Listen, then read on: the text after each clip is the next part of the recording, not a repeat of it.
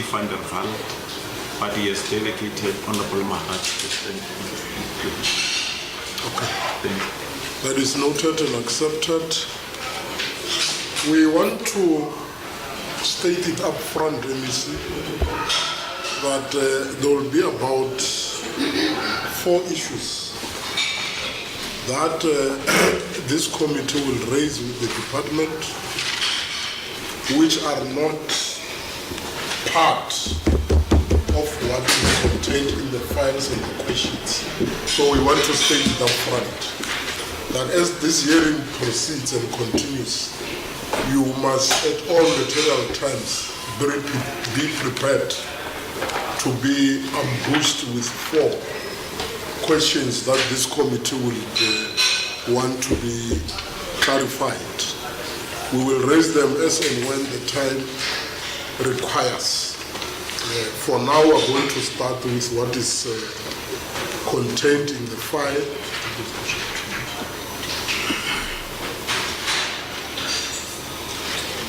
Or maybe just to prepare you mentally in terms of the 4 issues that we have to clarify. One is the matter relating to awarding of contracts relating to coal whatever. There is a matter that would want a full explanation relating to the Veritas contract and the expenditure thereof. There is a matter relating to the immoral act of a nurse or a nursing sister in Zanenio Amage Clinic. And there is a matter in relation to removal of an expenditure of about 414 or 41 million on the annual financial statements without following the proper and prescribed processes, and the dispute with the Auditor General South Africa's office in relation to the 88 or 84 million. But that one, MEC, what we are going to do is that as an entity of government, we will not accept a situation wherein the integrity of the office of the AG is being questioned. And would expect the normal and acceptable resolution of that would be an apology, both oral and formal, to the affected, to the referred office. We are now going to question number 2. Question number 2 that would be allocated in the file, that would be allocated to Honorable Maharaj, that will deal with irregular expenditure.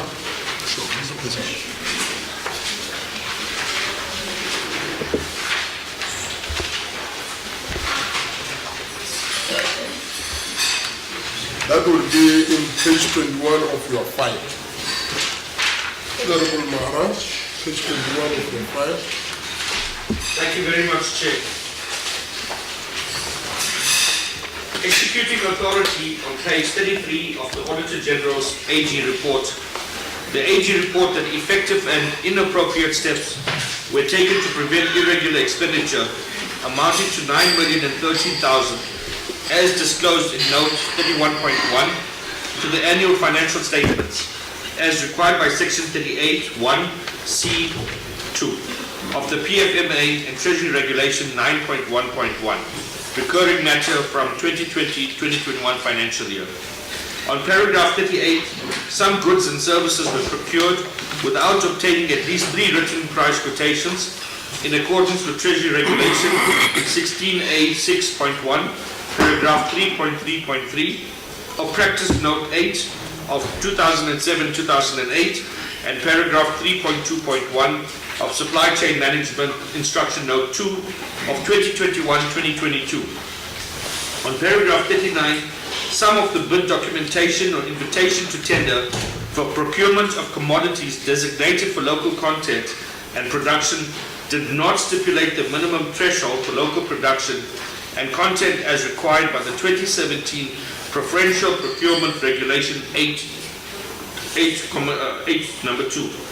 On paragraph 40, the AG was unable to obtain sufficient appropriation audit evidence that commodities designated for local content and production were procured from suppliers who met the prescribed minimum threshold for local production and content as required by the 2017 Preferential Procurement Regulation 8 number 5. In paragraph 41, the Auditor General was unable to obtain sufficient audit evidence that disciplinary steps were taken against officials who had incurred irregular expenditure as required by Section 38 1H3 of the PFMA. This was because investigations into irregular expenditure were not performed. Number 8, why did the department fail to take effective and appropriate steps to prevent irregular expenditure amounting to 9,013,000?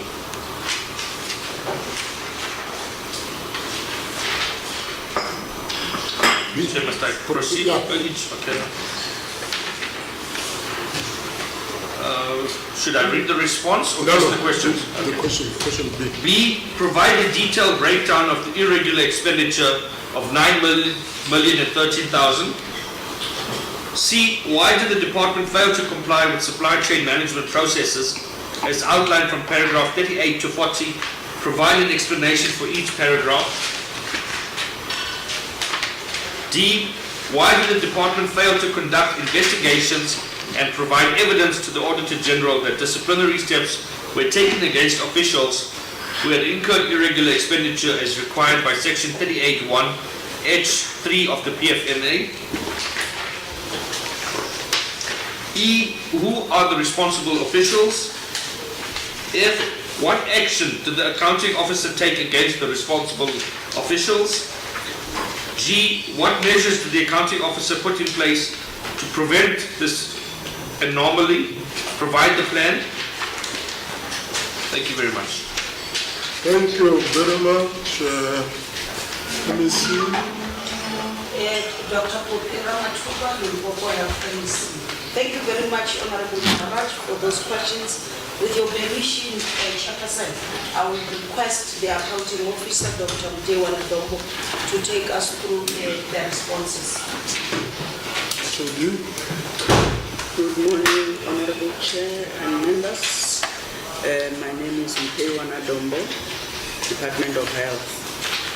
In response to question A, the department failed to take effective steps and appropriate steps to prevent irregular expenditure amounting to 9,103,000 as per paragraph 33 of the AG's report, in that the procurement outside the contract without obtaining the 3 quotations amounting to 2,360,067 it was due to the procurement of loan sets that were used for orthopedic surgical procedures on 83 patients, which were conducted in Chiridzini and Petersburg hospitals respectively, and these were incurred from September 2021 to October 2021.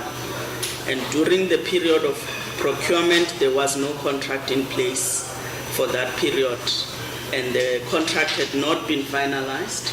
And so the loan sets relating to the orthopedic procedures that were conducted on those 83 patients were urgently required. And as a result, the procurement had to follow Instruction Note 3 Conduct Board for processing in line with the National Treasury Irregular Expenditure Framework. The non-compliance that was due to local content requirements for canned vegetable foods under the grocery bid that was evaluated and awarded in the financial year 21-22. The classification of the item came after the bid had already been advertised. In terms of the detailed breakdown of the 9 million irregular expenditure, part 1 is the procurement of loan sets outside the contract, which amounted to 2,360,067. And the second part, which was the non-compliance to local content requirements, which was the 6,652,469.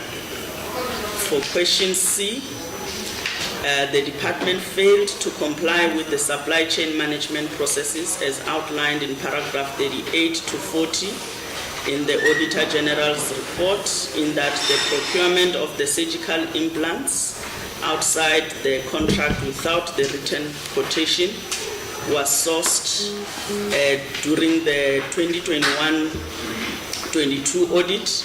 The determination process in line with the irregular expenditure guide had not concluded on that amount, and after the completion of the audit, that is, the department commenced with the process of determination immediately after, in order to establish the facts around the transgression, and the determination outcome indicated that there was no transgression per instruction note 3 of 2016-17, and specifically when looking at paragraph 8 on preventing and combating abuse in supply chain management system. And so that paragraph permits the 2D 1.1 to 2D 1.5 has been attached, as well as 2D 1.5 as evidence that was submitted to the AGSA. The second aspect was the 414 million relating to advertisement less than 21 days incurred in the financial year 2012-2013, which was investigated and subject to. There was a figure of 19.2 million which was investigated, and disciplinary action was in progress at the time of the audit. The disciplinary progress was communicated to the AGSA accordingly, and this was discussed and in the meeting held with the AGSA on 25 July 2022 during the discussion of the draft management report, and there's an annexure 9A2 to that effect. There's a value of 2.4 million, which was the procurement of loan sets outside of contract. The determination process for the irregular expenditure was conducted or initiated after the audit, and this was submitted to the Financial Misconduct Board as outlined previously. Similarly, the 6.6 million for the local, 6.6 million determination was concluded in November 2022, and this was also initiated after the audit was completed, and thus nothing could be provided to the AG at the time of the audit. The amount was disclosed as under determination in the financial statements that was the subject of the audit in 21-22 financial year. And the request for condonement was planned to be tabled with the Provincial Treasury in March 2023. The assessment of irregular expenditure under assessment as guided by paragraph 13 of the Irregular Expenditure Framework and responses to frequently asked questions by National Treasury. Under paragraph 13, which indicates that upon detection of the alleged irregular expenditure, the loss control function or other relevant function must coordinate an assessment to identify the possible irregularities in those transactions that have been processed and to confirm whether the irregular expenditure has been incurred and whether the incident was the result of non-compliance with legislation that did not relate to the incurrence of the financial transactions. So the process must happen within 3 months, and those were the aspects that we also did not comply with but have since been subjected to the process after the audit.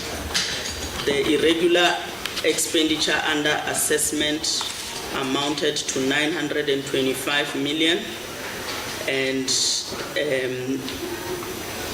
the irregular expenditure under assessment as part of that 925 million that was declared in the annual financial statements in the year under review. To date, what the department has fully assessed is 841,209,000, and the outcome of that assessment has shown that those transactions did not, and this was because the identified transgression was during the audit of the implementing agent, which is Public Works, and the department has requested further details of the transgression raised by AGSA from the implementing agents, but we have not succeeded in that light.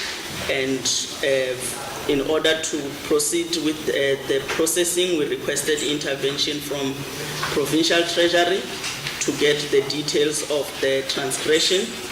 And as of now, because we still don't have the details and the documents relating to that transgression, since they are with third parties, the department has not been able to finalize the assessment for the amount.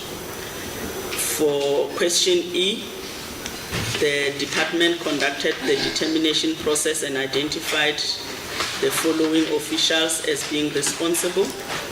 This was the Chief Director Supply Chain, Mr. Kosa S, and Director Supply Chain, Ms. Ramakwa. In answer to question F, the officials were subjected to consequence management, which has been annexed as 2F1 and 2 respectively, and as was advised by the Labor Relation Unit, was implemented in line with paragraph 44 of the Irregular Expenditure Framework. And the human resource function, we tracked for the 83 patients that underwent surgery during the special program of rural health matters. And the food was also prepared for the admitted patients. As a result, there was no loss due to the non-compliance that led to the irregular expenditure of 9 million. In response to question G, for the loan sets that were procured outside the contract, a contract has been put in place from October 2021 and is currently in force for use by the facilities. In terms of the non-compliance to local contact, the specifications for future bids will now be broken down into items that require local content to be isolated and advertised separately, and that Annexure 2G1 talks to that, and a checklist for all committees in the procurement value chain has been developed to avoid missing important elements of the bid, and that is annexed as 2G2. Thank you very much. That is the answer to question 2. Thank you very much, honorable members, honorable Pala. Before any other, honorable Maraga, honorable Maharaj, honorable Mate. There are two Mates here. The other one is Mate, the other one is Messi. So we should not be confused. Honorable Islam, is your hand up? Oh, okay. Yeah, honorable Pala. Through you, Chair, before Honorable Pala, I missed something. The HOD keep on saying did advertised prior to. Can you just clarify me on completed the sentence, then that you will move to Pala? So it's then that I'll move to Pala. Yes. So I'm going to chair. I'm going to chair according to the terms.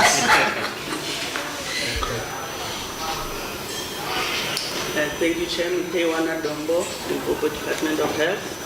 So the bill. Please indicate for record purposes either HOD or acting HOD. Pewana Dombo, acting HOD, Department of Health.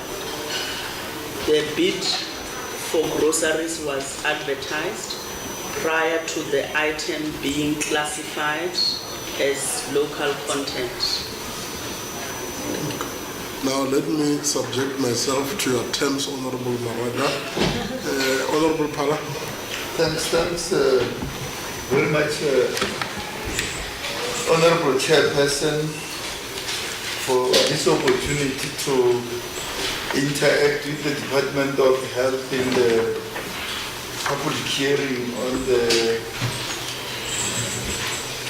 financial year 2021-2022. Last time we met with them was on the 2nd of February. We hope that now that we are on the 6th of July, they have improved both their responses and how they respond to the questions.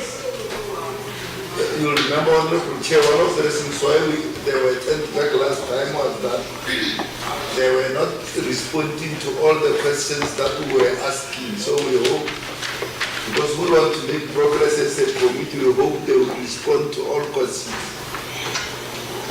today so that we are able to move forward.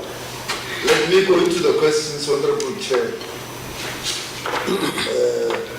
In relation to this question, irregular expenditure is a huge problem that we have in government, and therefore it's usually one of the huge issues that we focus on, because it means monies of the state were not spent properly as they should be spent in terms of Public Finance Management Act. So I'll go through it, Chair, because these are huge amounts. There are hundreds of millions and billions. My question one is, why did the department not take effective and appropriate steps to prevent the occurrence of irregular expenditure in the first place, as demanded by Section 38, subsection 1C, Roman figure 2 of the Public Finance Management Act? This is one of the laws that we use to hold the public hearings. And therefore, in terms of this Act, number 1 of 1999, called Public Finance Management Act, PFMA, Section 38, subsection 1C, Roman figure 2 says, an accounting officer of a department must take effective and appropriate steps to prevent the occurrence of irregular expenditure. So my question is, why did that not happen? That's point one.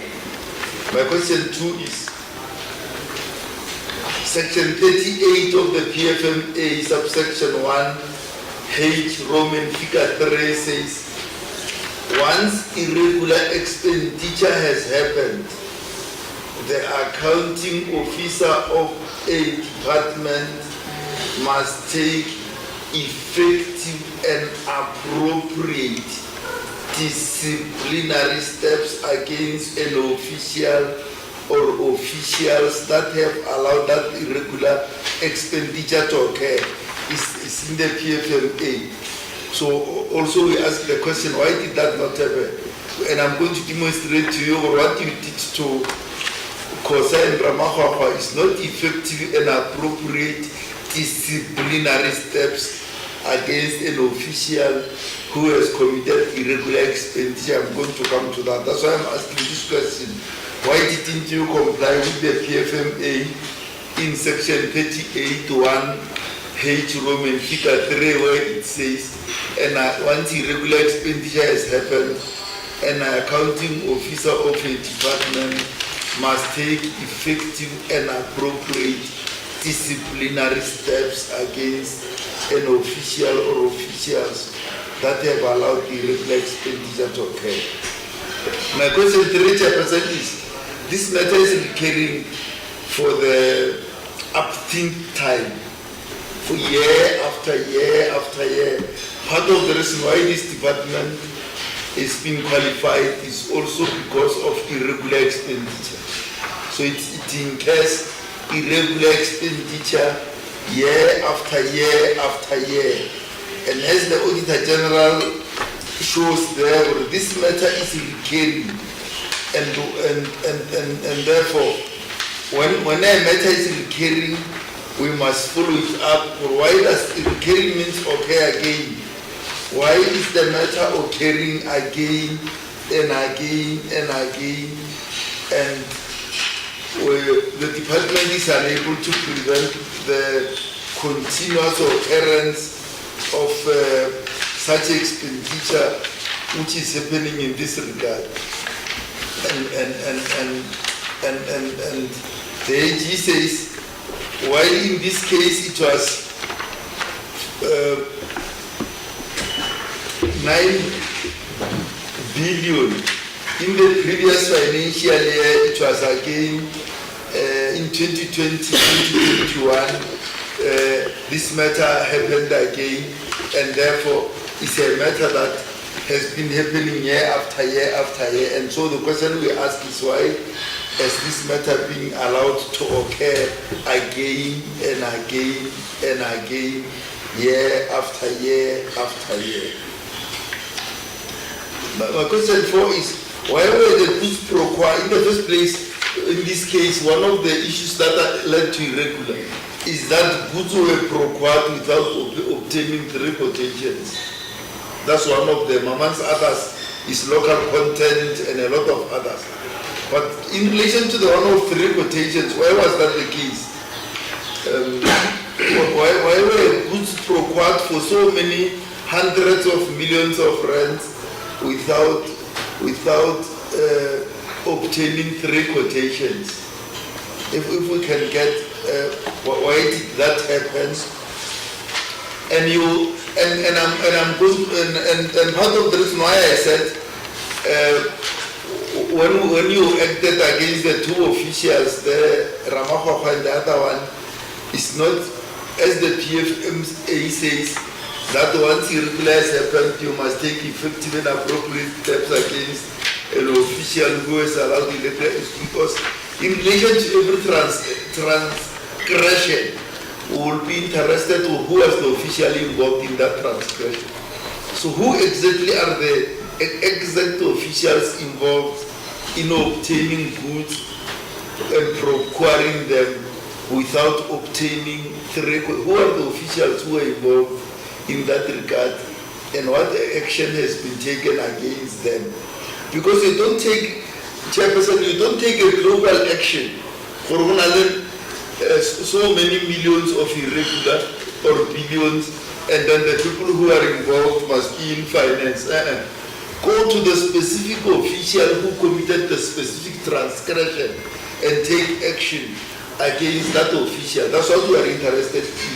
And that's why I'm interested in who are the specific officials who are involved in procuring goods without obtaining 3 quotations in this regard.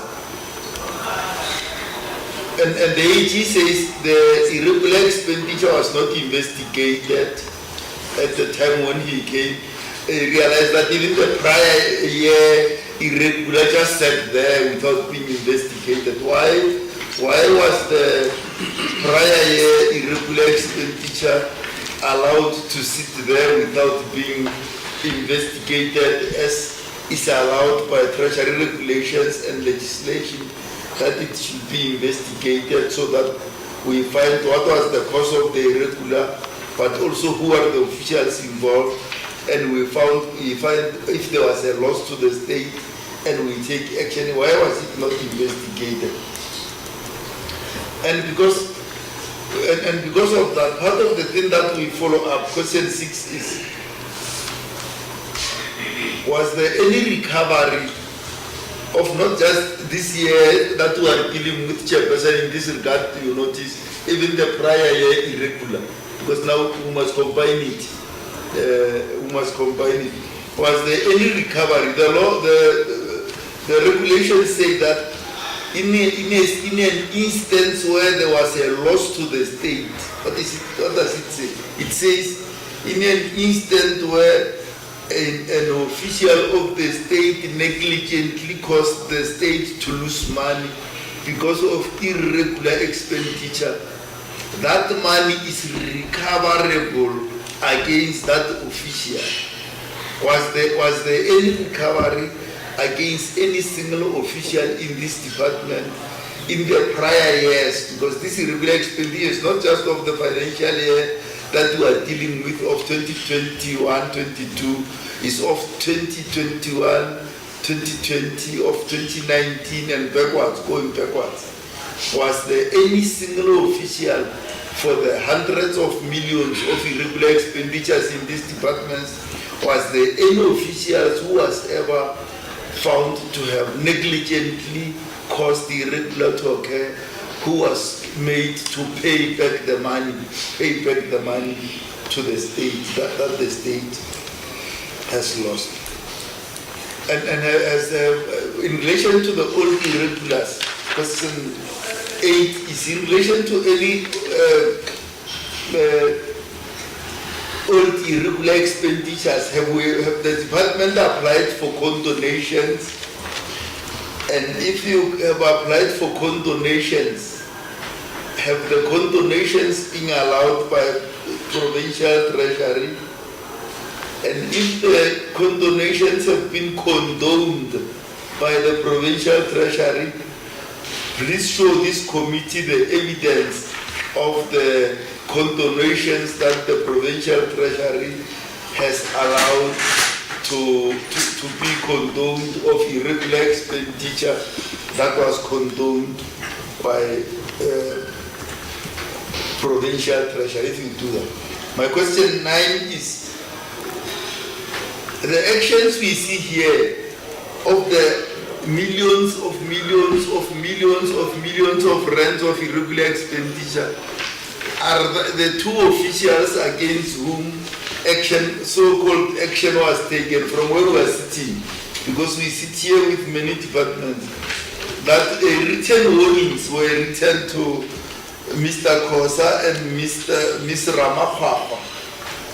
And your chairperson, you know, we are very unhappy about this thing of written warnings, because that's just a letter that sits in the file, and after some time it expires and is thrown away. And I think by now they have expired in 7 days. If they were issued in October, where is the chief of legal here from our side? 6 months. If they were expired, they can. So they were issued in October, if indeed they were on the 10th of October last year. So they are no longer in the file. They have expired even now. They can incur another irregular for this year. Now they are free of anything. If you get the logic right. And that's what this committee, that's what makes us very unhappy as this committee, the Standing Committee on Public Accounts.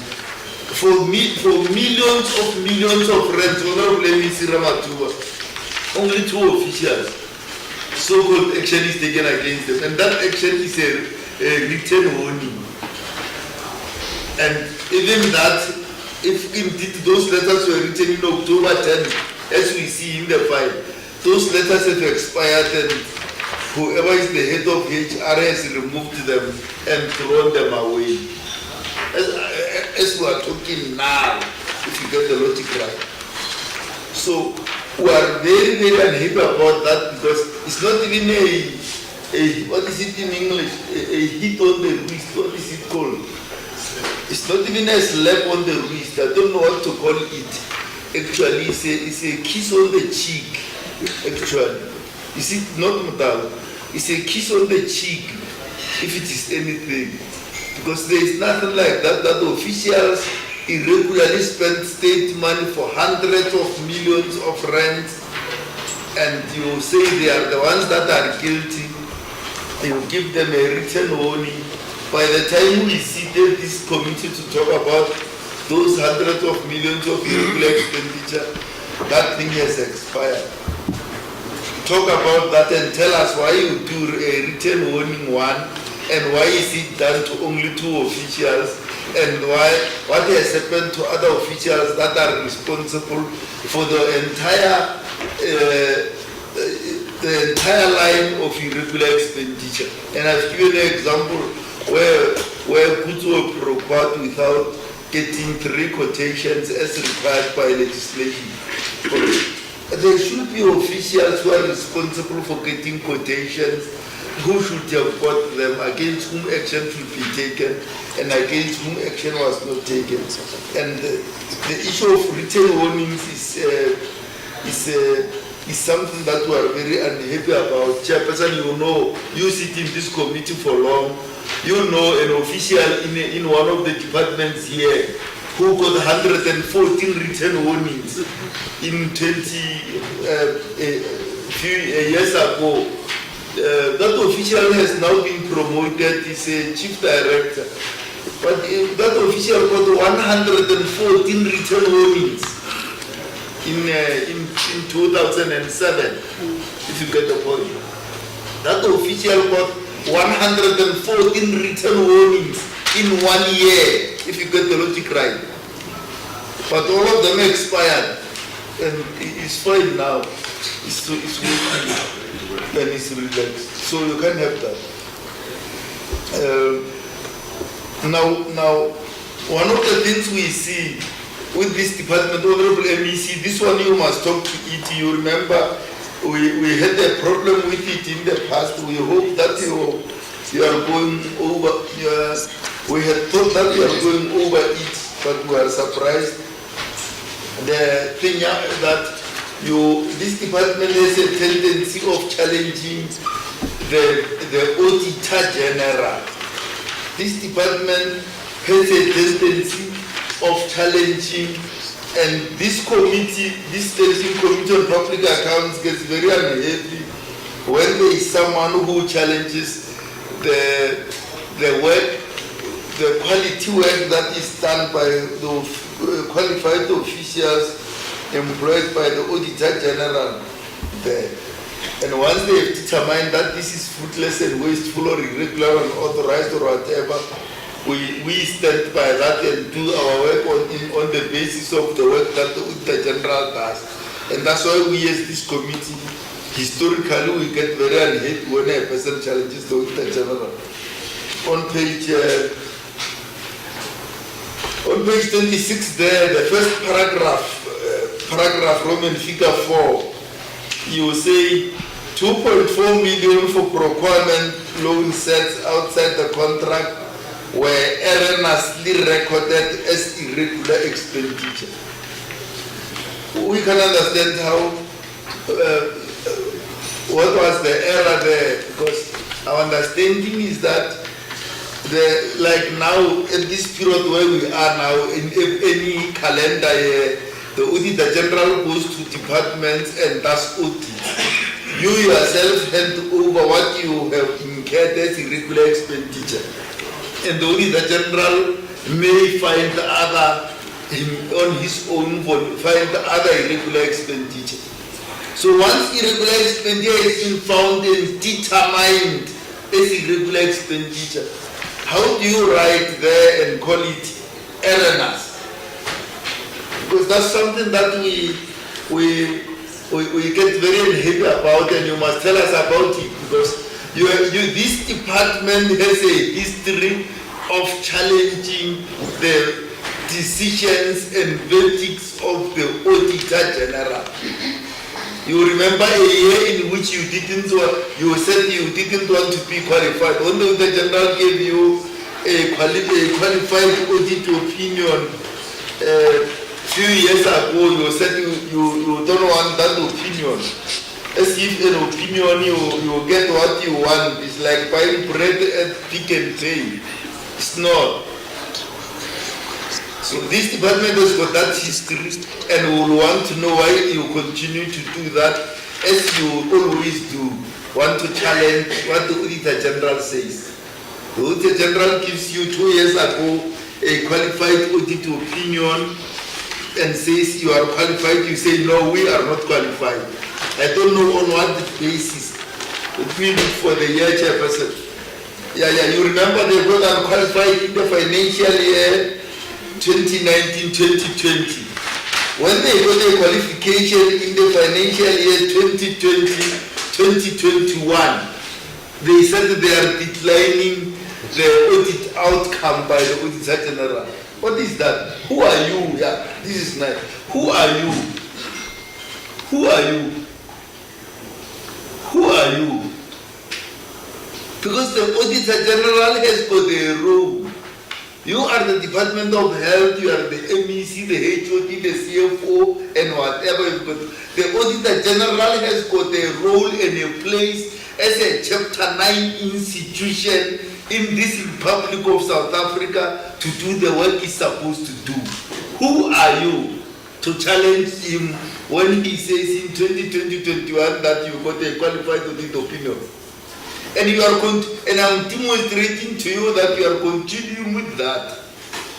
Here you say an amount which was not supposed to be irregular expenditure was regarded as irregular expenditure. So tell us why you are challenging the Auditor General. And it is clear that you are continuing with what you have been doing over the years of challenging the Auditor General. You tell us there when you continue that you are going to call a meeting of the Financial Misconduct Board on that paragraph on page 26, that you are going to call a meeting of the Financial Misconduct Board, which meeting will be held on the 2nd of March, and which will determine this erroneous irregular expenditure.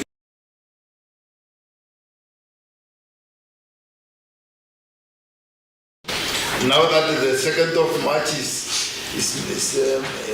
many months away, and what did the Financial Misconduct Board say about that 2.4 million when it met on the 2nd of May?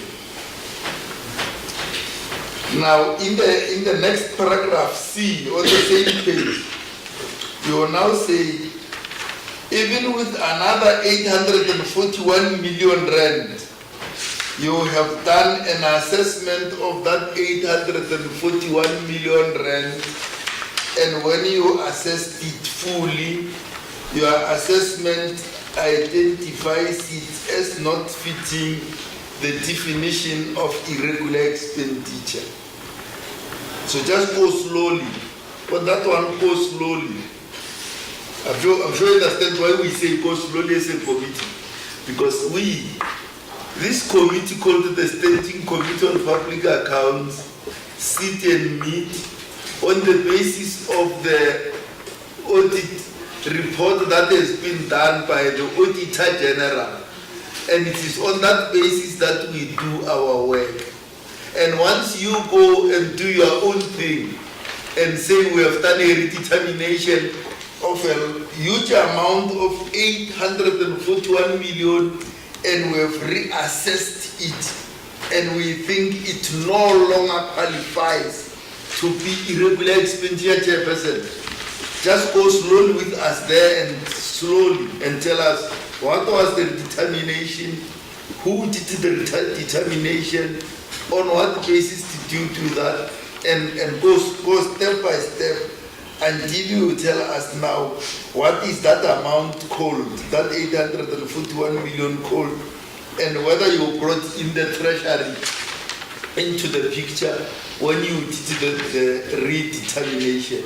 And my final point is, when you did the redetermination, Chairperson, did you follow all the prescripts that are written by the National Treasury in terms of redetermination of irregular expenditure, that it no longer qualifies to be irregular expenditure, but is something else?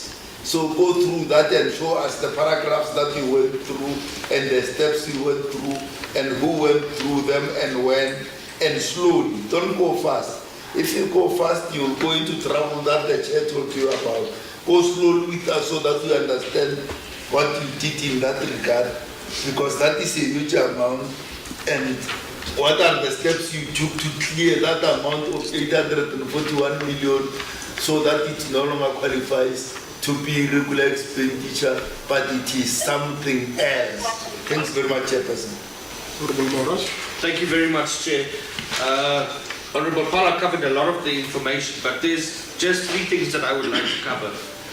On page 23, number B, it says provide a detailed breakdown of the irregular expenditure to 9 million. And we find that there's just 2 lines with the total amounts. Now, this information was requested previously, and this committee had sent the department back to ensure that they comply with the requirements. Can we please, as a committee, have an understanding as to what these amounts, what was the actual breakdown? Just stating the amounts here doesn't help. Was it a single invoice to the value of 6.6 million? Or was it different invoices adding up to 6.6 million? If that were the case, then it was clearly then a case of not obtaining more than 3 quotations on more than 1 occasion. So can we just have clarity on that, please, and how was that breakdown determined? The second issue was on page 25, the 414 million rands for advertisements. Can it be acceptable or normal practice that a department that has only about 23% left to service the people of this province after about 75% is spent on compensation of employees, that this department spends 414 million rands in advertisements in 1 financial year? Can that amount be an acceptable amount, and is it justifiable expense to spend 414 million rands on advertisements which could have otherwise been utilized elsewhere in the department to improve health services? That's on page 25. You will see it, response number 2. And then lastly from my side, I think Honorable Pala touched on it, but I think we need to just call it as it is. If I look at the sanctions of all your disciplinaries, yes, your verdicts are showing guilty, but your sanctions of your disciplinaries shows us a pattern. It's a clear pattern. And the pattern that shows us is a pattern of malicious compliance. Let's call it what it is. Because irrespective of the amounts involved, irrespective of what transgression has happened, the department comes up with 1 sanction only. And if this is not true, can the department provide us with an extra documents of the number of disciplinaries that have occurred within the department space, what were the transgressions of those cases, and what were the sanctions of those cases? And I will be quite surprised if the sanctions indicate any other sanction other than a written warning. The amounts,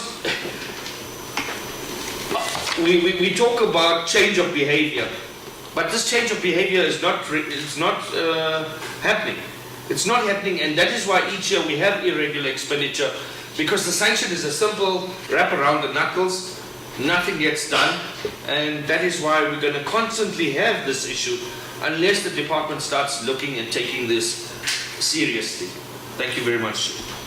Okay, before Honorable Mati, I've observed Honorable Managa, you are here, and you are a member of the provincial legislature. If you are here in your observatory capacity, you can still sit here and observe from here.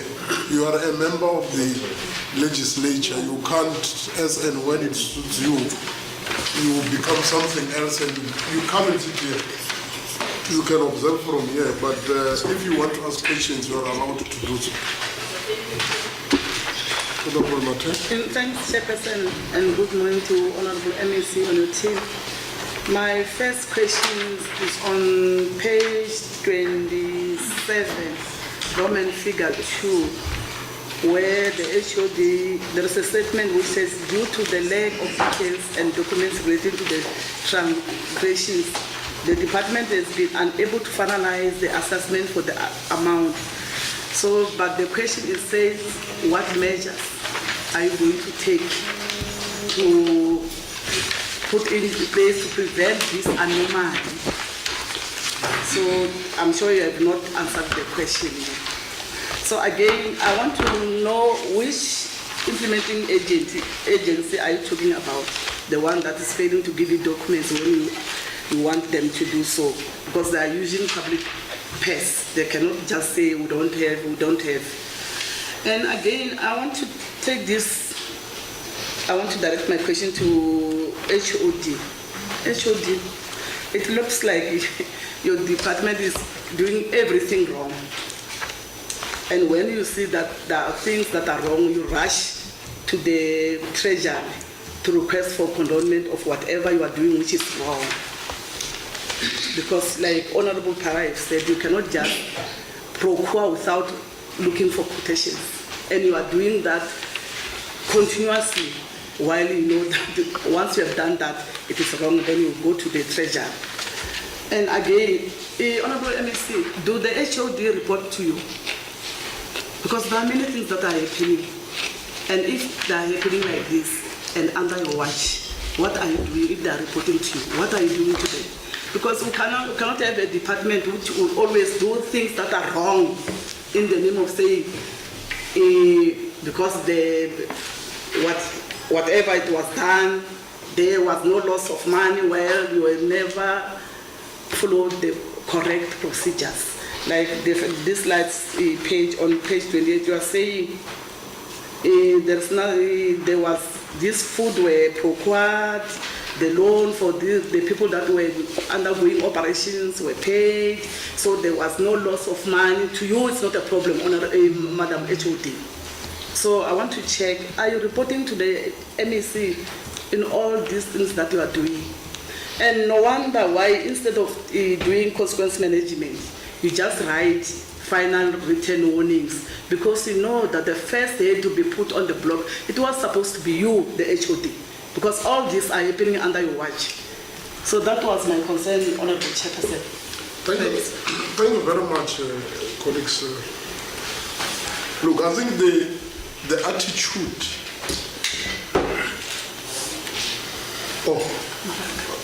I forgot. Because I agree, you gave me terms and I complied Terms and conditions. Okay, thank you very much, Chair. Record, your name for record. Thanks very much, Chairperson. Ndiwelele ndiambo rizina langa ndiphi Maraga Chirizi Aniki, the member ya committee ene ya SCOPA. Honorable MEC, my question will be, the first question should be directed to you. I just want to know, concurring with my colleagues here, seeing that everything done in your department, it's wrong. In other words, there is no compliance, there is no implementation. Now my question is, what is so special about this department that even though the committee will have to advise you, but you will go and do as you wish?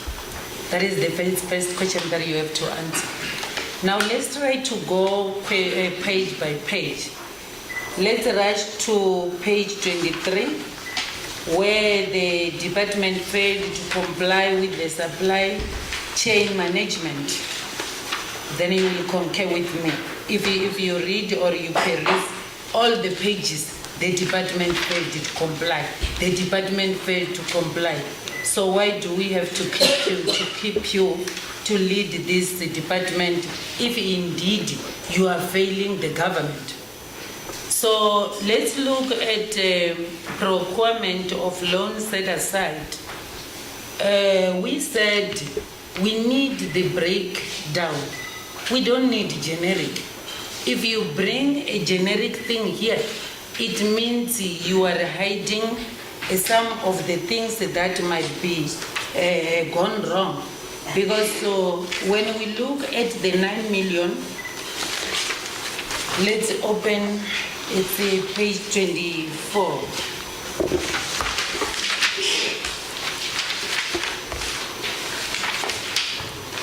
We talked about the 9 million, and then instead you bring a general amount.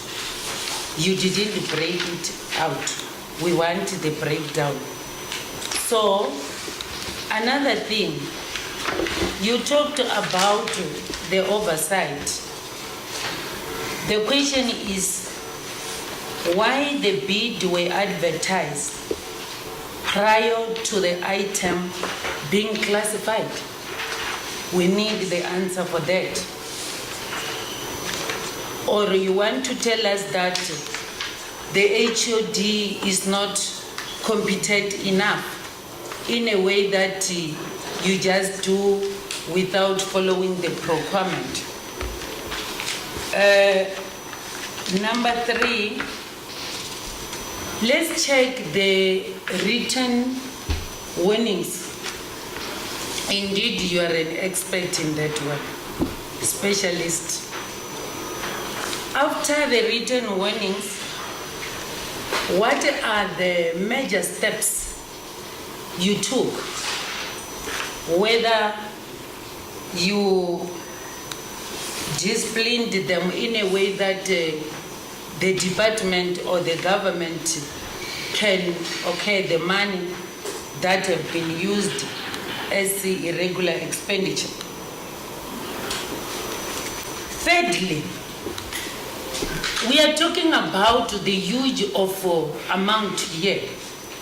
But when I check, we have only 2 people accused of all this irregular expenditure, which is the Chief Director, Mr. Kozaji, and the Director, Mr. Ramahoka. MEC, can you take us into confidence that indeed there are no other officials who contributed, because the amount is too huge? It can't be 2 officials. So we need a question on that one. Lastly, you tell us, why do you ignore all the steps when you want to remove the 2.4 million as you have been advised? Thank you very much, Chairperson. Thank you very much, colleagues. Look, the attitude that we develop when we give answers is the attitude that will determine the direction of this meeting. I'm not sure if you get what I'm trying to say. The attitude that we develop when we respond to questions is the attitude that will determine the direction of this meeting. So, which effectively I'm saying, let's try to be as honest as possible, so that where we have limitations, the committee is able to play an advisory role. For an example, you see the 440 million expenditure on advertisements. What kind of advertisements are we talking about? We want value for money. Because in Niagara, I've never seen any advert on TV that speaks about the Limpopo Department of Health. So what advertisements are we talking about here that would cost us 440 million? And when we say HOD breakdown, a detailed breakdown, you must say to us, out of this 9 million, 3.1 million went to Mate and Sons Close Corporation, and Mate and Sons did not necessarily comply. They submitted wrong VAT number, so on and forth, and 6 million went to this, and this is the total. This is what we basically want. Now, look, out of all the millions that were recorded as irregular expenditure, it seems as if the liability of that irregular expenditure has been limited to Khosa and Ramapapa only. And given the amount involved in relation to that irregular expenditure, the sanctions does not necessarily speak to the severity of the offense. If there are the only two officials involved, the sanction given would not necessarily speak to the severity of the offense, which therefore don't put us in a position to begin to say that this might be a malicious compliance of sanction. It should. Because in any disciplinary processes, the severity of the offense should inform the sanction. And in terms of your collective agreement in relation to the disciplinary code and procedures and everything, it has levels. And if we were to say to you, give us the charge sheet,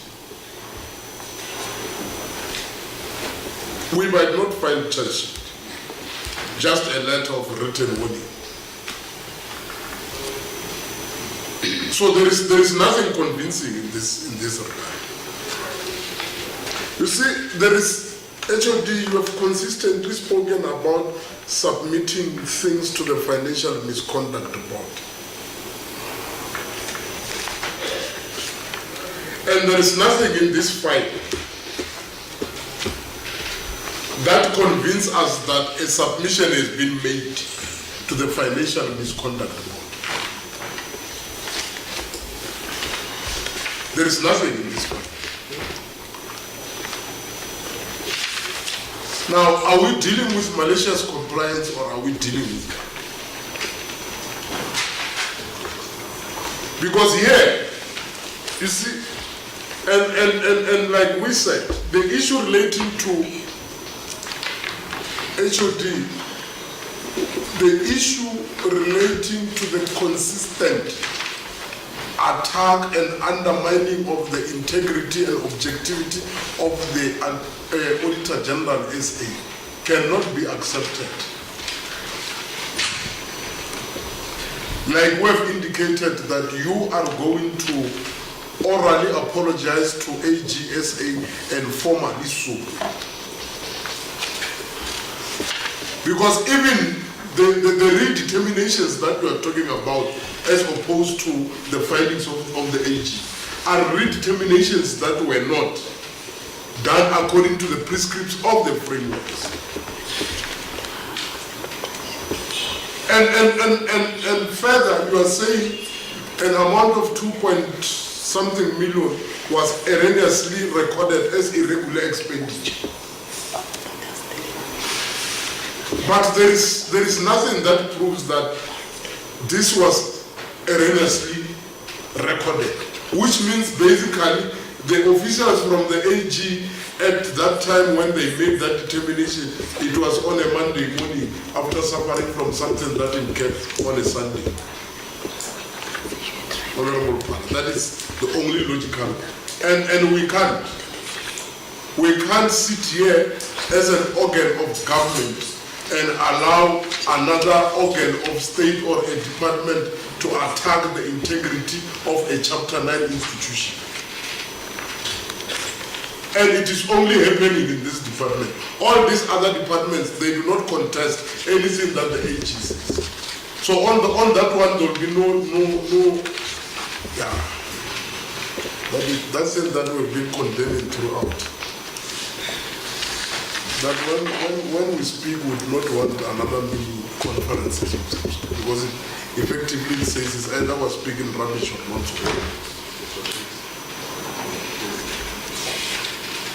So on that one, there will be no further engagements. It is a directive that we are giving to this department, and if you find it difficult to adhere to, we will find another ways of making sure that you are able to adhere to that particular directive. HOD, you are going to apologize formally and informally, orally or otherwise, to the AGSA. Because all these things that you are disputing are not proven anywhere in your file. They are not.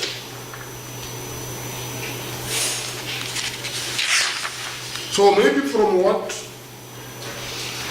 the question B, breakdown on irregular expenditure, would assume that there was no sufficient response, but we need to be as fair as possible and afford you an opportunity again, HOD, to try to clarify this breakdown of the irregular expenditure of 9 million, so that members of this committee are satisfied with your explanation. I don't want us to move to the next question with a conclusion that there was insufficient response on the matter. And also the further justification of the sanctions against Khoza and Ramaphosa, whether they speak to the severity or it was a human error that in the irregular expenditure that was incurred by the department is only 2 officials that were identified. Maybe if it's a human error, there will be nothing wrong for you to admit in this area that it was a human error, and then we accept it and move on. But I'm affording you an opportunity to clarify. And the 440 million, it is not clear what kind of advertisements are we talking about, where and how. Let me see. Yeah. Dr. Kopira Matuba, Limpopo Health MEC. Thank you very much, Honorable Chair and Honorable members, for those questions. There were certain questions that were directed to the MEC. And I think I need to also clarify, starting with, at least the Chair, you asked that question, you rephrased the way Honorable Maharaj has raised the question that we spent 440 million on the adverts, and what was I doing when this was happening?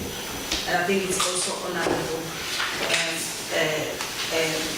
Mate who also raised the question, but you also further expatiate to say you need to know what adverts and all that. The understanding that I have, I will be corrected because AGSA is here, if Treasury is here, if my officials have misled me. Because the understanding which is there is that 414 million, which occurred 2011, 2012 during those financial years, was the infrastructure projects that were handed over to public works as an implementing agents. So when advertising those projects, they did not meet the 21 days requirement. So that is why they were audited and it was found to be irregular. But like I've indicated earlier on, it's not the way Honorable Maharaj was describing that you spend 440 million on Sunday Times on television. But I will be corrected if ever the report that I get. I'm not a financial expert. Therefore, because I would also ask for that question, I will be clarified on those. And further on to say, the matter, unfortunately, it's not with us. The implementing agency, which is not, it's the one that is not providing us with the information for us to be able to account. It becomes very difficult if you've handed over a clinic and you can't get the information when you're supposed to account to the AG. And you will note that, let's give you the recent example when we had Maputo Malachi Hospital.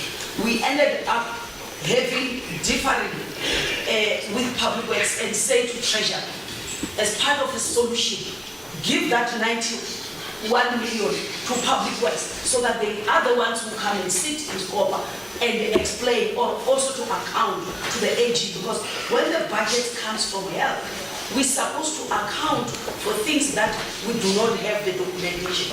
And that is where the problem with having implementing agency you are going to do. And in that incident, it becomes difficult for an executive authority to say what would you do. That is why we say we will therefore refer some of this issue to the Treasury to also intervene and assist. You will notice that Maputa Malachi, we've handed over, the money has been paid, but there's no service provider on site, even now. We were afraid of that as the health, because it was still gonna come to us to say, health, you paid money, where is the service provider? I thought I needed to clarify that.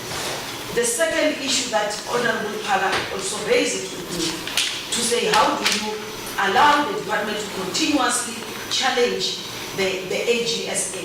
Equally, I do ask the question here. And the explanation that I got is to say, Honorable MEC, you still remember the time when we were in Chilizini, when we mobilized the specialists from all over the country to come and help us. We had 83 patients. Each patient requires the loan set. Whether you are doing knee replacement or hip replacement, these are people that we don't have in the province. They come from outside. So when they came, there was still a contract of these loan sets. It had not yet expired. And therefore, the 2.4 million, it goes to those 83 patients who were operated over that weekend. That's why you remember when I said one patient to do might cost you up to 300,000, because we procure these loan sets and for each patient to be done the operation. Now, according to the report that we have, they are saying here, it's not the AG that has made a mistake. It is us as the department who went to the AG and said, we have declared this. They declared it as an irregular. And the AG also took it as an irregular. Now, when we were addressing this irregular, that is when the team involved, which is being charged, brought in the correct information that these loan sets were actually procured within that, we were still within that contract. And then after the audit, this is how it was discovered. It was then submitted to the financial board.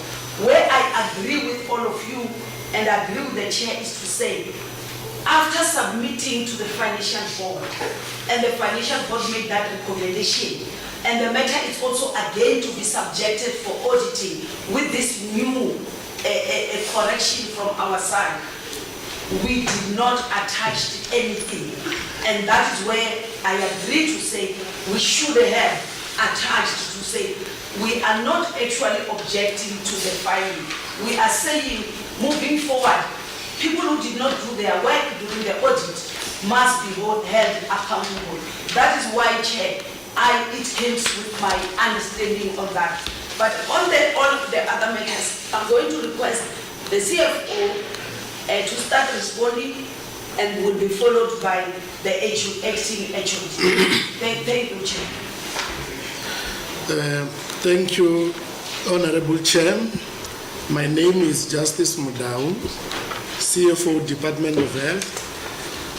First of all, I would like to appreciate this opportunity and also to indicate that we have been encouraged at all times that we need to be honest. And when we address issues before this particular committee, we are trying our own level best to give the correct picture. Even when we have committed an error, we come here and present it as such. And I just want to first, address the issue of challenging the AG and indicate that we are not challenging the AG. In actual fact, what we wrote, we were indicating to say, as a department, in terms of the requirement, we are expected to disclose any irregular expenditure that we identified ourselves. Over and above that, AG, when they audit, they also have, the mandate to identify irregular expenditure which might not be identified by the officials.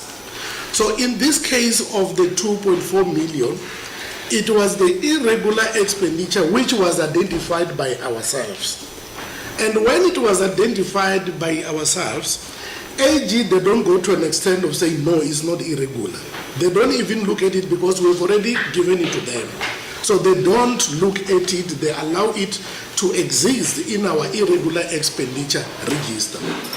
Now, the issue came when we were doing now the assessment or the evaluation, because immediately when it's identified, it must be evaluated. We must go to an extent of coming up with the, determination of saying what exactly happened which led to this particular irregular expenditure. We then realized that when we were busy now putting together our information, we made a mistake because we followed what we call Treasury Regulation 16A6, which allow us to go for emergency procurement, because by that time, the term contract for the loan set was not in existence. So we followed that process to procure this loan set for the operations that the Honorable MEC spoke about to happen. Then we said, no, we need to now indicate to the SCOPA to say, our hands are up, we shouldn't have disclosed it, but we have disclosed it ourselves. And the AG, they are not in anywhere in the wrong on that. That is why after we have now indicated what we have indicated, it is still subjected to AG again, for AG to agree with us. That is why when you look at this particular response, we also gave them our file or our responses to say, can you look at our responses? We also went to an extent of taking them to confident to understand why we said what we have said in terms of the 2.4 million. And when we are sitting, we never had any, disagreement with our AG. So, honorable members, with humble, a request, we are not challenging AG at all. And where we are now, we've got a very good relation with AG. Everything that we do, we try our all level best to sit with them and show them what we have done in terms of following due processes. And where we agree, we continue together as a team. That is the issue that I felt that I need to address, because it is a very serious, a bone of contention. Then coming to the issue of consequence management, which I picked up that we were always talking about two officials and stuff like that. When you look at irregular expenditure, the figure that we're talking about, majority of the figure is a cumulative figure. Cumulative figure in the sense that it also backdates to 2009, 2010 and stuff like that. But the one that we were talking about in this particular report, we were talking about 21-22 financial year. The one that talks about the two figures, the loan set, which we disclose erroneously, which we said it's our error. The second one being the issue of local content, where in the local content, the reason why you are not finding a list of that 6.6 million, it is as a result that it's one contract. The department had what we call a term contract. And that term contract, when we advertised it, we were supposed to have subjected it to what we call local content, meaning that the bidders were supposed to have been requested to disclose that whatever they are going to provide to the department complies with the local content. What does it mean? It means the error is with the department in terms of failing to instruct in the specification. Hence, when you look at the figure talks to the grocery items that were procured for the institution, and it amounted to 6.6 million. But in terms of the transactions themselves, in terms of the numbers, Honorable, it talks to around 83 of them, but they're talking to one contract. It is not variety of contract, it's only one. Hence, the figure has been consolidated and given as one. Let me now go to the issue of why the department failed to take appropriate steps to prevent occurrence of irregular expenditure. Here, because we're talking about the 9 million, whereas the prior financial years that, the Honorable MEC spoke to, the 400 and something and the 84 million, I'll touch base on that. The problem with that question is that it doesn't want you, it wants the accounting officer to answer it. Okay, I'll leave it for the accounting That's officer. what the PFMA says. I'll leave it to the accounting officer. And also why appropriate steps were not taken against the officials. I will also leave it to the accounting officer. And there was this one which it was question number 4 from Honorable Pala, which talks to goods that have been procured not having 3 quotations. These goods that have been procured without having 3 quotations, we were talking about the loan sets to the value of 2.4 million. And I've already indicated before to say, when we talk about the 2.4, it was as a result of emergency procurement. And when we look at the industry itself of the loan sets are, that is why they're called loan sets, are these items that service providers in that space, they bring their, sets of items, the school and everything, and give it to you as and when you pick up one from their set, is then that the department is liable to pay. So we go to an extent of saying, bring your sets, all of you, because we don't know when the doctor open a person, what will he prefer to take to go to an extent of making sure that the person is taken care of in a manner that is professional according to their standard. So you'll find that 10 of them, they provided the set. But at the end of the day, you might find that only 5 or 6 of the service provider, sets have been utilized. And not all. It's then that we go to an extent of paying. The reason why we did not have a contract initially, it was a little bit, complex, because we were also, benchmarking with other provinces. How are they doing it? Until we went to an extent of coming with ours, which at this point in time, I would like to indicate that even other provinces, they are getting that from us, because they were having a challenge in that particular space. Because it's something that you cannot just pay for something that you don't know whether it will be utilized in full or not. So we don't pay until it is utilized. But at this point in time, we have done what we call accreditation of the service providers by allowing all of them to participate in the space, so that we shouldn't find ourselves running short of a certain item that is preferred by our clinicians as and when they conduct the operations. So that is the reason behind why there were no 3 quotations. And it's impossible, honorable members, to even go for quotation in this particular instance, because you only go for quotations when you know exactly what they will use, and we don't know. So we will also share with you, the current, arrangement of how we have gone to an extent of making sure that we have these sets in our space without having an issue of transgrading, on the issue of irregular expenditure and stuff like that. Because we realize that the moment we go through quotation, it's like you want to buy.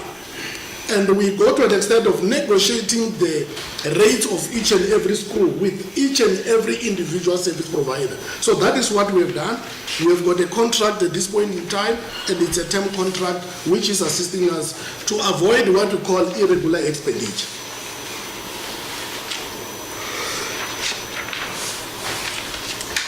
There was an issue of investigation. I would like to indicate that all the cases that we had, especially in the year 21-22, were subjected to determination. After determination, then investigation came. But now, what is something that we'd like our honorable members to appreciate, where officials they already indicated to say we are wrong. There is no investigation that you can go further with. But what you do is the determination. Determination goes to an extent of checking whether there was value for money or not. You also check, the issue of fruitless expenditure element on that particular irregular expenditure that they've already accepted.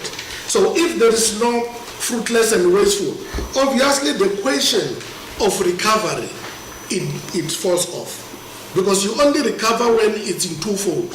When there is irregular and also fruitless element. When you find that the price that we paid, it has been inflated. In that case, you need to determine how much must be recovered. And in our case, where we are sitting now, all the expenditure that have been subjected to determination, it has been, we have satisfied ourselves following the due process that has been given to us by our National Treasury, that there is value for money. But we also went to an extent of making sure that in order for us to protect ourselves, for everything above $1 million, we have opened a case with the subs, in case there could be a criminal element later on, which we couldn't see at the point of determination.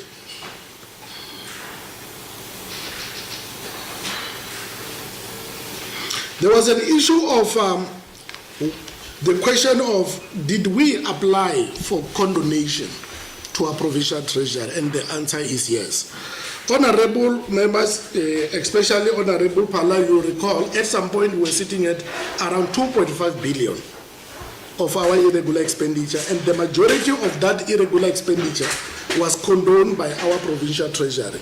We do have, those requests and the approval that we received from our provincial treasury.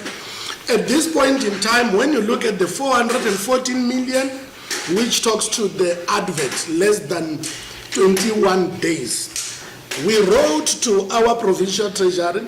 This is what I think we gave them 3 years ago, if not 4. They even went to an extent of subjecting it to the state attorney to get, advice on how can they handle this, because it was referring to cases that happened in 2010 and 2011 and stuff like that.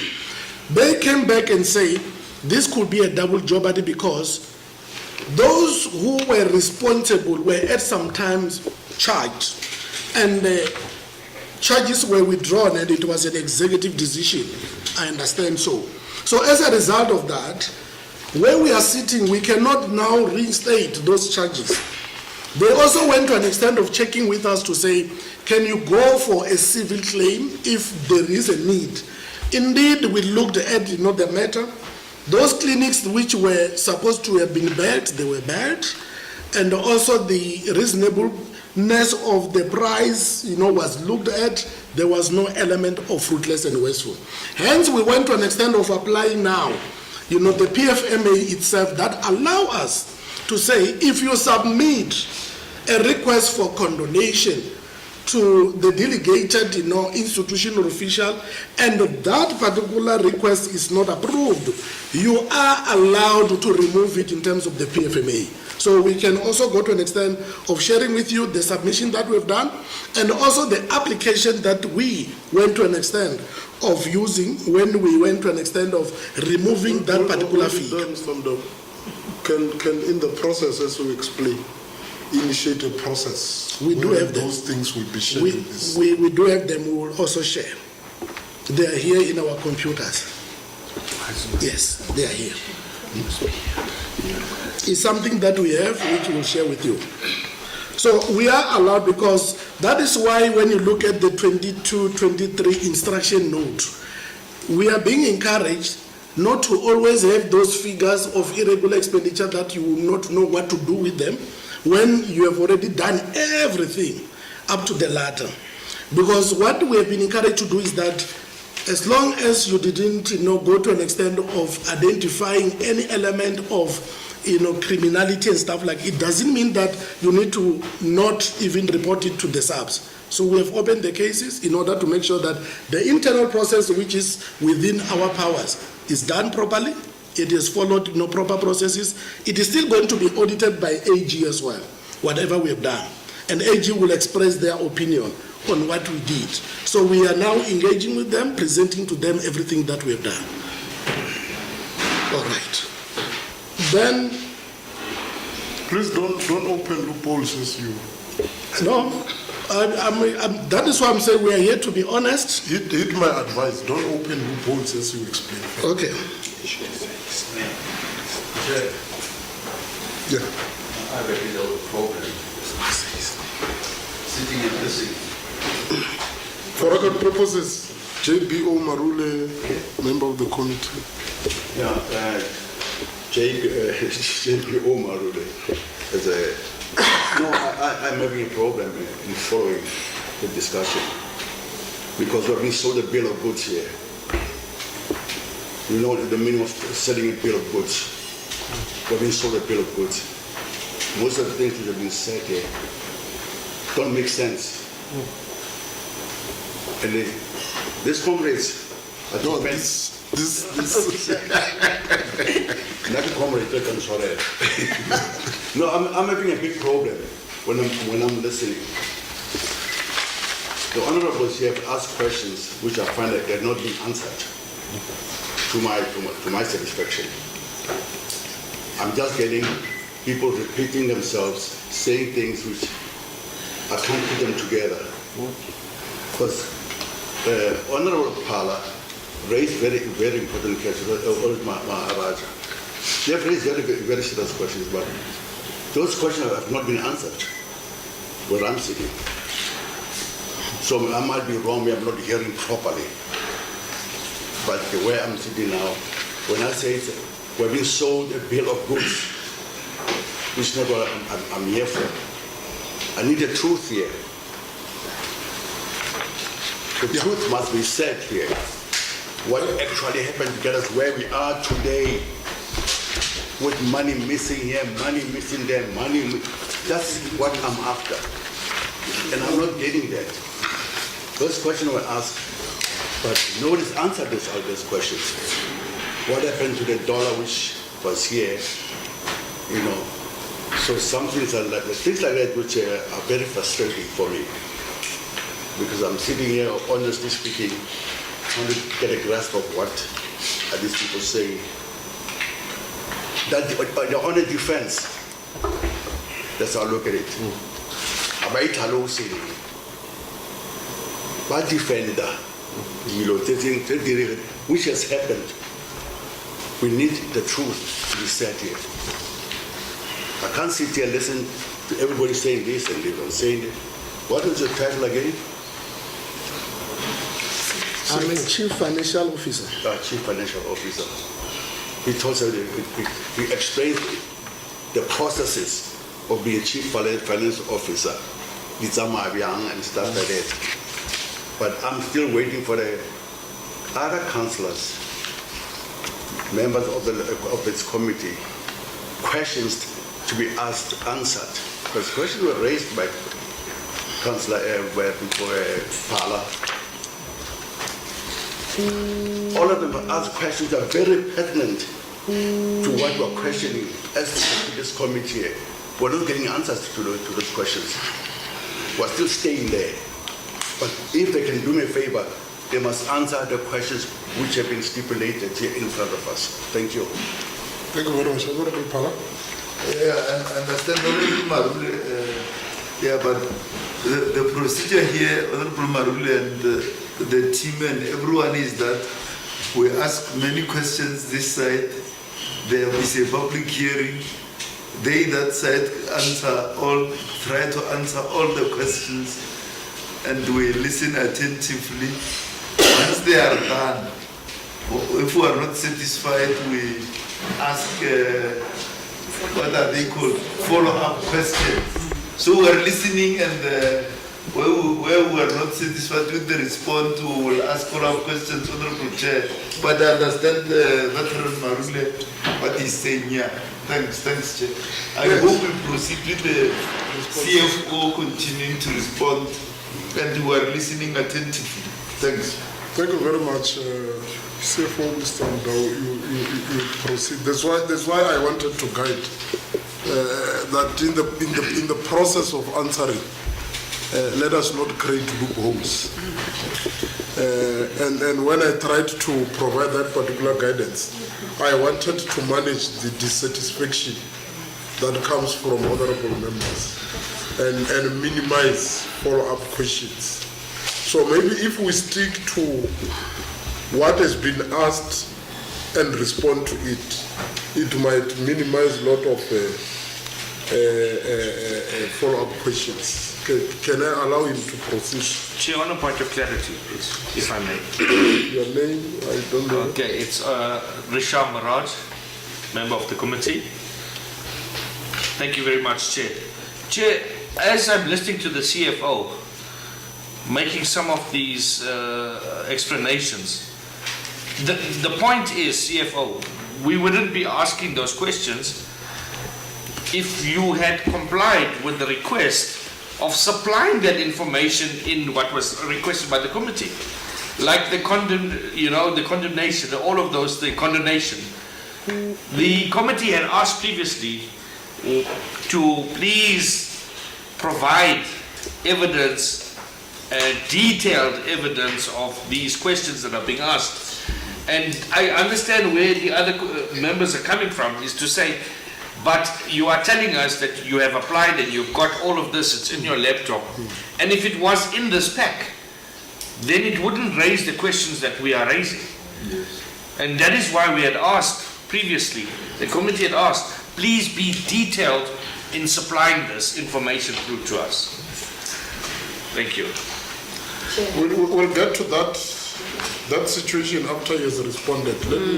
Let me just put my foot on the ground. I'm going to allow you to respond and finish your response. After that, you will be allowed to make follow-up questions as members of this committee. Because if we're not going to do that, it would be unprocedural and would not be able to proceed further.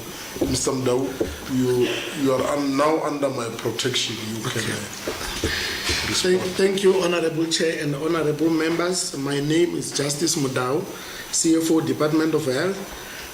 Question number 13 that was about the irregular expenditure which was classified as under assessment, where we indicated that we have already subjected it to determination, and the question was about why almost everything that was under assessment is not irregular. Why are you saying it's not irregular? I would like to indicate that the reason why it has been put under assessment, that is, the instruction from our National Treasury, which is also an instruction from our Auditor General. If ever they happen to pick up something and time no longer allows for them to go deeper into it, they then agreed with us to say, let us put it under assessment, and you as the department, you must go back and also bounce it with the Provincial Treasury. When you have done everything, you need to come back, it will be audited again. So all what we have reported to say, we have now assessed and did not find any transgression, it is still going to be subjected to the audit, meaning that in the current audit, the opinion will also be including that which was under assessment. So we have subjected it to the proper instruction note in order for us to come to the conclusion which we came to. Then there was an issue of, I think this one was the breakdown, which was asked by Mr. Maharaj. Why only 2 lines? Why didn't you give us the details? I've already touched base on it when I was dealing with the questions above to say it's as a result of the 2 contracts only.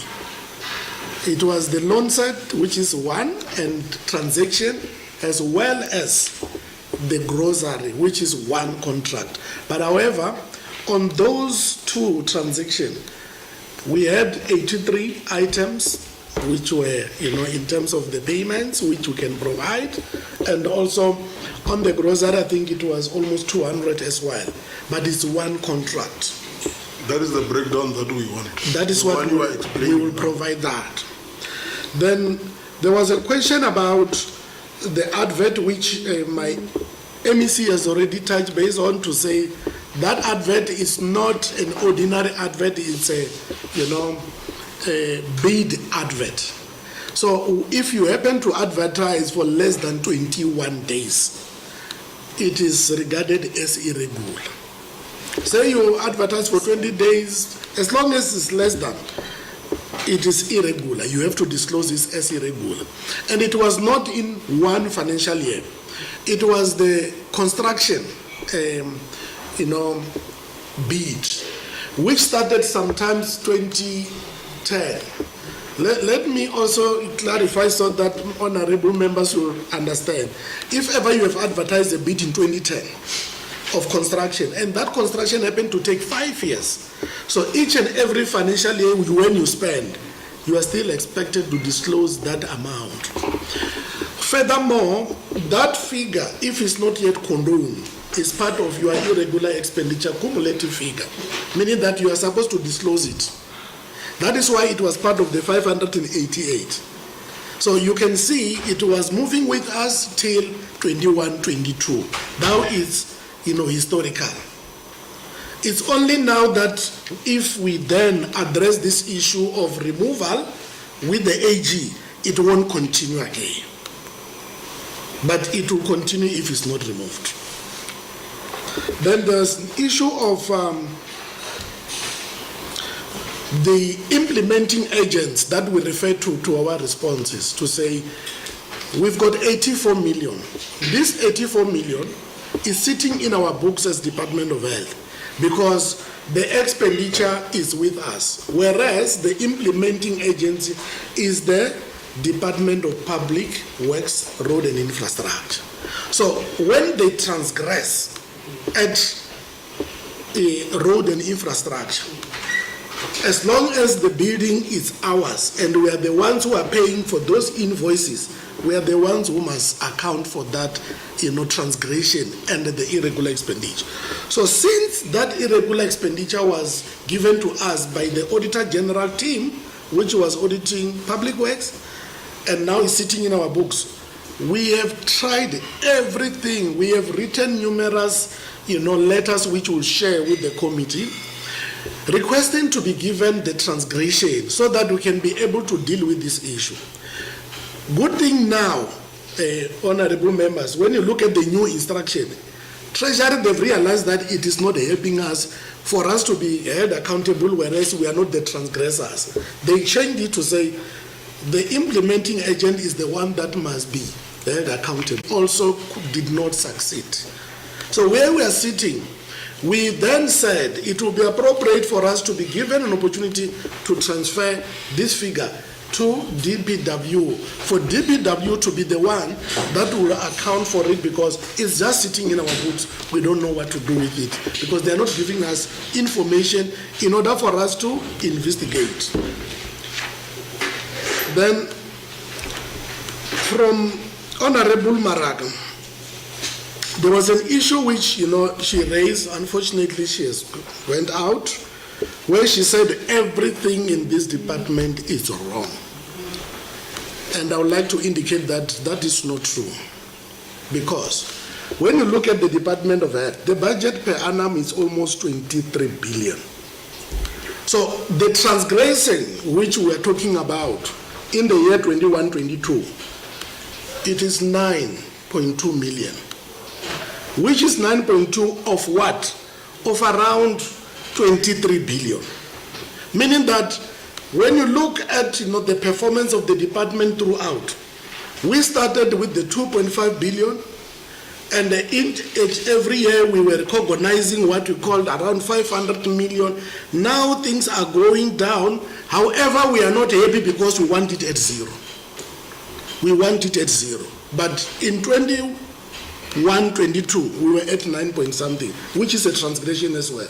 And we must make it a point that is not wrong. It's 9.2 million, which the AG also agreed with us when we disclosed it in our financial. So there was an issue of a loan set breakdown, which is just, emphasis, which was already said by others. And why the bids was advertised prior to classification, I think, MEC spoke to it.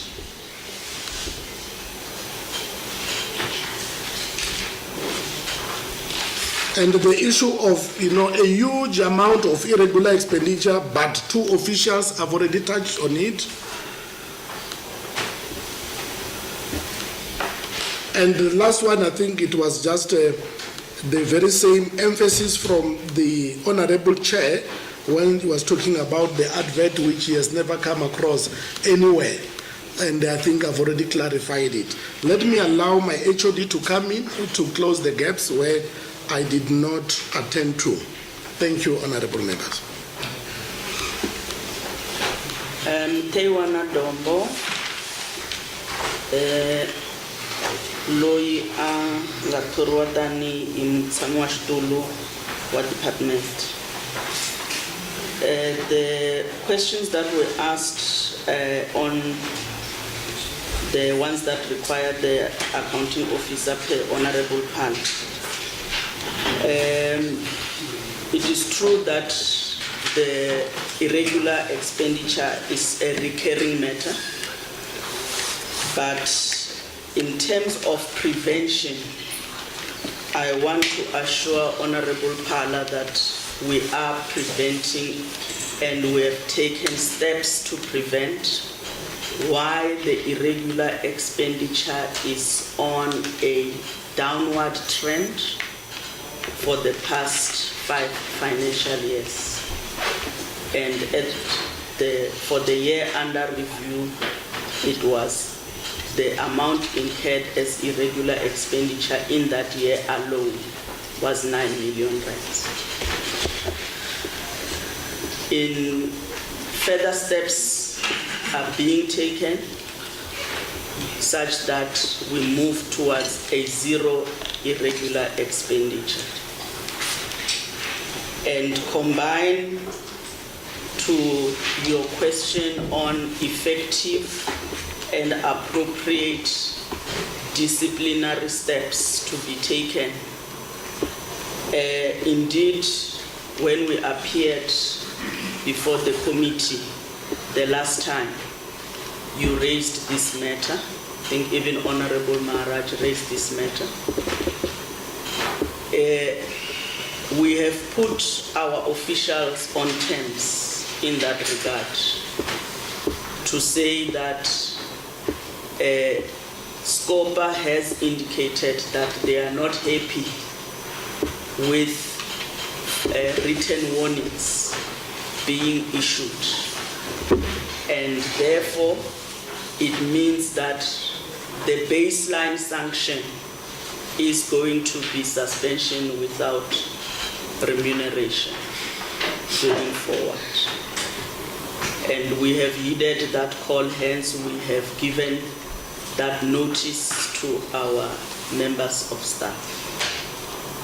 And in addition to that, we have given the instruction that we want a 0 irregular expenditure in the year 22-23, which is ended on the 31st of March. We have given those notices.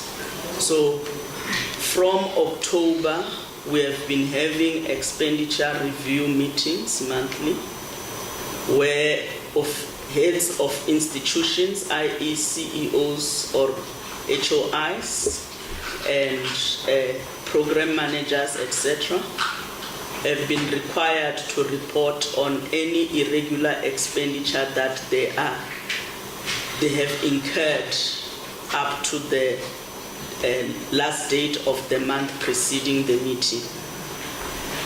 And that goes also for fruitless and wasteful expenditure, such that if an irregular expenditure is identified by the Auditor General in the current financial year, and an official did not report such during those review meetings, we will then deal with it obviously in a disciplinary such to say you misled the accounting officer, you were dishonest in your reporting, etc., etc., and therefore the sanction will also take that into consideration.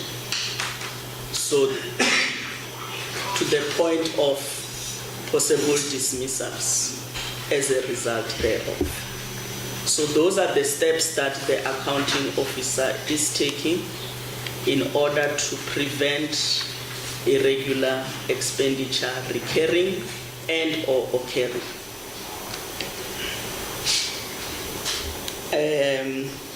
With respect to the question on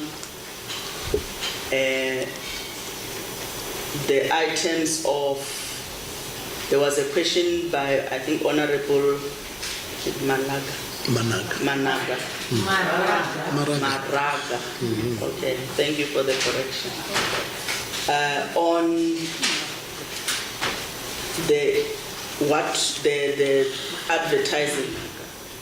So what happens is items that are for local content are published in a bulletin from time to time by the DTI. And so when the specification for an item is done, it must look at that bulletin. So when we say that the tender was advertised prior to this item being classified as a local, that is what we meant. I apologize for if that was not coming out clear. So hence, in terms of rectifying the space, we have said as part of the checklist before, during the specification, for the item that is they are specifying on, they must check the bulletin that is applicable at the time and then confirm that that item per the DTI publication is a local or is not a local. And such that once, if that item is found to be a local item, then they will follow the new SOP in respect of local content items. So in respect of this, why we charged the single official is the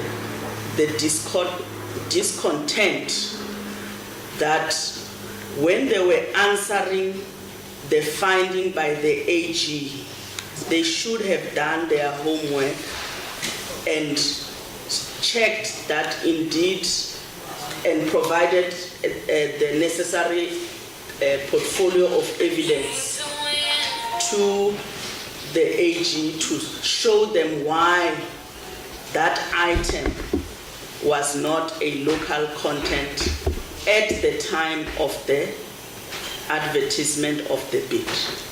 So they failed to do that, which is why we said you as the person responsible for acquisition you are the one responsible. So it was for that particular failure, and there are actions already in terms of the processes that we have put in place to avoid this kind of eventuality going forward. There was a request for the role of misconduct cases and sanctions, and also the transgressions for each of those cases that must be provided to show that final written warnings are not the only kind of sanctions that the department issues. So we will do that. That is a new question. There was also a question to talking about question 2G versus question 2D on the items under assessment. So which the Honorable said we're responding to what measures did the accounting officer put in place to prevent the anomaly. So I just wanted to indicate that the answer that was provided was in 2D, not in 2G. And I think the other questions were to the MEC. And the other questions have been provided by the CFO. Thank you very much, Chairperson. Okay. Colleagues, thank you very much. Okay, thank you very much. Thank you very much.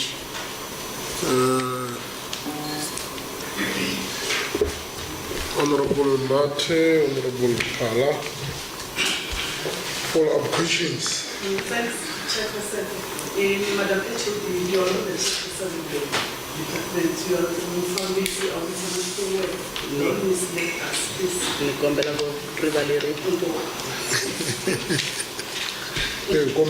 zizala na religion.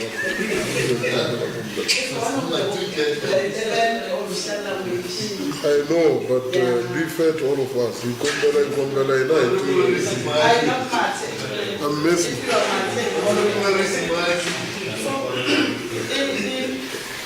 Thanks, Chairperson. Thanks, Chairperson. When the CFO was responding to our questions and comments, it was like to him, what he was saying is like you don't understand anything. So thanks for what you tried to, I'm sure you were trying to teach us of what is happening. But like what Honorable Maharaj said, some of the questions that were raised, when we said many things are done wrongly in your department, it was not like you were saying you don't know what you are doing. It was like we are following what the AG is saying.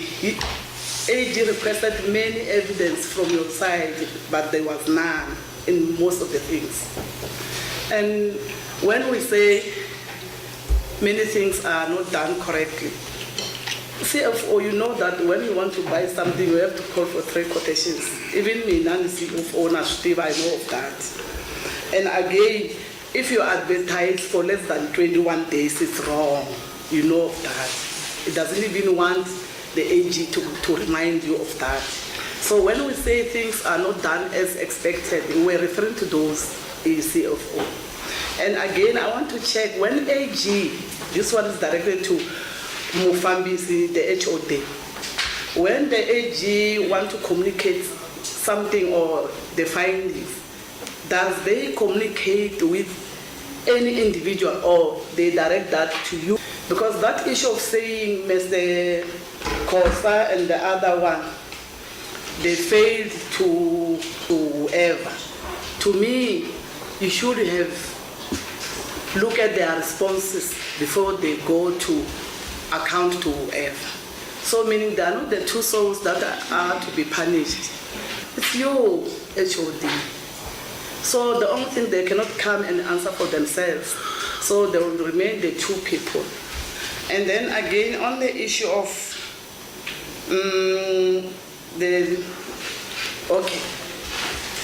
when something is happening like the children to play as they want, as they wish, and you say it's not me, the children must answer for themselves.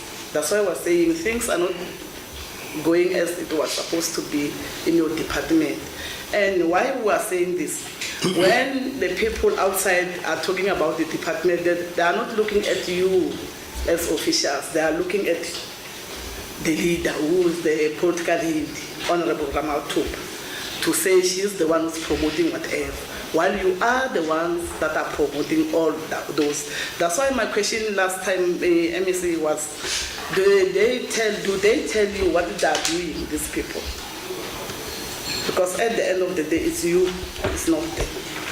That's why the 2 people that were given these warnings, if they were here, we're going to hear other stories than what you are saying.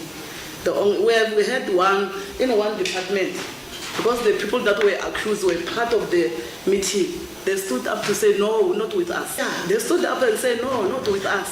So because they are not here, Bambu Yangwani, we will say, take everything and throw to them. Throw to them. That's why you can't expel or do something about them, because you know if they were here, they were going to stand up against what you are saying. So it's wrong for us to come here and say this. So as CFO is saying, the 2.4 million, like, it's 24 rand. It's a lot of money, this one. So if these two people live after the return warnings, 2.0 million, well, it's not correct, Honorable MEC. That's why we're saying it looks like many things are not correctly done in this department. It's based on some of the things that you are saying. We're listening to you, but things that you are saying is not correct. Thanks, Chairperson. Thanks, Chair, for giving me an opportunity to make follow-ups. I think they did answer some of the questions, the many questions I asked in an earlier session, precisely because of the strategy that the MEC uses to allow the Chief Financial Officer to be the one who answers. If you get the point. Let's go through it slowly. Because we have been here for long, we know the Chief Financial. Let's go through it slowly. The law says in section 36 of the PFMA that the person who is a head of department, in other words, is a chief executive officer of the department, is the person who, in terms of this law, is an accounting officer. And it's not just words, Dr. Ramatuba. It's because that is the officer who accounts. Mudimo Israel. So when we say it's the officer who accounts, it's not just English. It's because when we sit here, the principal person who must answer a majority of the questions is whom? Is the person who this law in section 38 calls the officer who accounts, otherwise in short referred to as accounting officer. So what the person got to tell the girl what can I chair or polo so what be I now do you get the point? The accounting officer is the officer who accounts. And the CFO is on the finances, and if you get the, because the CFO is the chief financial, if you get, so let's clear it there from the beginning. So that Mutawu understands that it's not the officer who accounts. The officer who accounts in terms of section 38, Dr. Popira Matuba, is Dr. Muteiwane Dombo. This law, section 38, says a head of department is the chief executive officer of the department, is an accounting officer. I'm sure that one is clear.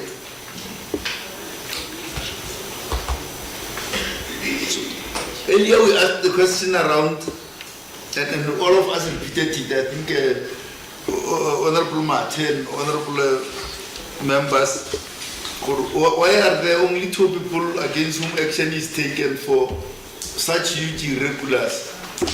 And when we say irregulars, if you get the point, also we are interested, and I want you to talk to it, even if it's the chief financial officer this time, about the prior year irregulars. Chairperson, or who are the officials involved in this department, and what action has been taken against them? Because the one of Ramakhoka and Kosa is this 9 million. But then let's go backwards and see, because there was a department here on Tuesday, you remember it? They are taking action even on, and we have told them to take action even on officials that have transgressed in prior years, even other departments that came earlier. Because I agree that irregular expenditure is still sitting on the books. And there are officials that are responsible for that irregular that are still sitting in the department. They must be taken to task and account for the transgressions of incurring the irregular expenditure. And that is why, just to help them, in relation to this one, for example, if you cut it down, even the 9 million, we will be interested, accounting officer, on what action is being taken for wrong classification of irregular expenditure. I guess someone must be taken to task for that. And we will be interested, number 2, on what action is being taken on someone who was supposed to possess documents that are in the hands of IDT and public works. Because even when they have cleared you this year, the reality is that as a department that holds the budget, you can't say we don't have a single document, we just gave money. You are not Standard Bank. You are not a bank. You are not FNB or a net bank. You are not a bank. You are a department. When you want a clinic to be built, you have the documents. Like now with Maputa Malaji, the one that the Honorable MEC was talking about. You have all the documents for what you want to happen in Maputa Malaji, for how much and all that. Someone in the department must be having those documents, Honorable Chair. And so we're interested even here for what has happened to a person who is supposed to be having those documents in the department. And still, number 3, what action on procuring without 3 quotations? So there are many different actions that you could have taken that you didn't take, and on various categories of officials, and you chose to take action against 2 officials. And we now know, as we sit here, as you confirm, that that action that you took on October 10th last year has now expired. You have removed the letter and shredded it. So they are free. Makoka and Kosa can incur another irregular expenditure, if you get the point, Chairperson. Because the action, a warning letter stays in a file for 6 months, and 6 months has passed. So what we don't understand as a question also is that how do you, and you must go slowly on it, how do you on your own volition, without the AG arriving, recognize an amount of money and call it irregular? Because it's not a small thing. You can't call it, it's not a small thing. It's not like when you drive on the N1 and you see a tree you don't see well, you think there are traffic officers who may need a cool drink and you take the car lower to a lower speed. It's not like that. That is a small thing. Even when you realize it's not the traffic cops or it's them, that is nothing. That is nothing. In this case, recognizing this amount of money is irregular expenditure and later saying it is erroneous. Ma'am Karin from AG. Later saying no, it was in error. It's a big thing. Agree, Dr. Ramatuba, irregular expenditure is one of the things that cause our books to be, as a province, not as this department, yes, of health, but as a province of Limpopo, we are unable to be at the top with other provinces in this country. Because of the huge, amongst others, Chairperson, because of the huge irregulars that we have in the Department of Education. You saw its billions, you saw that yesterday on Tuesday, and in this department and other departments cumulating. And that's why we are unable to be at the top of the Republic, as a province, we are still in the middle in performance in relation to audit outcomes. And therefore, the matter of a person saying this is irregular and later saying it's not, it's not a small thing. And I want you to go through it slowly on that one. How did a person identify an amount of money as irregular, on what basis, and how did he or she or they change later and not call it irregular? Because it's not a small thing. It's like a referee, chairperson in the playground. Once he or she raises a red card, he can later take it to the pocket. It is out, it is out. So even in this case, once they raised a red card and said this is irregular expenditure, Why do they later want to raise a green card and say, no, it was not irregular, we were mistaken? So I want them to talk to that. And I want them to talk to how much of the accumulated irregular expenditure over the years has been declined for condonation by Treasury. How much of where you are irregular, whether accumulated or not accumulated or recent, has been declined for condonation? That's point one. Point two, if it was declined, if the answer is in the affirmative, what were the reasons by the provincial treasury for declining those various categories of condonations? And you go through them slowly. You want the chair that you have the documents. When the chair said we want documents, and you said no, we have them here in the computer. So even if we don't get them now, we may get them later, but go through them. If there was any irregular that was declined by Treasury, whether it is accumulated or recent irregular expenditure, did it happen? And if it was there, what were the amounts, what did the amount involve, and what were the reasons why Treasury declined in each case, going through them one by one. My final point here, and I'm sure you heard it, this one, the CFO said it, and I thought, no, let me leave it. It's water under the bridge. But now the accounting of this meeting, if actually everyone can leave, including the MEC, and we can remain with her, if you get the point. You get the point? MEC actually. The person who accounts is Muteiwana Tombo. The law says that. The law says the MEC, usually some MECs keep quiet until the sun set, and we say give a vote of thanks. You remember that, Chair? Yeah. It's because I want a miracle actually more. My name miracle legislature more. Who is the accounting officer? Now the CFO said this, and I was surprised. The accounting officer repeats it.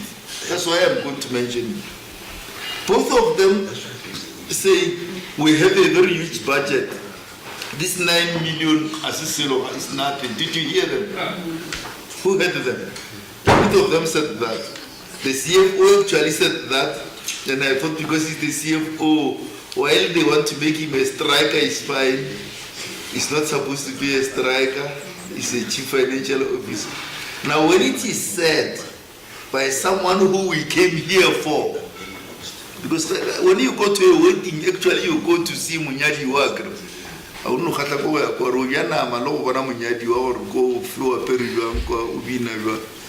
So here we came for her, actually, not for someone else. When she says the accounting officer, when the officer who accounts to this committee and else the legislature of Limpopo says and repeats it, that 9 million is nothing. No, let them explain how they call 9 million. We regard it as a lot of money, because that money can do a lot of things for the people of this province. And we, as members of the provincial legislature, the provincial parliament, representing the people of the 5.5 million residents of this province, think that 5 million can build a lot of RTP houses, can build clinics, can build classrooms, can build roads and clinics, and do a lot of work for the people of this province.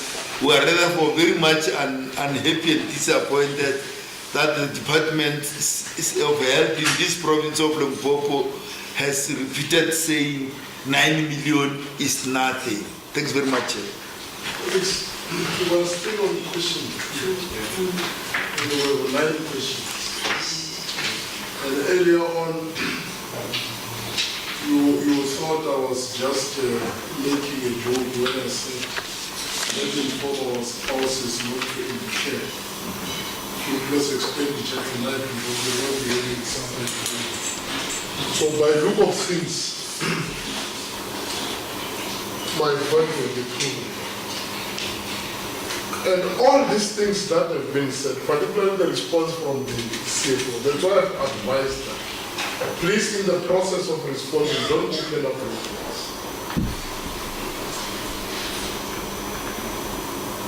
And if all these things that were said were substantiated in the file, in actual fact, we're going to be finishing now.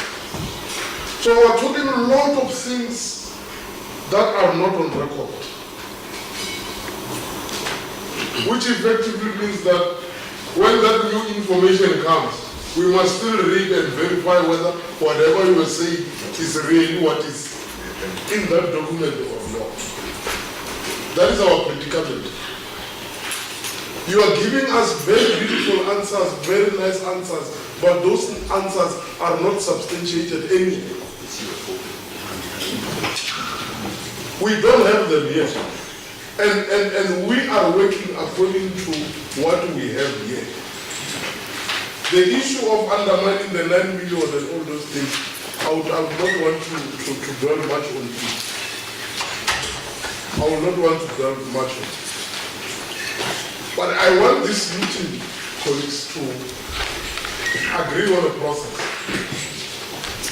Not next week Friday, not when, that during lunch, I think we'll have that lunch. During lunch break, the department will initiate also a process of us getting those documents that needs to be here. Because one department, Honorable Para will recall, came here and spoke about certain documents up until they came and acknowledged that those documents are not in existence. So all those answers, you gave us answers that we needed, yes. But on record, they are not yet. That is why we made an observation that since you appeared here on the 2nd of February, your file did not change. Because in actual fact, we're supposed to be saying, okay, on this one, there is this is what supports it, and this, that. So during lunch, request that whatever document that you have spoken about, it be presented before this committee. And then we establish whether whatever we have verbally said really speaks to what's in the document. And then we can take the, I don't want us to go to question 2 now. I mean question 3. I don't want us to go to question 3.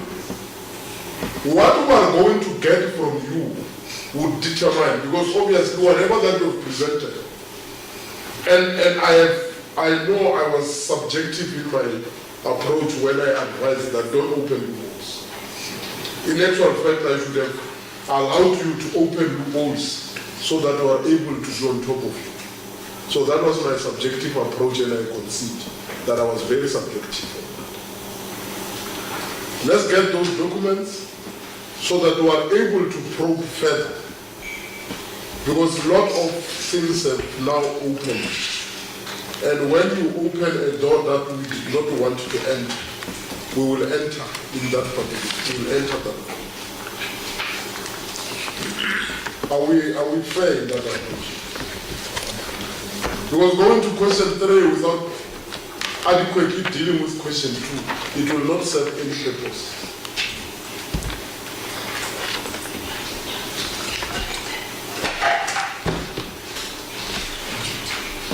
HOD,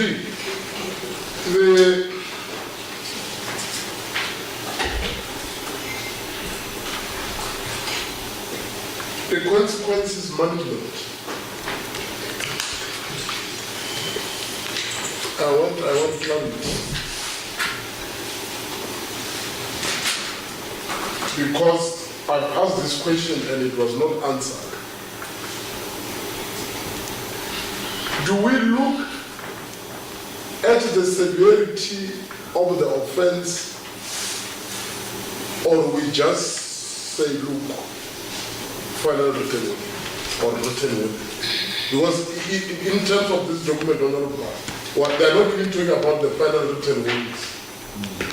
They are talking about written warnings, which still says the next phase will be that of final written warning before you go into gross dismissible offences. Because in any the offences committed here, the gross misconduct, gross anything that speaks about irregular expenditure, it's a gross misconduct. And gross misconduct, it's a dismissible offence. So the clarity that I want in this regard is whether do we look into the severity of the offence, or we, how do I put it, the motherly approach towards an employee, and give a written warning. That is where I need clarity. In the process, we'll get to question 3, no problem. We'll get there is nothing important on TV tonight. It's only the river and Gomorrah, nothing. You want to raise a question? Yes, Chair, thank you, Risham Maharaj, member of the committee. Chair, I'm not sure, maybe I'm out of line. Risham Maharaj. Yes. Yeah, I did. I'm not sure. Chair, I did do, sorry. I'm not sure if I'm out of line, but procedurally maybe you can just guide us. I think that this committee might make a lot of headway if these 2 individuals that are sacrificial lambs for all the transgressions of that department were to be summoned to this committee and were to be asked questions. You might get a lot more information forthcoming. Because I fail to understand that the 9 million rands or whatever irregular expenditure can be brought down to 2 individuals. So I'm just asking procedurally, if that could be done, you might get a lot more information being forthcoming. Thank you.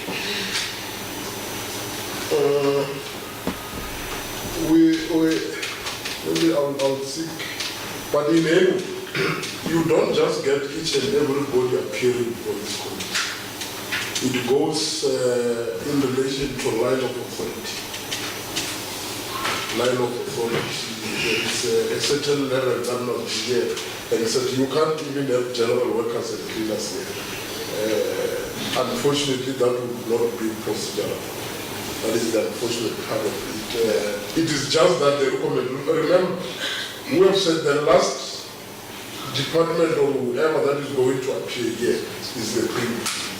So all the recommendations that we have from all these departments will be forwarded to the office of the premier for implementation. If, say, for an example, we are not happy with the sanctions issue, we are not happy with the directive, they must go and review and restart the process. And remember what the evidence that we have as a committee. That's why I'm saying we're waiting for the CFO, so that whatever that we have speaks against.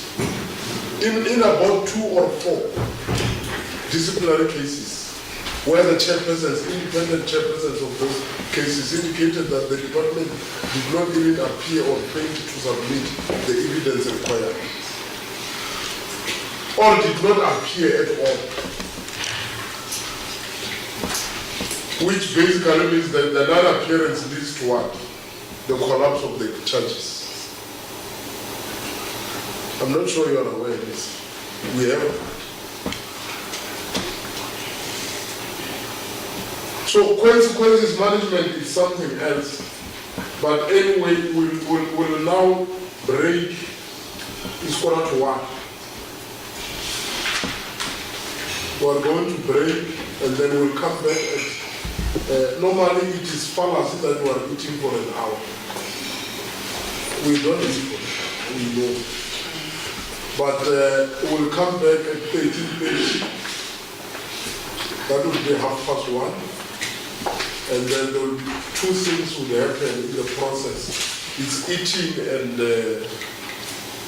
collection of the documents that Mr. Mdawu referred to. so that when we come back, we're able to make comparisons and make further probing, and then move from question 2 to question 3. I hope that is important. We don't want to get into too much detail. Hence, initially we have said the attitude in relation to the approach on responding to questions will determine the direction of this meeting.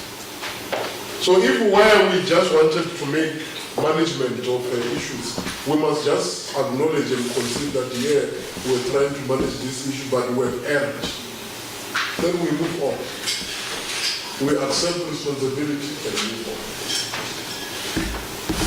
Lunch is not yet ready and we're still having 15 minutes, and we can't proceed to question 2 without concretely dealing with question 2. We can't proceed to question 3. If lunch is not yet ready, let's allow them to respond to the few follow-up questions that members have asked now. That will cover the minutes. Mukari will follow up on the lunch, and then we will break there. Hopefully break there after Honorable Chair. Thanks. Okay, let me see. Dr. Kopi Ramatuba, Limpopo Health MEC. Through you, Chairperson, can you allow me to request the acting head of department to take us through the responses? And there are also questions that were specific to the Chief Financial Officer, which he will add. So dismissing that observation and that observation of the same who is strategically located, what is missing? Yeah? We are saying he will... No, I'm saying we are dismissing that observation, they are honorable part, when he alleged that the CFO is strategically placed to respond to this. It's a strike, a very McCarthy of some sort. So that observation is dismissed. It should be. Thank you very much, Chair. Mpewana Dombo, Acting Head of Department Health. The questions of how much or how many transactions for condonement have been declined by Provincial Treasury over the years. At the moment, I cannot give you that answer. It is something that we'll have to go back into the office and compile in order to be able to provide that information. On the question you asked in relation to sanctioning and whether severity of the case is looked at, yes, Chairperson, the severity of the case is looked at. The merits of the case are looked at before a sanction is given by the presiding officer. This is where a disciplinary hearing would have taken place. And in respect of where a disciplinary hearing is not provided, and it is a wording that is provided based on the circumstances. So we have taken note in terms of the advice and the concern in particular by the committee. Hence my earlier response when I was responding to Honorable Pal to say the issue of warnings being issued is no longer going to be acceptable. So we have taken that notice, a note of that, and hence indeed the staff members have been informed at large that they must not expect written warnings going forward as a baseline. Honorable Chair, there's a belief that sanctions should be verbal warning, then written warning, then second written, then final written, then suspension without salary, and so on, in that sequence. Hence, we have taken it upon ourselves to notify our staff members. In some meetings, we've even played a clip from this very committee where that part of the meeting was happening, so that they understand that it is not a unilateral decision by the accounting officer, but that where we account, this issue has been raised, and that going forward we will take transgressions very seriously and therefore implement a baseline of suspension without salary.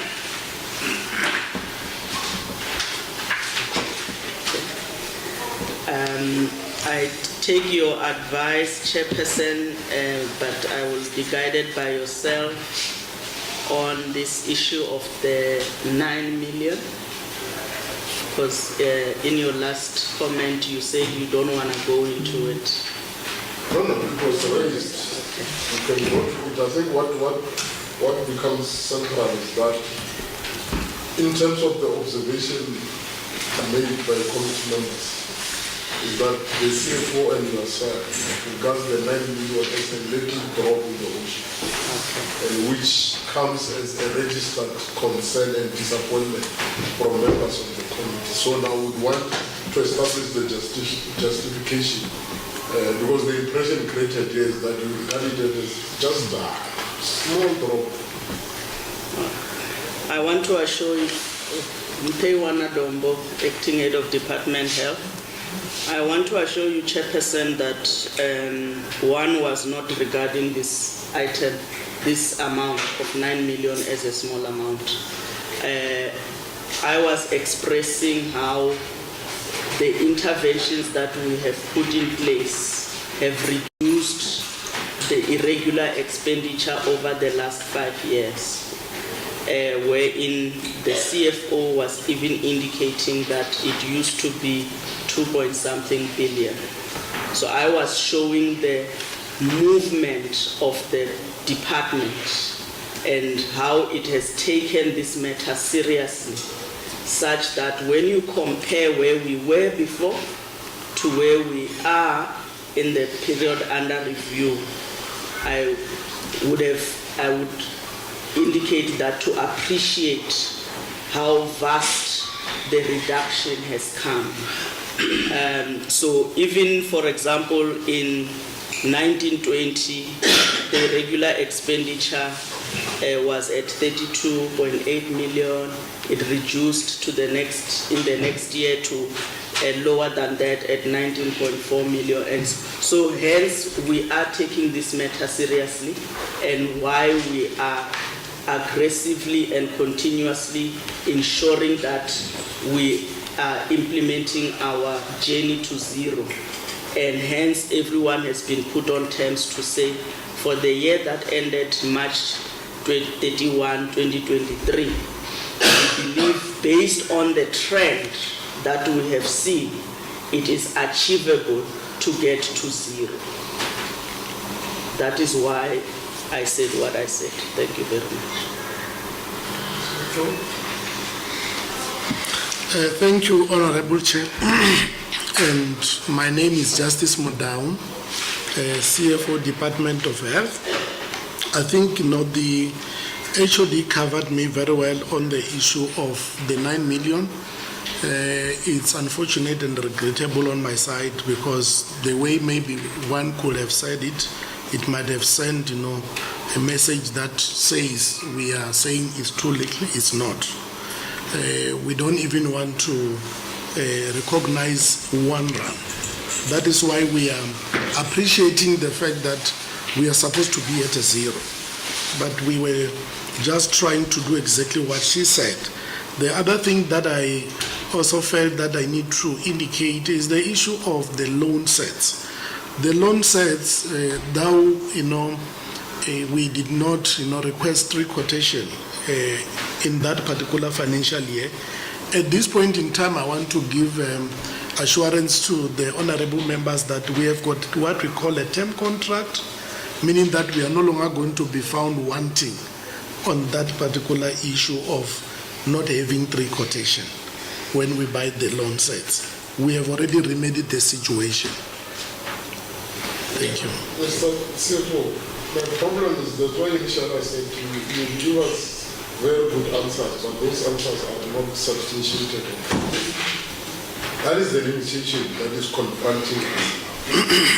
That is the only, because let me tell you, if all those answers that you gave since we started here were on record, I think by now we're going to be approaching adjournment.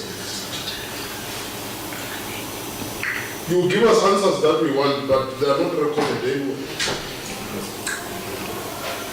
That is the limitation. Hence one says that during lunchtime, so that this file, wherever it goes, it has records of what we are saying, records of what has been asked, answers on what has been asked, which would be satisfactory answers. Then we close the whole chapter. Very problem. We are going to break for lunch and appreciate. Whether it's rain or not rain, it will mean that the procurement will have to deal with the same problem. We're breaking for lunch and anticipating that by 18:45, when we convene, we'll get another package from the department that will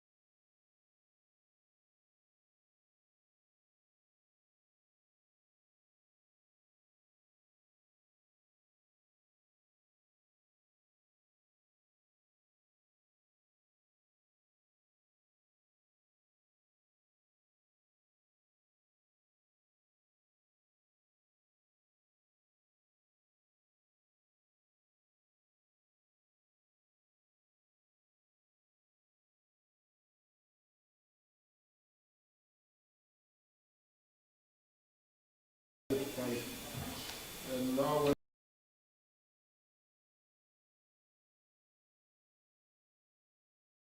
company tools.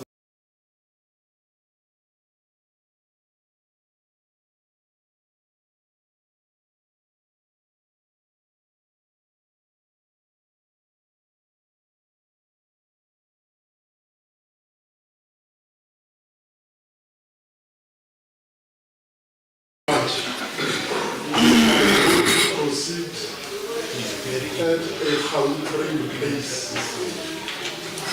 so that you are able to use it and you are able to fulfill your commitments. Honorable members, an indication has been made that the document that we are waiting for is very good, so we have requested that at least they can at least print at a minimum 2 or 5 and other being transmitted in the country. Is that fair? They can print 2 or 5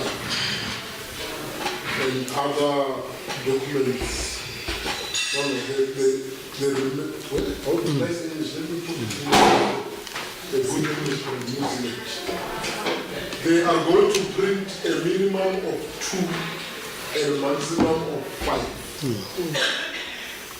And the remainder of other documents will be transmitted electronically to Maraga at Limpopo.gov. But the 5 or 2 will be here for us to be able to inspect and see to it that they speak to the information provided.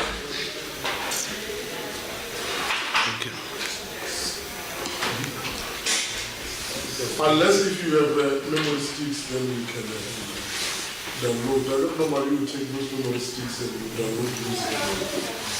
Don't provide. Or the department will provide. That is another irregular expenditure. So requirement of memory sticks without the recognition to SCOPA. That is supposed to be dealing with irregular expenditure is now committed.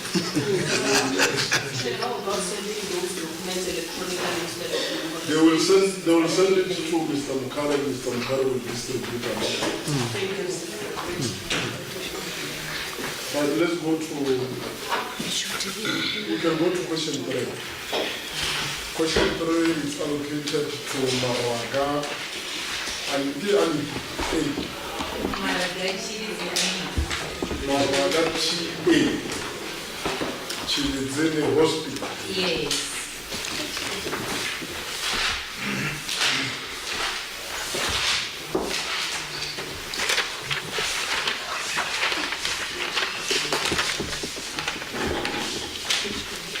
Thank you very much, Chair.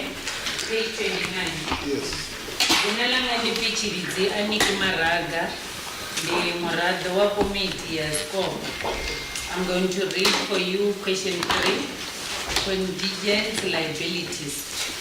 Executing authority, on paragraph 5 of AG's report, the department did not review contingent liabilities periodically in accordance with the modified cash standard, chapter 14, provisions and contingents. The department recorded litigations and claims by means of letters of demand and did not perform an assessment of determine the best estimate as at year end. Consequently, contingent liabilities are overstated by 2.884 billion in note 25.1 to the financial statement. Question number A. Why did the department fail to review the contingent liabilities and end up overspending them? Question B. Did the department identify the nature of significant uncertainties and develop a proper action plan to assist in reducing and capping of litigations? Provide a detailed report. Were their officials found liable in law for occurrence of litigations? If yes, what action has been taken against the responsible officials? What measures did the accounting officer put in place to prevent future litigations? Thank you very much, Chair. Thank you very much. Let me see. Dr. Kopira Matuba, Limpopo Health MEC, Honorable Chairperson, may I request the accounting officer to account on this matter?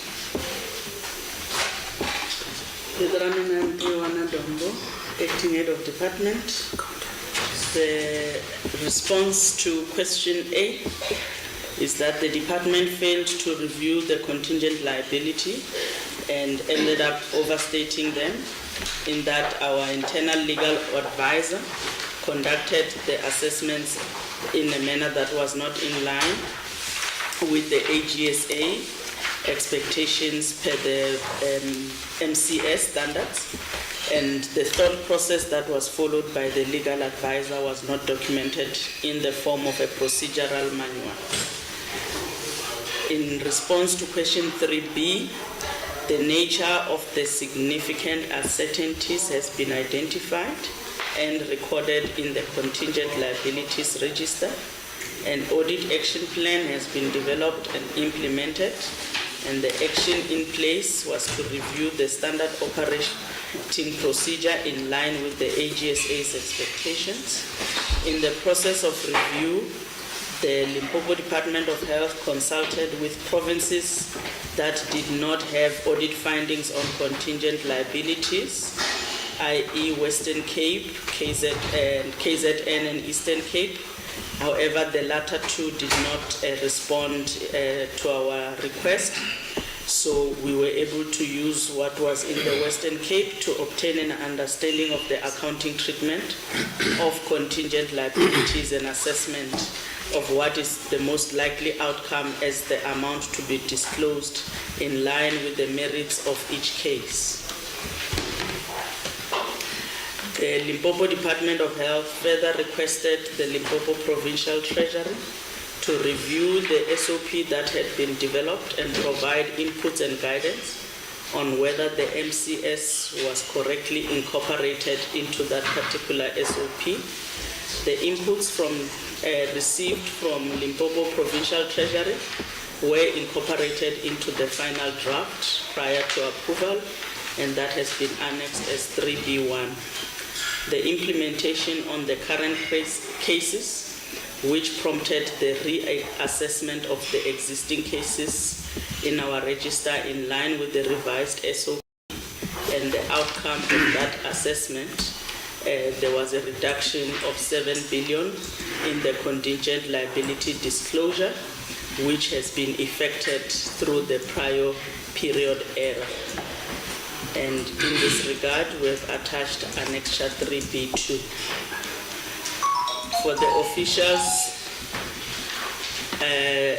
whether they were found liable in law, to date, no officials have been found liable in law for the occurrence of litigations. The cases in the register mostly date back to prior 2015, but are raised in the recent financial year.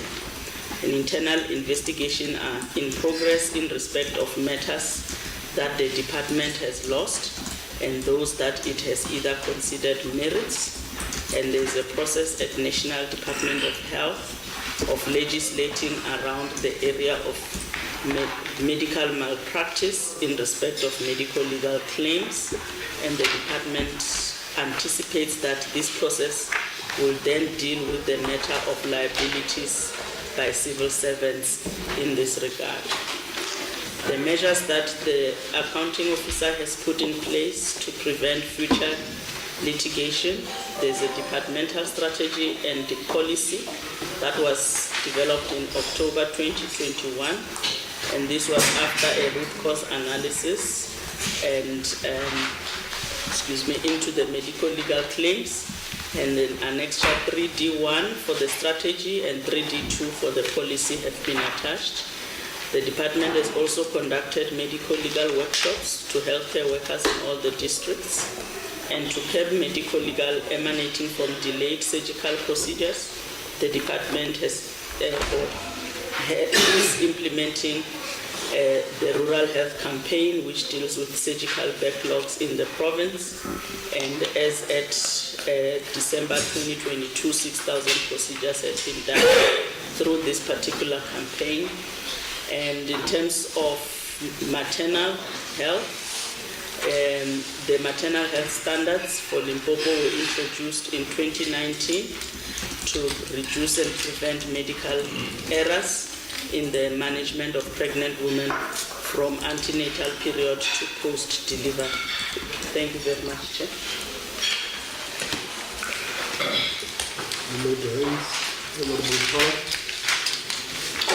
Thanks very much, Honorable Chair. Just a few points on this matter of contingent liability. Point one is, if they can take us through what led to the reduction from 14 billion to now the present amount of 9 billion or whatever amount, how did they get rid of the other billions of contingent liabilities? That's point one.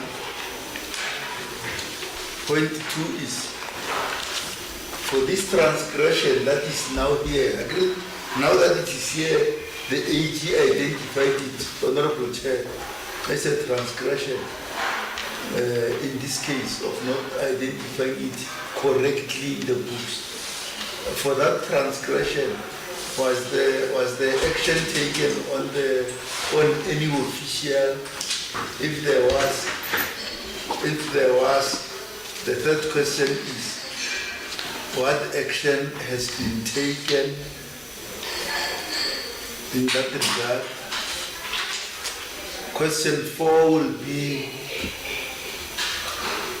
now I see where you say, to date no official has been found liable for contingent liabilities.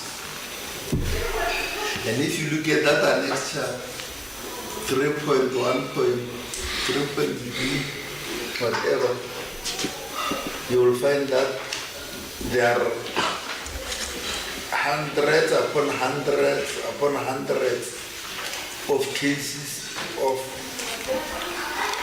contingent liabilities. And in 99.99% of them, it is negligence, Chairperson. And I can't get it why they can't say they have not yet acted on a particular physician, a particular nurse, a particular doctor, a particular pharmacist who gave wrong medication or whatever. Because essentially 99.999% is negligence. Why a person comes to an institution, for example, to give birth, and certain wrong thing happens there. On instances, some things get left in the womb, and the womb is sealed with a scissor or some smaller thing that remains there. That's negligence. On occasion, deliberate for money. On another occasions, if you read the things there, hundreds and hundreds of cases, a person comes to be operated the left leg, they operate the right leg, Honorable Chair. And so, on other instances, you find that it is the doctor,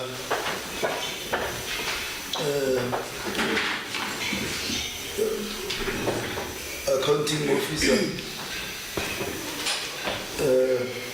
you find that it is some of the workers that are doing, what is it called, moonlighting, or what is it called, where they work at a private institution full-time, but later in the day, chairperson working the whole night at a private hospital or whatever, goes to work at our public clinic or public hospital. And obviously because I was awake the whole night, then falls asleep and is unable to pay the necessary care and attention that is due. And therefore, there obviously action must be taken on that person and the supervisor who should be supervising the person, who can see the person is not fully in his or her energies and so on. So I'm saying, I don't want to go on and on, but I'm saying, isn't it surprising? It should surprise any normal person, accounting officer, that in hundreds and hundreds of clear negligent cases where a person comes to remove a finger and they remove the arm, because that you see in a wrong arm. Why do you say you have not found anyone who you could deal with in that regard? If you can go slowly there, we will understand. Because it's a huge problem. And I think it's one of the things, Honorable Chairperson, you will remember, it's one of the things that in the communities you find that they are very unhappy. Dr. Ramatua knows about some of the services we give in some of the hospitals. What do they say in the villages? But that hospital you won't come back. What do they say? So in that hospital you won't come back. So if you go there, don't try to, even however you are sick, even the MEC knows, however you are sick, don't go there to Jane First, don't go there to Ranchalele, don't go to Chiletzeni, don't go to Maputamala, don't go, and they will mention the places. So part of the reason you are not, and that's why I'm interested in Taiwan, if you can go slowly. Or how do you have so many hundreds and hundreds and hundreds and hundreds? I've not counted how many there are of the cases there of negligence, because it's 99.9999% of negligence. How can you come here and tell this committee that no, as a department, we have not found anyone to be in the wrong in this regard in relation to the cases of contingent liabilities?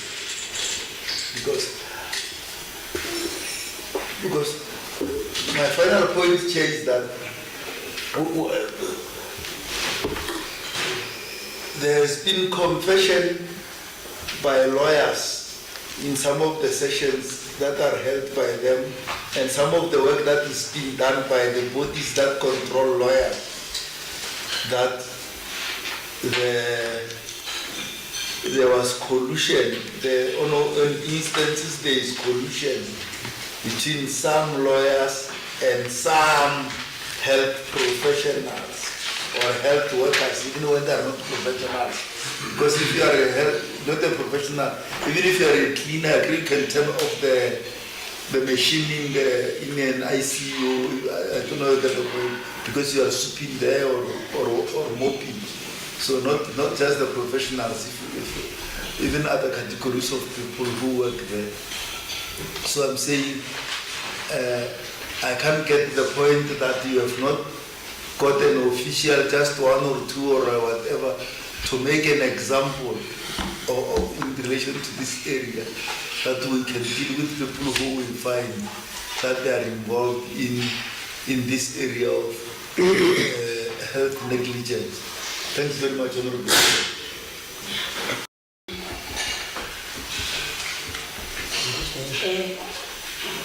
Dr. Popera Machuda, Limpopo Health NEC. Through you, Chair, can I request the acting head of department to take us through the responses?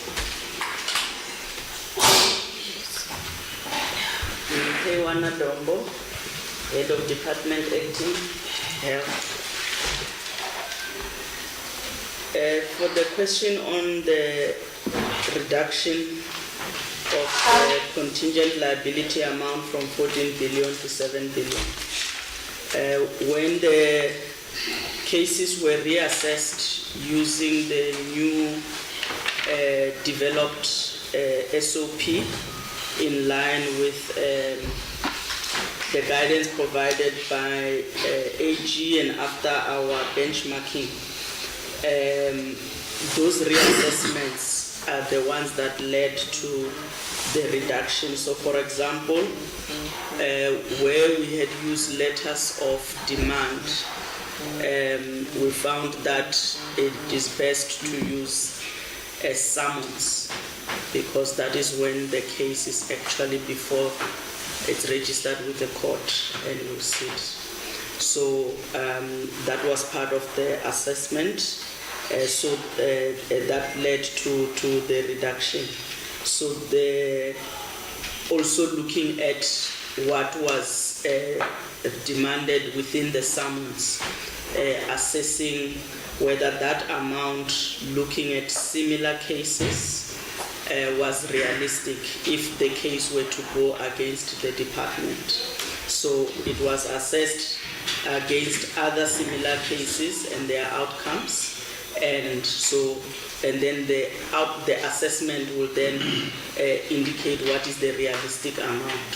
So, for example, someone might have demanded 100 million, but when we look at the past outcomes for a similar case, you find that the court awarded between 0 and 10 million. So we would then change the assessment in our register.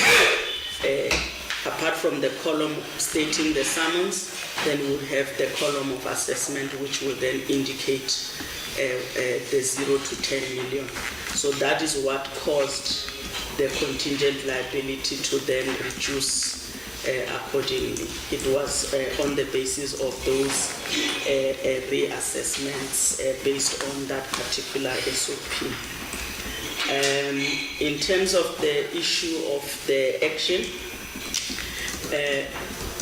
the current liabilities process or prescripts for those employed in the state,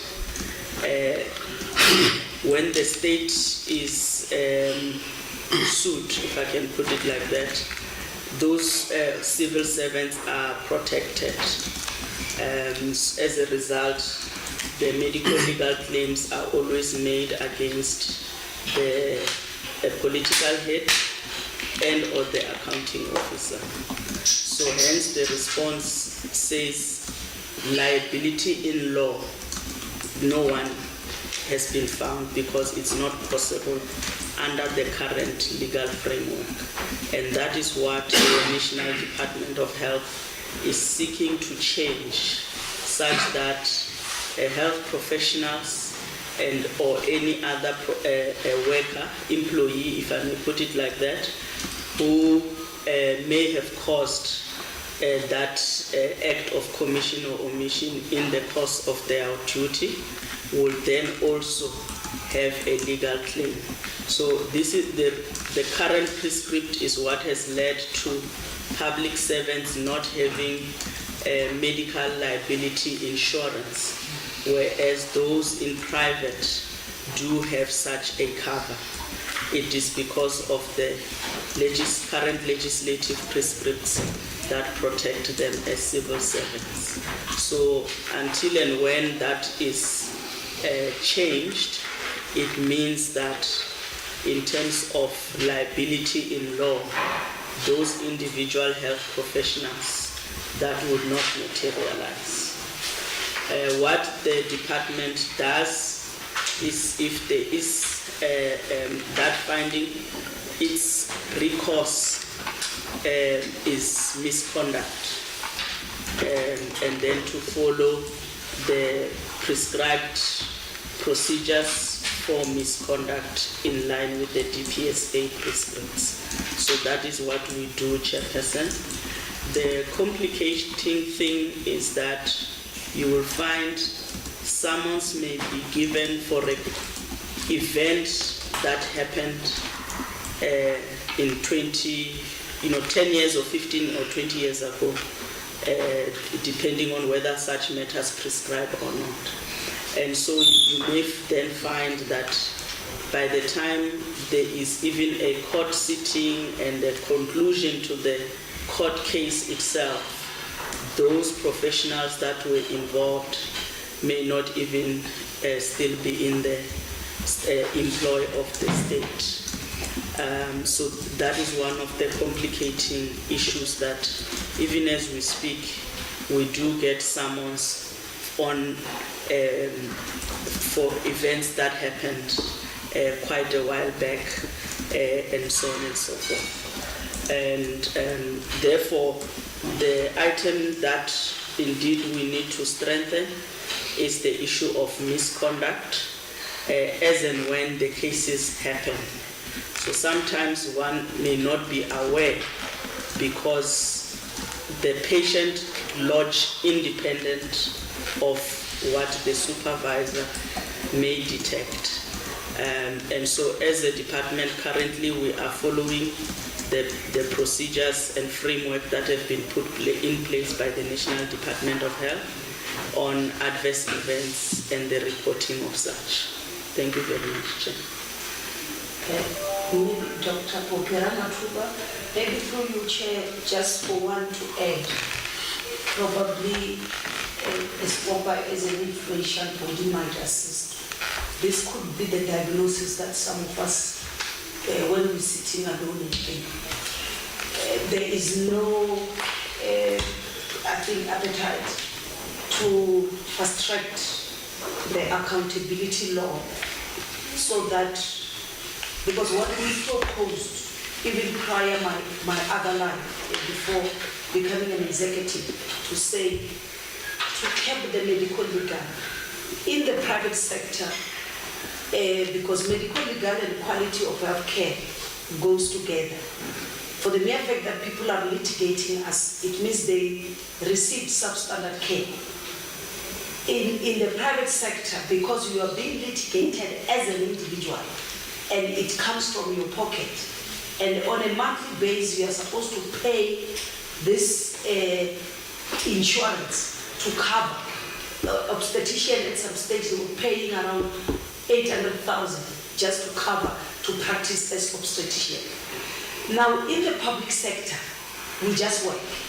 Whether there's maternal death as a result of our negligence, there is no accountability. So proposal was to say, whenever there is an adverse event leading to contingent liability, let there be a team that assess. And if the fault is on an individual practitioner, a midwife who was on duty did not respond, a doctor who was supposed to come to theater and operate the patient was found drunk while on duty, let the doctor pay that 2 million from themselves. But if it's the other way around, the CEO who was supposed to procure a functional anesthetic machine, let him pay.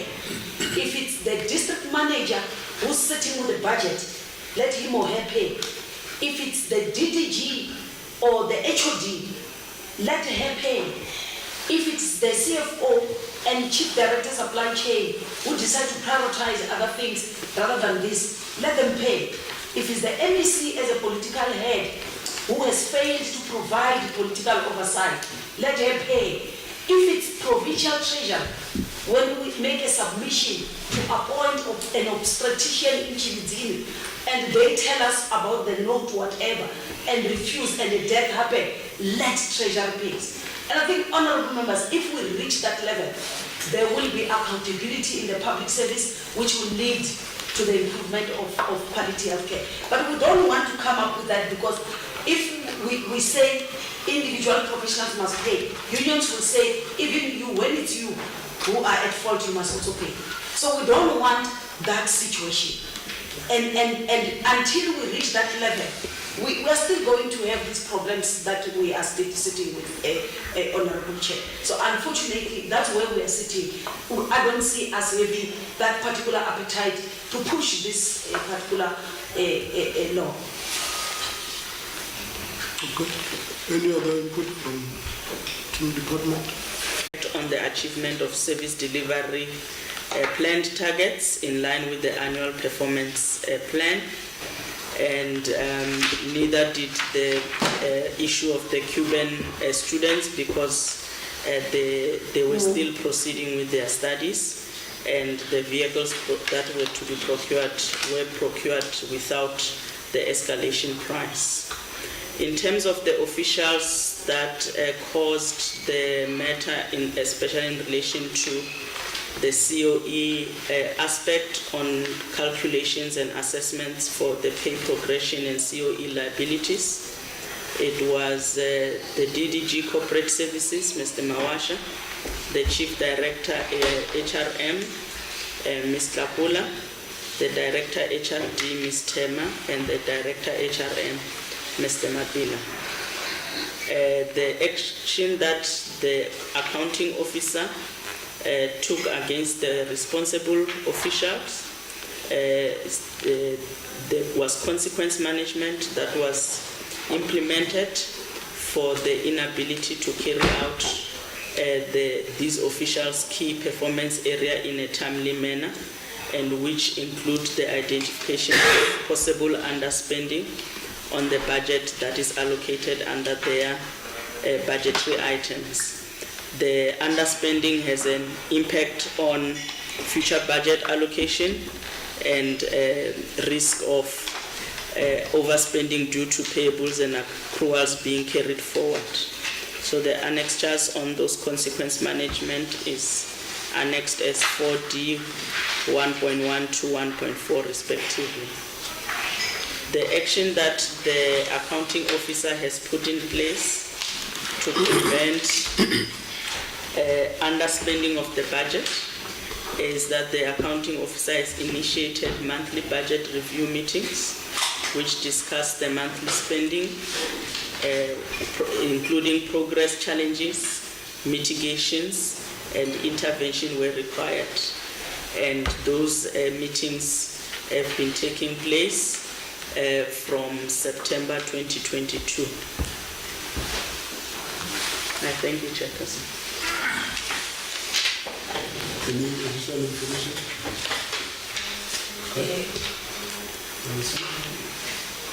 Dr. Kokura Matuba, the Bobo Health MEC. I don't think we have any additions. Any follow-up question from the board? Thanks very much. This question 4 is on underspending. This is directed to the Honorable the MEC Ramatuba, who were saying the same to the MEC who was here on Tuesday, Honorable Chair. You were chairing, you remember. There was also underspending in that department that we were telling him or her that we are very unhappy with underspending, not just because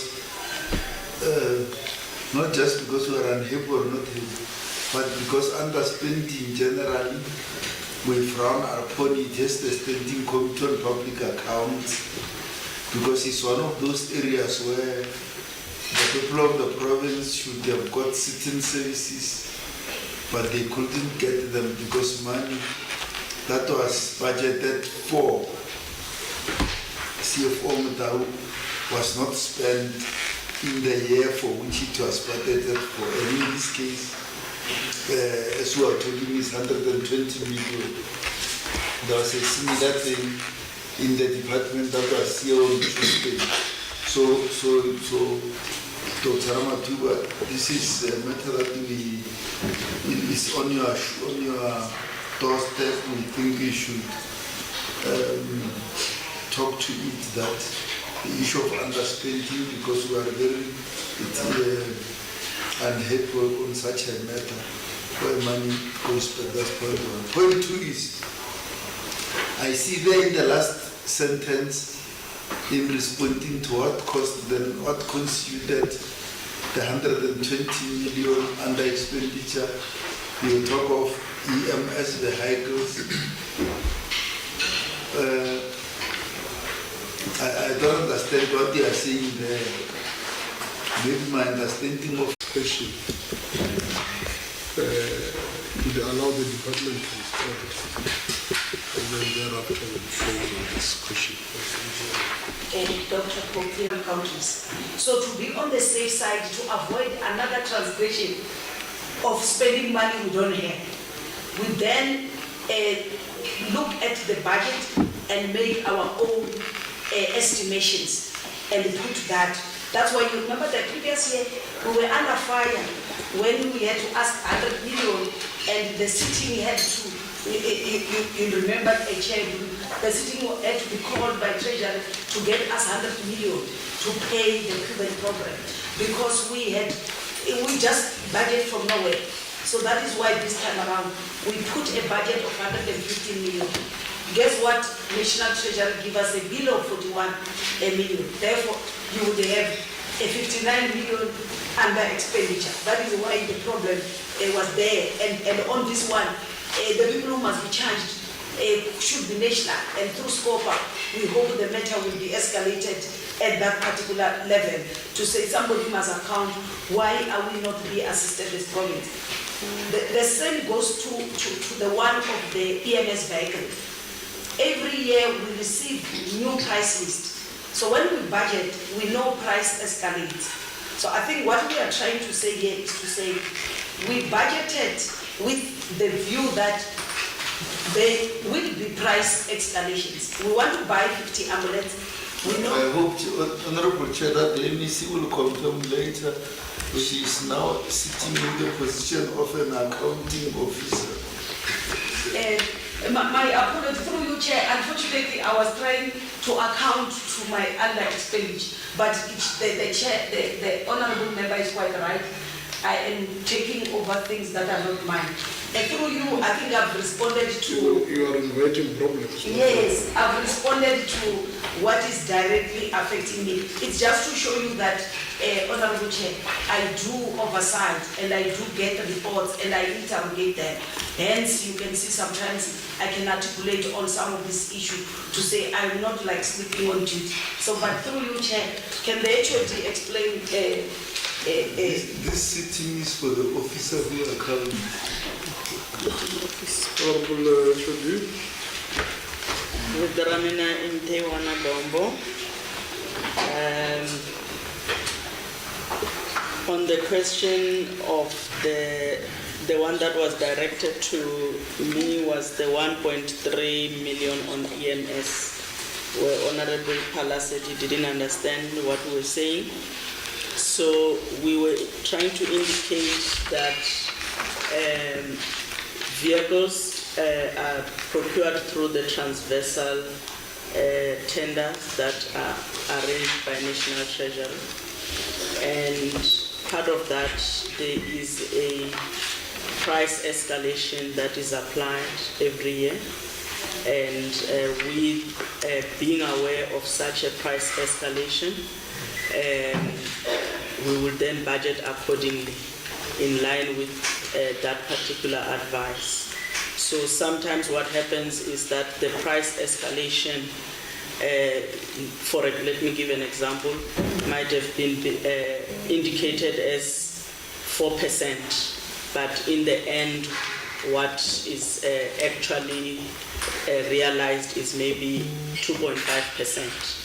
So that is what happened when we then planned to procure our EMS vehicles for that particular year.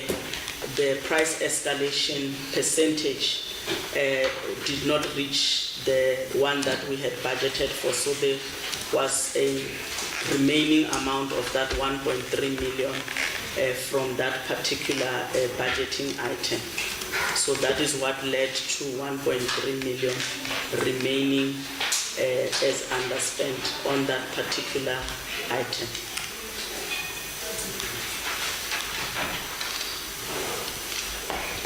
Any follow-up questions, or are we satisfied with the response?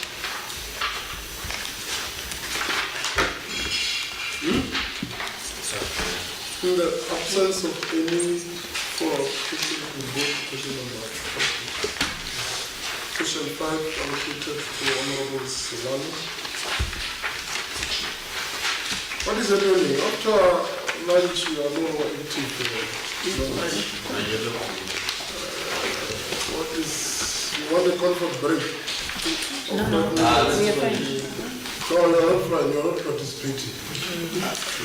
Unless someone wants to smoke here. No, the fact of the matter is that you are not participating, and I'm worried. That's why I'm asking if you want a comfort break of 5 minutes. Your energy levels are very low. Very, very low. And this is a standing committee on public accounts. There is no way, this is for the first time since 2019 that we have dealt with 2 questions in less than 10 minutes. It is for the first time today. Do you want break so that you get back to the gear? No, Chair. I'm going to use my discretion now. We are going to break for 5 minutes. We are going to break for 5 minutes. It is a comfort break. We can't have this long performance. Thanks, Chair. We will go to a smooth break.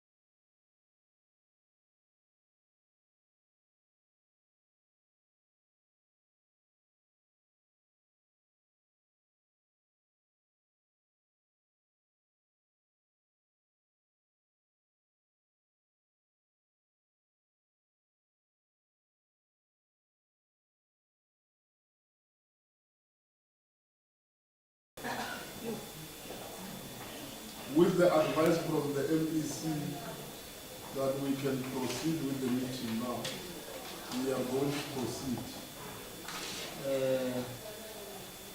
Apart from the officially recorded questions, we still have 4 outstanding questions. But I was made aware, MEC, during the comfort break, that when we deal with those other questions, there will be another one of some people that are always in the media about their contracts not being extended. The 700 nurses. Yeah. So that we see, I don't know what goes into the media is not the actual. So that all of us here, we've got the actual understanding of the situation. Right, question 5, and I hope that when we went for a break, members of this, participants in this meeting are from various churches. Masemola, Sono, myself, Mahasela, who are from various churches, and I hope that we prayed a bit so that whatever that is there to derail us, it's been dealt with through the Holy Fire Post.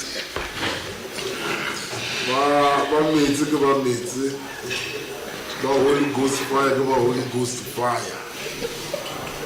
So, MEC, if there were any attempts, those attempts have been squashed in the name of Jesus. Yes. Question 5, Honorable Selani. Chair. I'm very super. I know Chair to be your name. Yeah. Hey, how about the report or history? It's a just off record to do. I know you are very naughty, you can do that.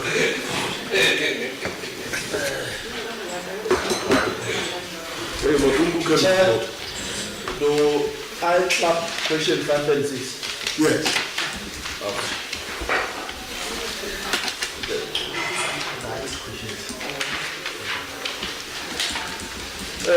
Thank you very much and greetings to all the... Page 35. It's question 5. Page 35. Yeah. The Executive Authority. On paragraph 3 of the Auditor General's report, the department did not recognize capital asset in accordance with modified cash standard 11, capital asset. The AG identified assets incorrectly classified and valued as minor assets, resulting in major assets not being completely recognized.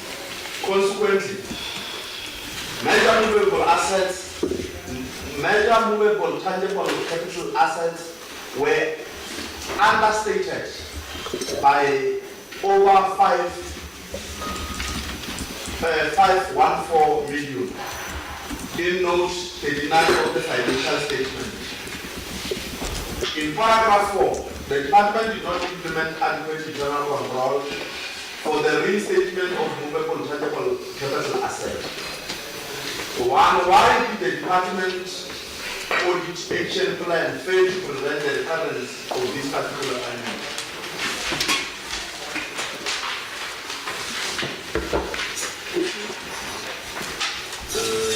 On my page, there is no B.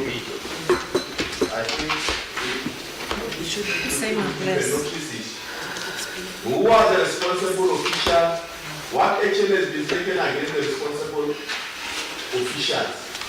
What measures did the accounting officer put in place to prevent the recurrence of this particular anomaly?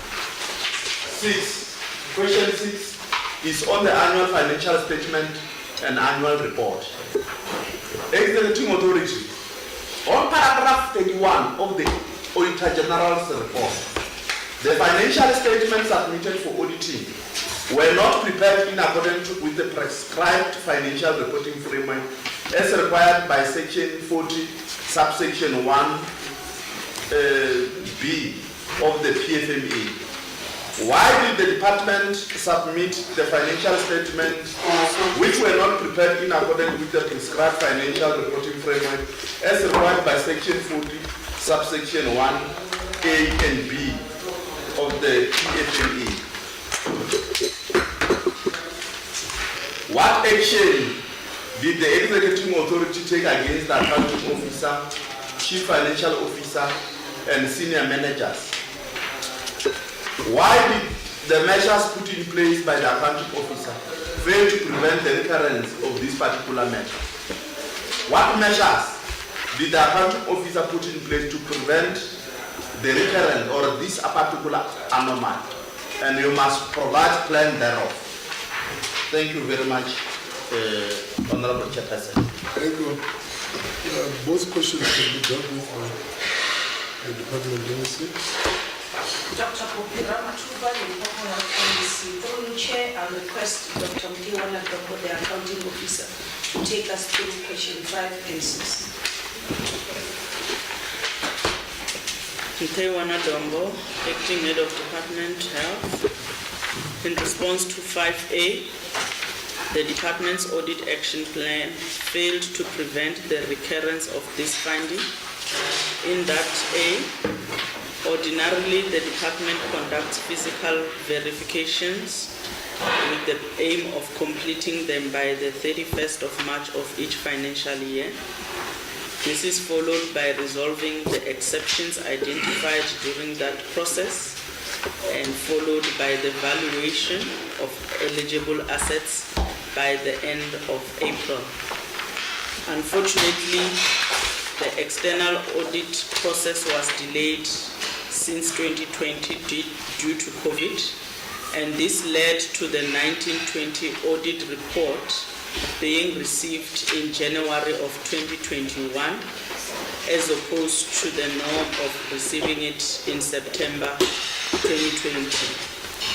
In 2020-2021 financial year, the audit report was received on 11 October 2021 as opposed to 31 July 2021.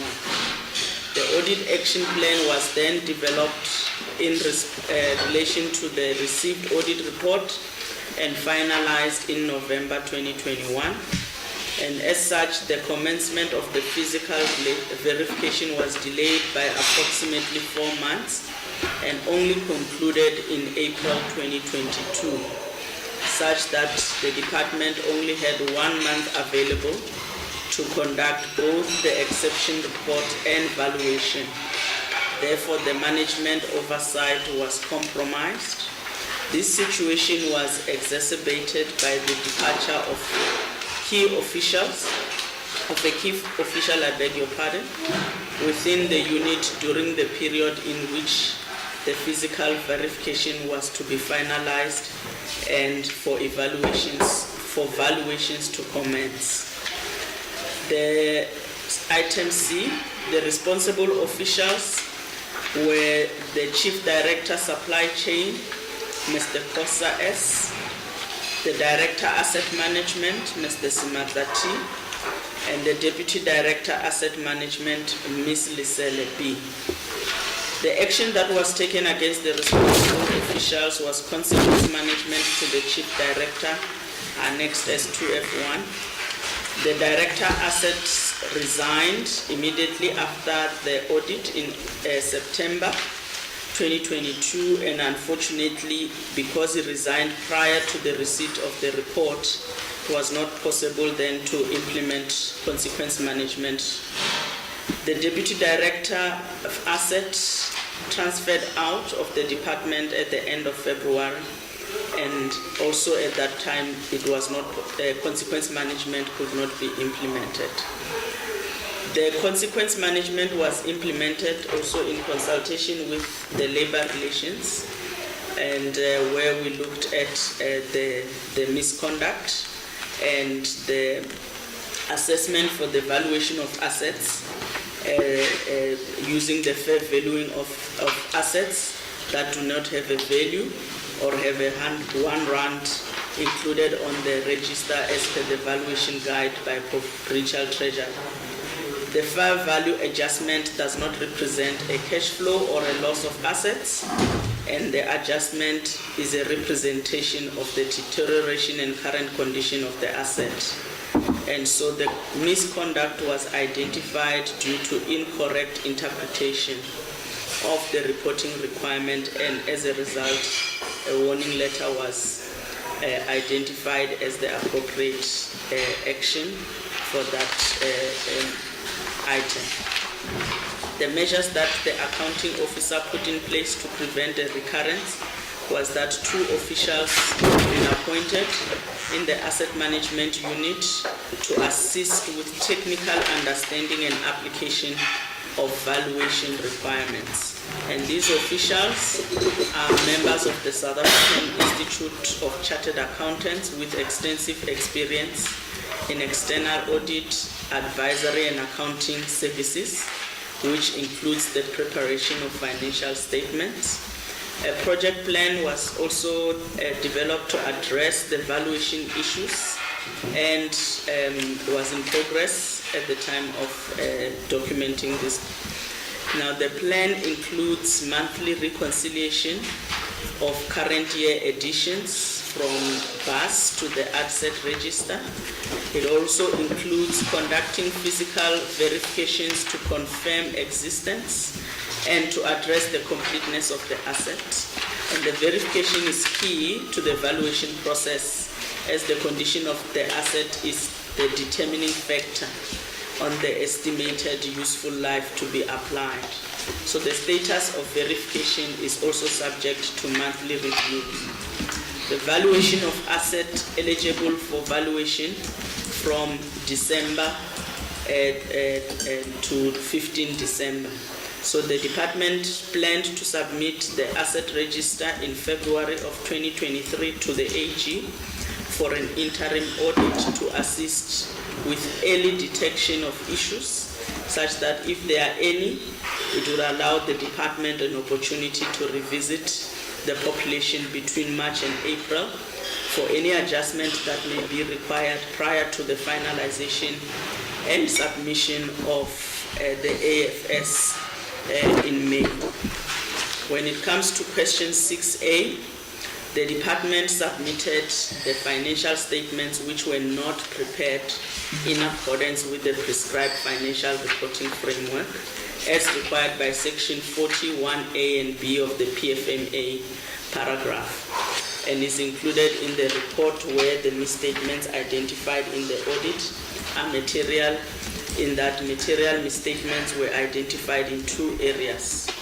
Area 1 was movable assets, where there was no adequate capacity in the asset management unit at head office to provide the required technical know-how and coordination, and the issue that was already been elaborated upon above on the fact that physical verification was completed later than originally planned in each financial year, and that the department had 1 month, and all this was as a result of the impact of COVID. So in terms of contingent liabilities, the AGSA indicated that the thought process that was followed by our advocate was not documented in the form of a procedural manual, and as a result indicated they could not re-perform the assessment in line with the legal experts' thought process. So this was a new matter, and as such there was no audit action plan that was present around this particular item. We assumed that because it had not been raised, it was an indication that the department is applying the accounting requirements correctly, and why there was no changes when the contingent liability was assessed for the year under review. So the action that the executing authority took against the accounting officer. I'm not sure if I should read this part, Chairperson. Should I proceed with 6B? Yes. Okay. The action that the executing authority took against the accounting officer, chief financial officer, and senior management is that on movable asset, the accounting officer resigned prior to the conclusion of the audit, such that consequence management could not be implemented. The chief financial officer, there was consequent management implemented and annexed as 6B1. There was also consequence management applied to the chief director, supply chain management as 2F1, and also to the director assets, also similarly as indicated above, that they resigned and such, and it was not possible, and the same for the deputy director asset. On contingent liability, the accounting officer at the time, as indicated above, resigned, and hence no consequence management could be applied. The chief financial officer is the consequence management indicated above, and also for the DDG corporate, the consequence management indicated in question 4 also included this particular item, and the medical legal, who was the legal expert that we referred to, had also resigned and after the audit, and hence it was not possible to implement the consequence management.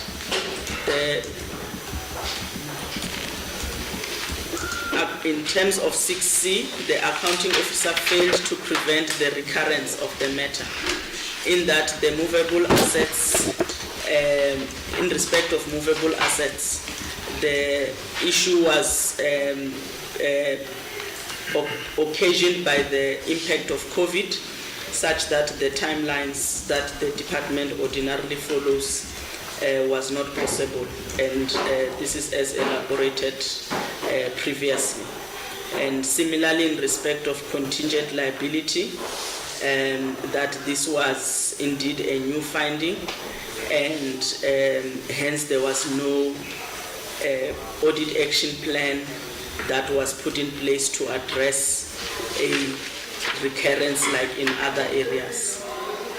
The measures that the accounting officer put in place to prevent this anomaly and to provide a plan, that plan has been put in place and is in progress and was annexed as 5E1, and the unit was prioritized in 2022 such that by November 2 officials had been appointed who have got the required expertise in this particular area. In respect of contingent liability, an audit action plan was developed and implemented, and it is the plan that reviewed the SOP as elaborated previously under question 3. In terms of, I think that was the last question, 5 and 6, Chairperson. Thank you. Thank you very much. Any follow-up questions?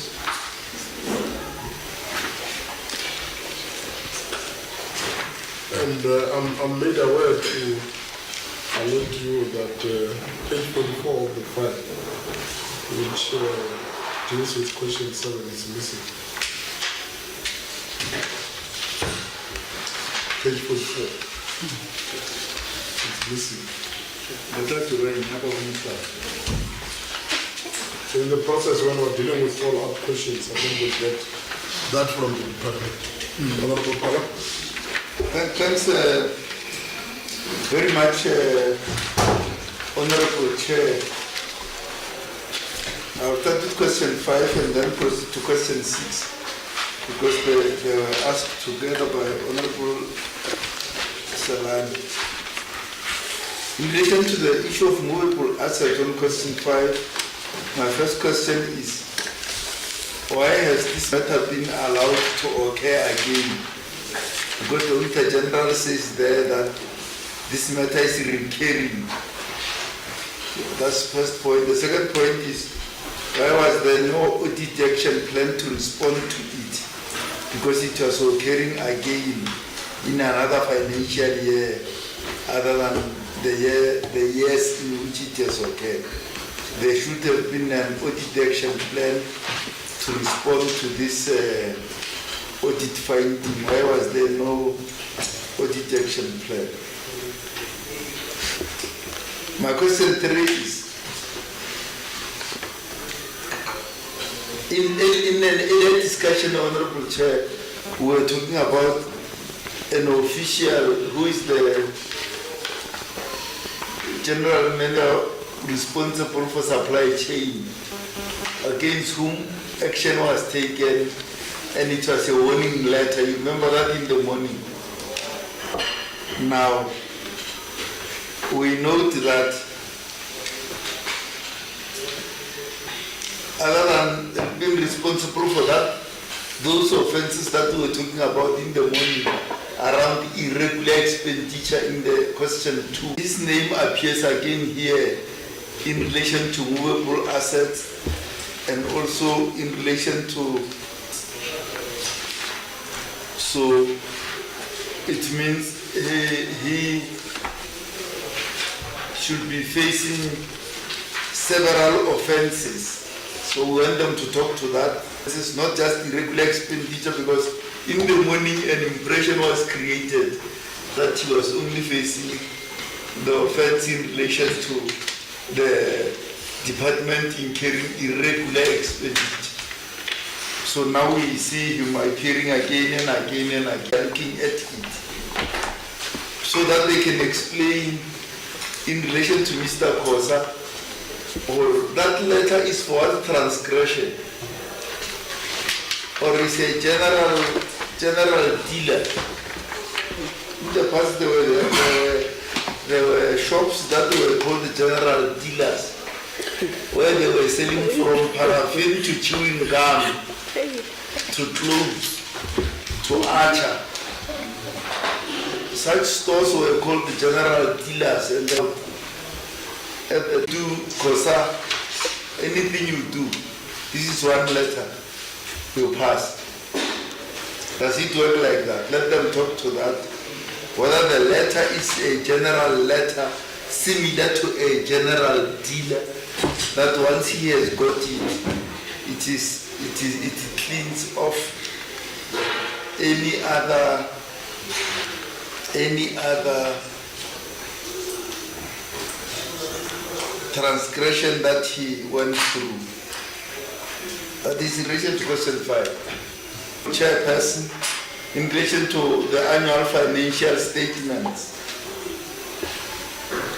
Now, one of the points they make there, I'm sure you saw it, but they do not have adequate, they have no adequate capacity in asset management.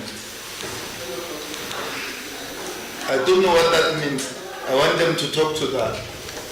The reason why I want them to talk to that, Honorable Chair, is because in 2005, I was sitting here as a member of this committee.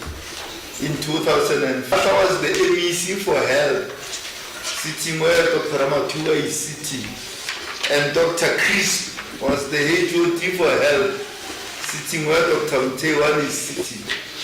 And at that time they told us no adequate capacity in asset management, and we accepted it. You can ask Karim. The only other person who was sitting here with me is Karim. She's there smiling, she will tell you. They said that, just tell us what is happening there in relation to that area, because we thought we have dealt with that long ago when Dr. Joe Padla was the MEC for health in 2005. when I was sitting in this committee at that time. Now again, Chairperson, this now comes. Again, that annexure of Mr. Kosa comes. Again, in relation to annual financial statement, they mention the same letter, annexure 2F1. That's why I want them to go to it. That letter, what is it for? And you will remember, if Honorable Smale was here, he was going to mention something. What is it called? Which is an African medicine that you use for anything that happens to you. Whether you have a running stomach or a leg cramp or a headache, once you get scanner, you are able to deal with you are able to deal with it. So that letter, of course, throughout the file, every time we ask what action you took, you bring up the letter. No, this is the letter. Of course, we took action. Every time we ask what action you took, no, 2F1. Every time we ask what action you took, no, look at 2F1. That's why I want them to go there and go through 2F1 and tell us of all the transgressions, irregular expenditure, movable assets, annual financial statements, all the issues. What was COSA charged, given a warning for? And let me go through it slowly, Chair. Because, Chairperson, my understanding and issue understanding is that COSA will get a warning letter for irregular expenditure, put in the file. COSA will get another warning letter for movable assets, put in the file. COSA will get another letter for annual financial statements. That's my understanding. And I do not know the understanding of the department. They will tell us how they arrived, where just one letter they combine everything, and every time we ask, they bring the letter of 2.F.1 as a letter that which are next that all transgressions, every case, to show this committee that they have acted. So I want them to talk to that. Number 8 is that they have done almost a similar thing with annexure 4D11 of Mawasha. So that also let them talk to that. Or how do you mention him when we talk about something else? And now when we talk about EFS, you mentioned what was the letter for? Yes. And number 9 is again in relation to Mr. Mutau. They talk about him in relation to some movable assets or something, but now when they talk to AFS, again they mention the same letter that was intended to Mr. Mutau. So if they can tell us what is happening in that regard, it will help. Whether when a person has committed even several offenses, they just write one letter, and that letter serves as a passport. As a passport. Because a passport, as the name itself implies, you go to every country with it. All over there are almost 200 countries in the world, 192 countries or so. Any country in the world you go to, the same passport, as long as it's not full, you use it. So these are next chapter.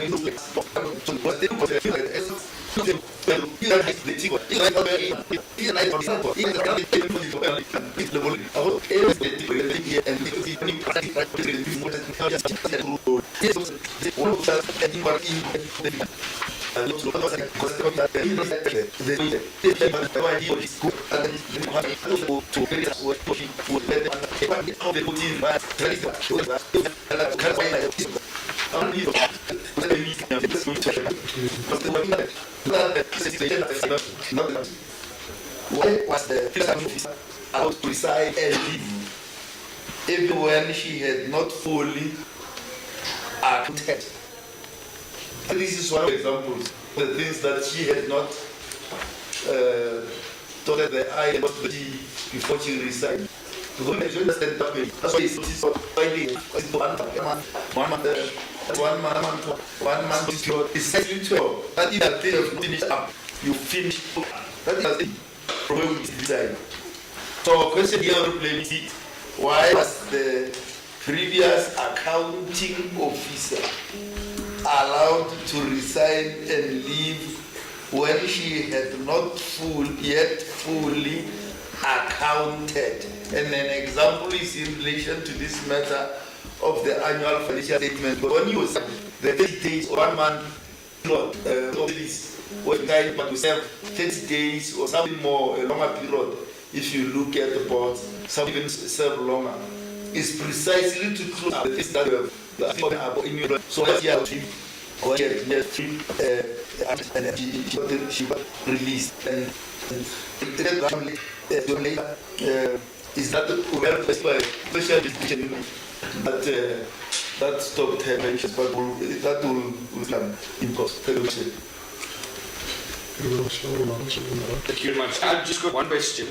Currently, with regards to the asset and the editor, I see the tenant is about it. They had both equal capacity in the asset management unit, but subsequently, the department has appointed 2 officials in the management to take over the same areas and who meet the South African Stock Exchange. So, and I see CFO, you were also a partisan to these warnings previously, which might have expired by now. So, I would like to have an understanding as to the status of that now being fixed and just, or is it still will be another audit exception or finding? Then will we hold accountable from there on? Now that you have these things. Thanks very much, Chair. Let me once more greet the committee and department. My question is based on the movable asset. I want to know what you ask the department. Do you think you are compromising management oversight due to the late development of and finalization of audit plan? If yes, why was no audit plan? So question number 2 is the question. I'm also not comfortable, convinced about the usually written warning letters. It's like you're doing it for the sake of compliance. Why I'm saying that? Because we can't see. If I may request, Name capacity. say one of the more acting head of department, if with your permission, I may ask the CFO to respond. Absence of plan, MEC. Dr. Popira Machupa and Babo have MEC. Through the chair, I request the acting HOD to take us through the responses. Okay, Wana Dombo, acting head of department. The first question on why there were no effective and appropriate steps taken to collect all the monies due to the department.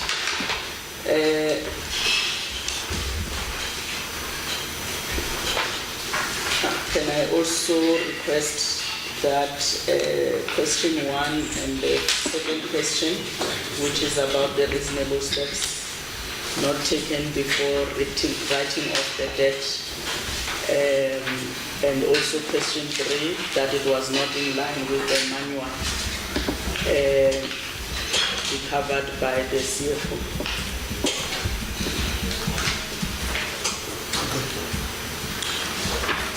Thank you, Honorable Chair, Honorable Members. I'm Justice Mudau, CFO, Department of Health.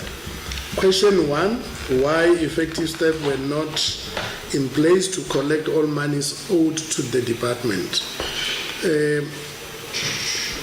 When we look at the Department of Health, first of all, indeed we've got a system that registered each and every patient that experience or enjoy our services. which is called the PEs, as you have indicated. It's an old system, of which at this point in time we are also looking forward into moving to the advanced system. However, in terms of the collection level, the first problem that we have been facing now is RAF. RAF went to an extent of retrospectively, amended their claim procedures, which therefore also affected the claims that were sitting with them. And if you look at our debt book, almost 60% of the balance that we have in our books is attributable to RAF. So meaning that if RAF decide not to honor their obligation, we end up having a serious challenge, because the 40% is informed by the medical aids that have been rejected as a result of maybe insufficient fund, as well as the patients that presented themselves without having money, but we had to allow them to access the healthcare services, because by law we are not allowed to deny them access. And when you look at the situation in terms of follow-ups that we try to do, most of the people who access our services, they end up not giving us the correct addresses, wherein when you want to make follow-up, it becomes easy on your side to locate them. Letters that we write end up not going nowhere, because those people are not known where they indicated that they come from this particular area. However, we went to an extent as a department of procuring what we call the PVS, Patient Verification System. It has reduced quite a lot of issues in terms of identification of individuals who present themselves to the department.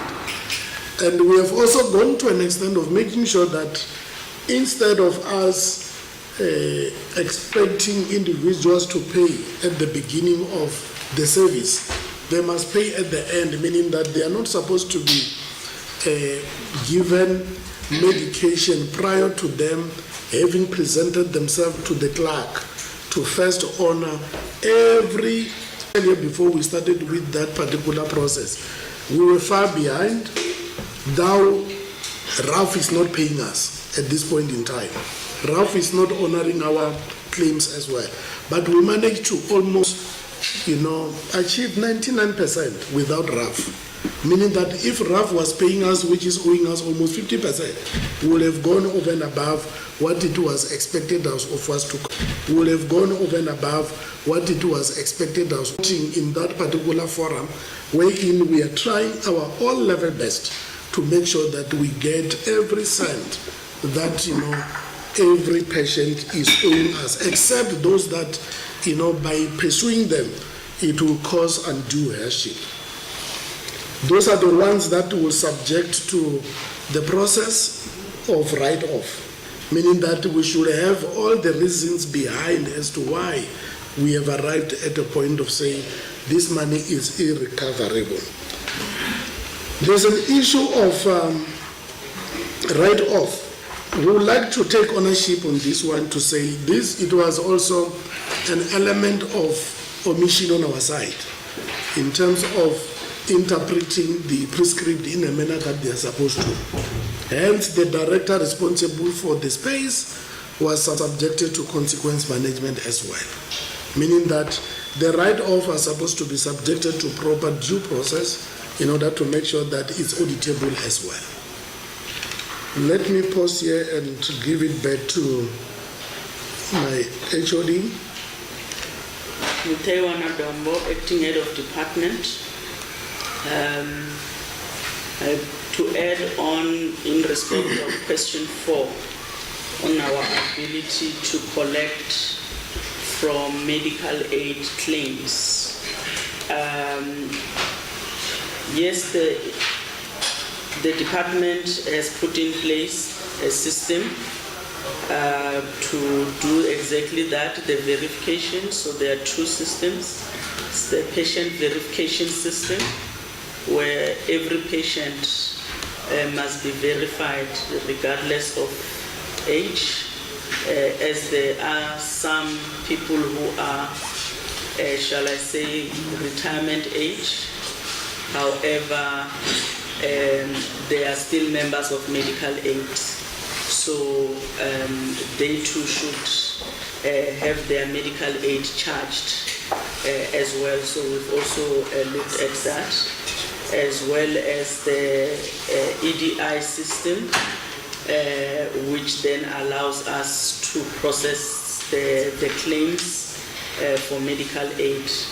We have also, for the case managers that are in the institutions, we have implemented a system where we have got dedicated, allocated case managers in all our hospitals. And then for the big hospitals, from regional hospitals upwards, as well as large district hospitals, we've also appointed case managers. This is to ensure that all billable claims are coded correctly, such that our medical aids claims there is a few or zero rejections, so in terms of complying with the requirements of the medical aids when we lodge claims, as well as a road accident fund. We have also implemented a system to say for all the rejected claims, number one, they need to be processed, evaluated on the reasons for rejections within a month, so that we do not lose time. And those that are partially paid, we then need to contact the member and issue them with a bill for the remainder of the unpaid balance, because they are still liable for that balance. So those are the things that we have put in place over and above. And also safe to say that in the revenue review meetings that we are holding, we have indicated that this finding is no longer going to be tolerated, to the extent that those that are responsible for billing and revenue collection, if they don't collect the money, we will collect it from them.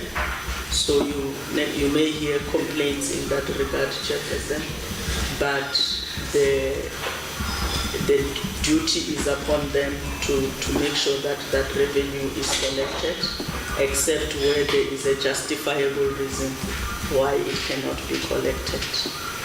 I think on the issue of the Hospital Information System, or PHIS, the CFO has already indicated on that.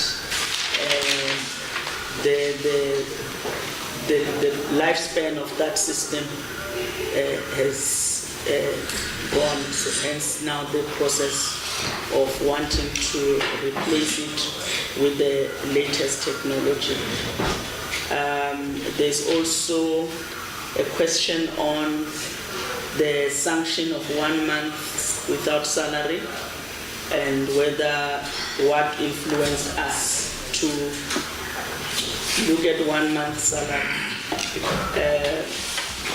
Without speaking on behalf of the chair or the presiding officer of the hearing, however, what was looked at in terms of mitigation factors was the fact that the service provider themselves had agreed to pay back the money. So that negotiation had happened such that the loss in terms of recovery for the time where the machine was in situ but not being used yet being paid for was recovered. So hence the sanction on 1 month. So in terms of the administrative part of it, it had already been covered by the recovery.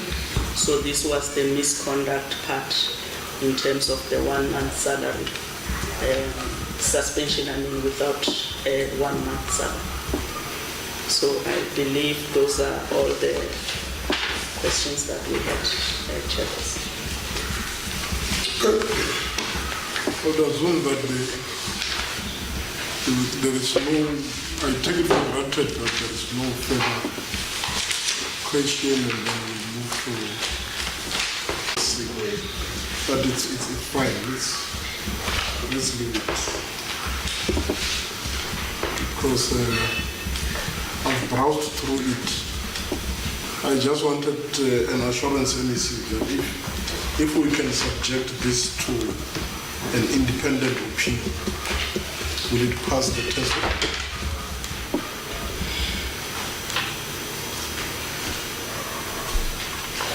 I understand it was from an independent person, but if you can subject it to a second opinion, will it pass the test?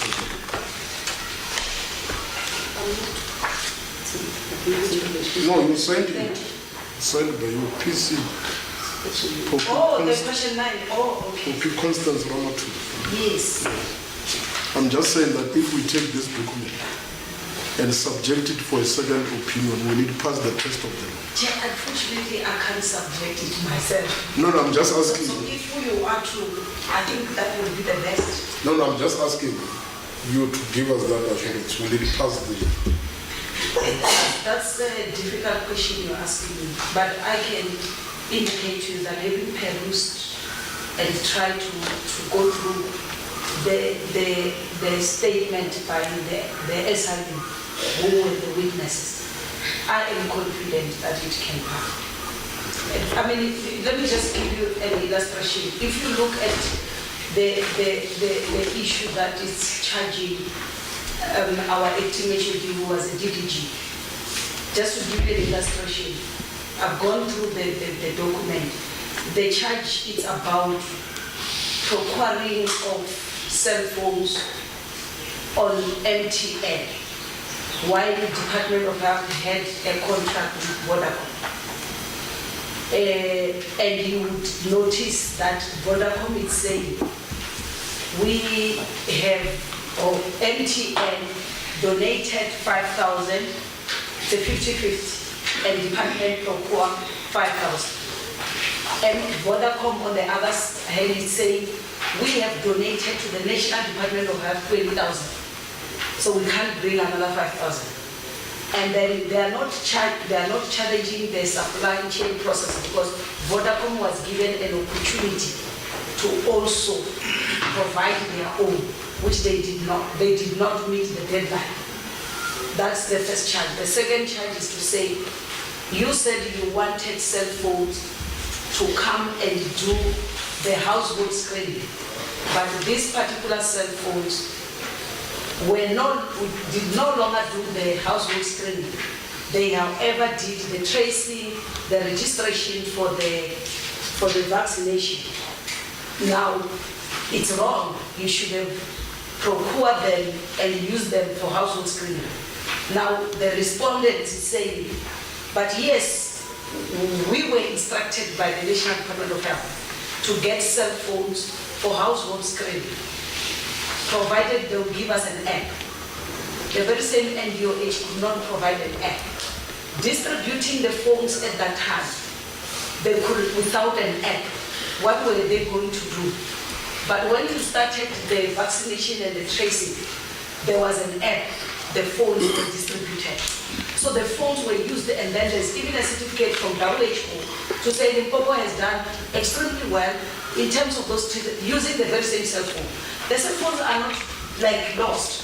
The cell phones were just used for the same COVID-19. We are in a rural province where people can't even read and write, but we were able to register more people than the provinces that are in affluent area. I remember the Premier of Western Cape used to say, they came to Limpopo to want to learn. How did we register people in the rural areas more than them? Because even the farming areas, we met with their team. We showed them how we did using the community healthcare workers. So when you look at it and you want to understand what is the SIU trying to say on this particular case, and if the verdict is to say you are innocent, for me, I would agree with that to say the cell phones, the difference is that they were not used for household screening because there was no app, but they were used for vaccination because there was an app. So I think what is important, honorable members, we've given you the report. I just got it, by the way, recently. I've not perused the whole of it. I'm still also studying it. But by studying this and seeing each evidence, I'm convinced, for instance, the case that I've given you, I would, if I was a chairperson, I would have come to the similar conclusion. No, my question was deliberate, very, very deliberate, because I wanted to establish something. It was very deliberate.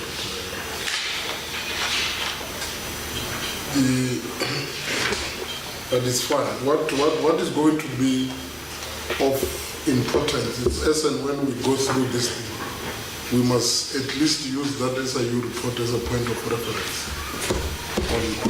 So my questions were very deliberate. I wanted us to deal with this matter before it becomes a matter. Yes. Yeah, which I think.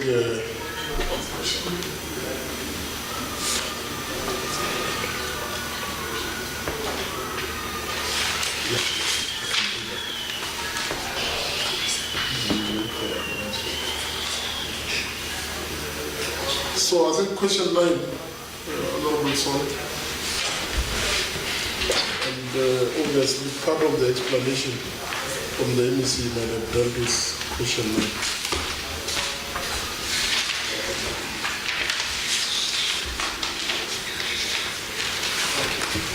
Thank you, Chair. My name is Honorable Maishiro Kasono. Question 9 is on other reports. Executive Authority, on paragraph 60 of the Auditor General's report, AG reports that the public protector investigated allegations of maladministration, procurement irregularities and nepotism in the awarding of tenders for the supply and delivery of personal protective equipment by the department. The investigation was concluded on the 29th of April 2022 and resulted in disciplinary proceedings against affected employees. On paragraph 61, the Special Investigating Unit performed an investigation on the procurement of goods and services for PPE during or in respect of the national state of disaster. The investigation was concluded in accordance with Proclamation number R23 of 200, which covered period 23rd of July 2020 to 30th of September 2020. The investigation was concluded on 30th of September 2021 and resulted in disciplinary hearings, referral for further investigation by Directorate for Priority Crime Investigation and National Prosecuting Authority.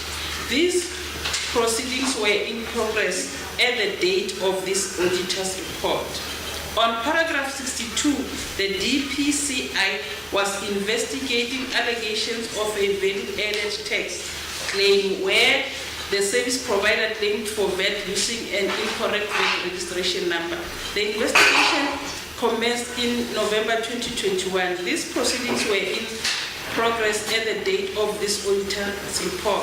On paragraph 63, the SIU was investigating allegations of corruption and maladministration in the procurement of and contracting for waste management services. The probe will specifically look at contracts for the removal, treatment, transportation, collection, and disposal of healthcare risk waste.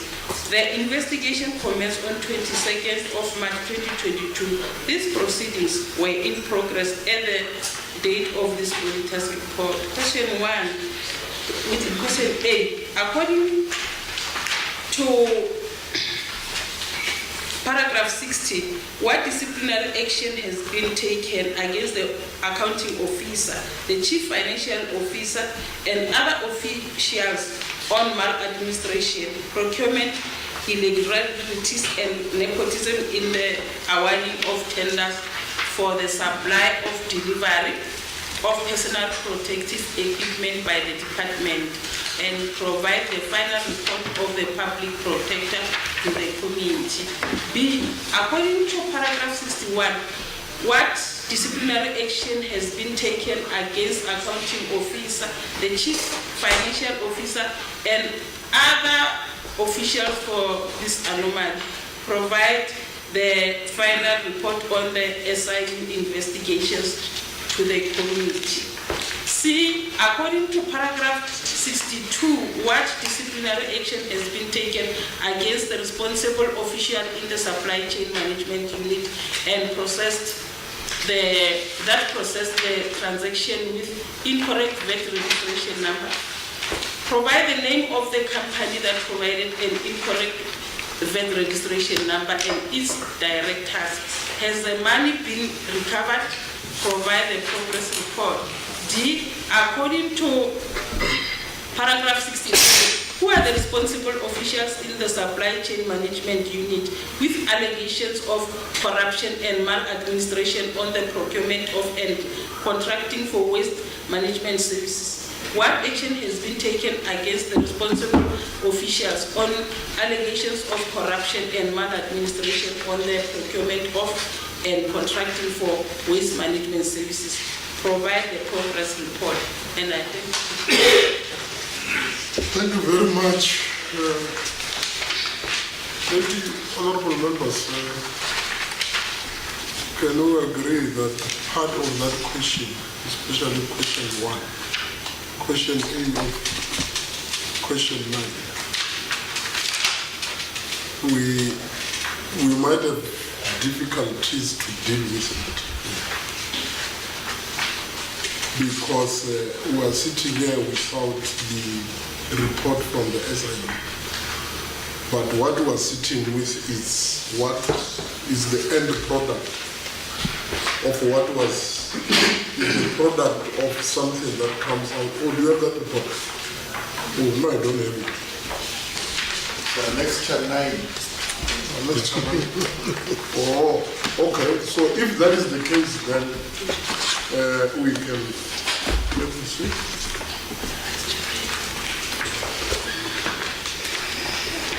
Honorable Chair, we have provided both the public protector report on PPEs and also the SIU reports. Oh, okay. The public protector. That is why, yeah, I have the public protector and the SIU. You understand? Okay. That is why I was saying my initial question to the MEC was very difficult.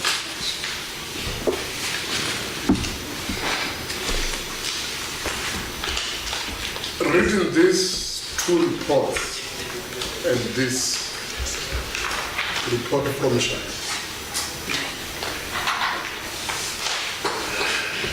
it's something else. You responded, you provided clarity, and I think the committee accepted that directive. So let's move to other questions that are not responded to. Dr. Kopira Matuba, Limpopo Health NEC.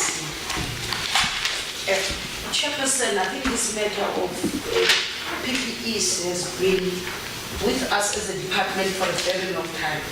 I was indicating that this matter of PPEs must come to a conclusion and we must finalize this matter because it has been with the department for a very long time. And the public protector report which is attached, there's also the SIU report which we have attached, and also we think we must also read it with the Auditor General report that was done in that particular year, so that we can have a clear appreciation as to what could have happened or transpired. Let me start with the AGSA report, which was very clear in terms of what they were looking at, which included the compliance in terms of Treasury note on the pricing. Treasury note, meaning there was never any single item which we overplated the price. All the pricing was under what the Treasury has instructed, and that is that report by the AGSA. And if you look at the number of irregularities, Limpopo by AGSA was found to be having the least number of irregularities with Western Cape. The same, even the similar report of SIU, if you look at it, it also even emphasized that particular matter. The fact that Limpopo might be making more headlines than any other province, it's another matter for another day. But in terms of compliance, yes, there were other areas where people did not do things correctly, but in terms of looking at the things that were there, I want to be going through those reports. The public protector also was very clear that they could not find any nepotism or political influence in terms of our deal. So is the SIU report. They could not have come up, even in this report, in one of the investigators, they explained to the chairperson that we could not find any political influence. Officials will be referred CI for further pursuing. Honorable members will note that the Hawks have raided the department more than once, and we are still waiting for any arrest. It has not happened, but we are still waiting. The third matter was were matters that were read to the tribunal. As a department asking us to charge the employees on the similar matter. Do we constitute different hearings or not? I think that's why earlier on our acting HOD was saying, even with the labor, this is the advice. So the attorneys were advised to say we did not, because the allegations on the social media is to say by committee and the rest is to say we have appointed a Maseka attorney to interpret the public protector report, whereas these are already initiators of the case of SIU. When we got the public protector report, we had already started work of the SIU. So we asked our initiators to say, do we get different or the same? So now we are told we were appointing them to interpret the public protector report as if we can't read English. It's out there in the social media. These were the people who were appointed, and of course employees look for their own representative. So the reports, it's here, honorable members. I'm not going to go through it because I'm not sure in terms of the law you are allowed to present a report of employees in details in public. The advice that I got was to say that cannot be done.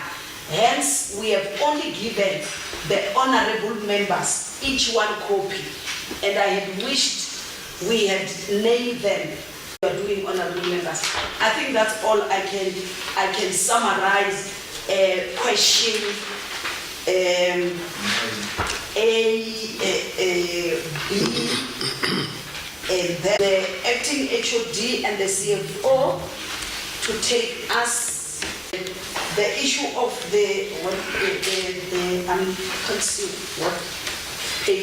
what number is it? The issue of the waste management. It's still, this was the 2009. A full accounting officer. Yes, maybe, Alex, let's agree on the approach, because it will be futile for us to deal with matters that other Chapter 9 institutions have already dealt with. It might be very futile. Because it will effectively mean that whatever that we're going to say we cannot review or set aside, as the standing committee on public accounts, or set aside the recommendations made by the public protector. We can't do that. So I'm just saying, in the interest of time, it will be of no use if we are trying to re-examine the report of the public protector, which I believe it's a report of a chance to respect, like we were showing respect with the AGSA. So here's the report, we all have it with its findings. It is unfortunate that our emotions were hyped by the media when the media made inaccurate reporting, because part of the things as reflected in this report is that the public protector, without the knowledge of the MEC and the HOD and the CFO and the chief of staff in the MEC's office, Nyambele, summoned them, and in summoning their telephone records, I think we need to acknowledge that.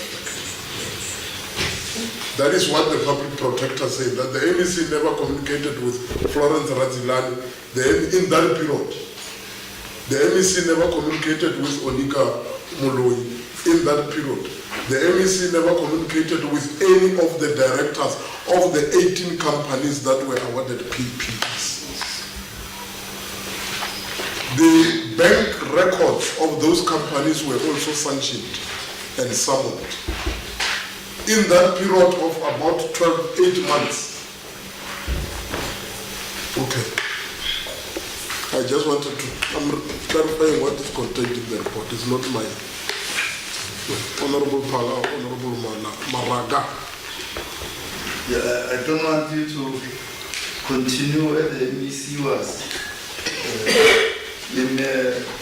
In speaking on behalf of the department, Honorable Chairperson. I'm just repeating. Yeah. Because the MEC came with a full file prepared for this, and I think she even rehearsed to answer this question. That's why she didn't even allow the accounting officer to answer this question on SIU and other categories of investigations that had happened in the department. We do our work as members of the provincial legislature. Wherever money is involved, we ask questions. There is nowhere where we will keep quiet because of anything. We are a different organ of state. We are a provincial legislature. So I will ask the questions in relation to this report, and the department, I hope they will be able to respond, and then we will take the matter from there, from where I am sitting as a member of the provincial legislature of Limpopo. In relation to the, because we want to, now that the question is here on the allegations around PPE procurement allegations, Chairperson, we must, and it is that comes from the past.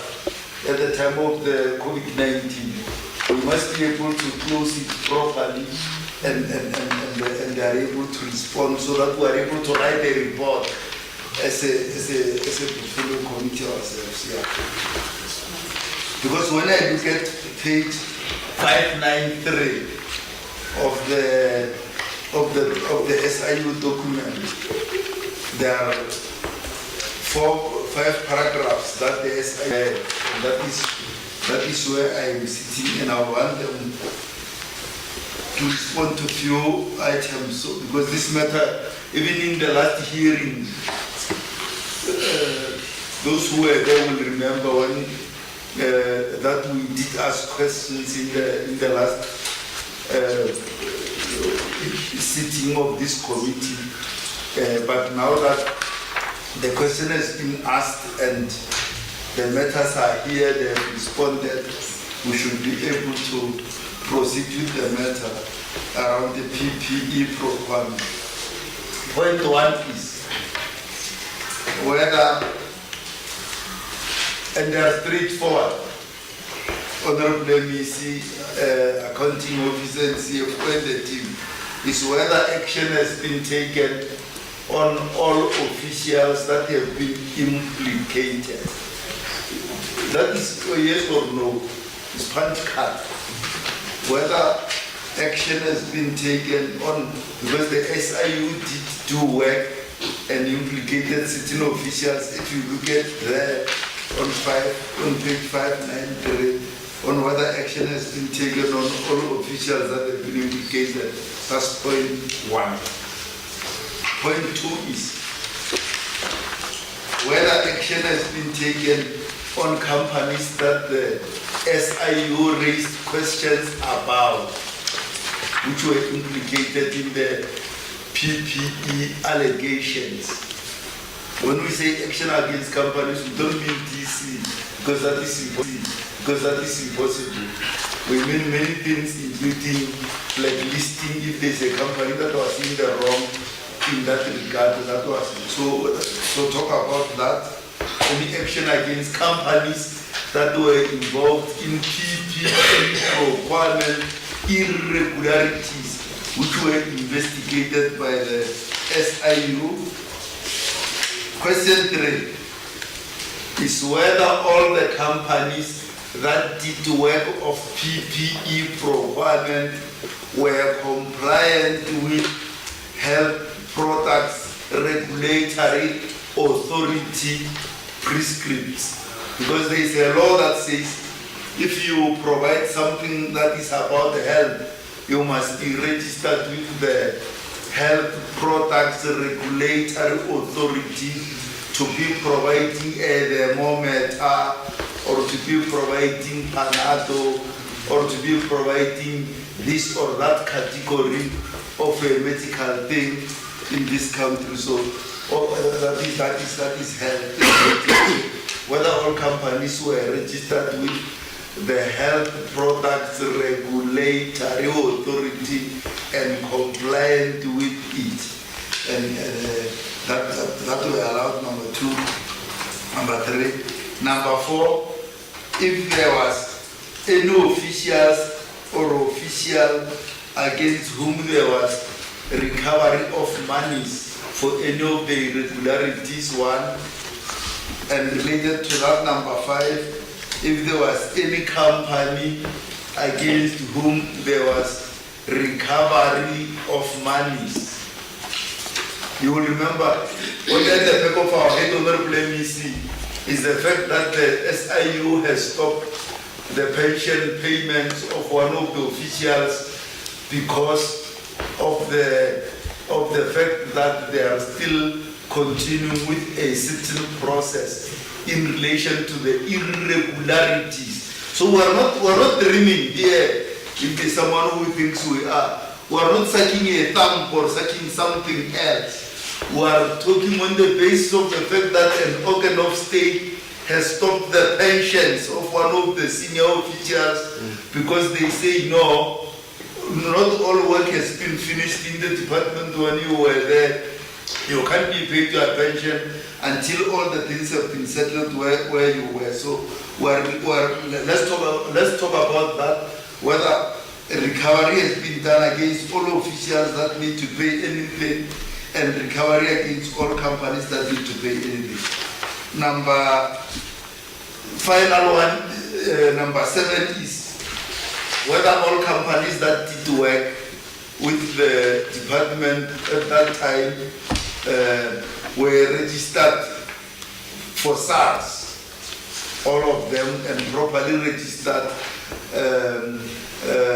as they should, because when you do money with the state, you must be registered that you will be able to pay the receiver of revenue the amounts that will be due and payable to it.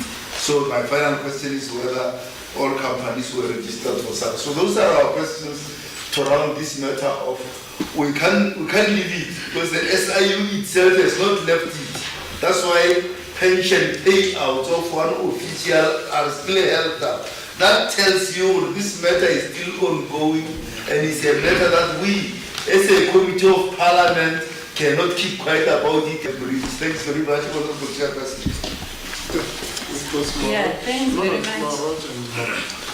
Thank you very much, Chair. Chair Risham Maharaj, member of the committee.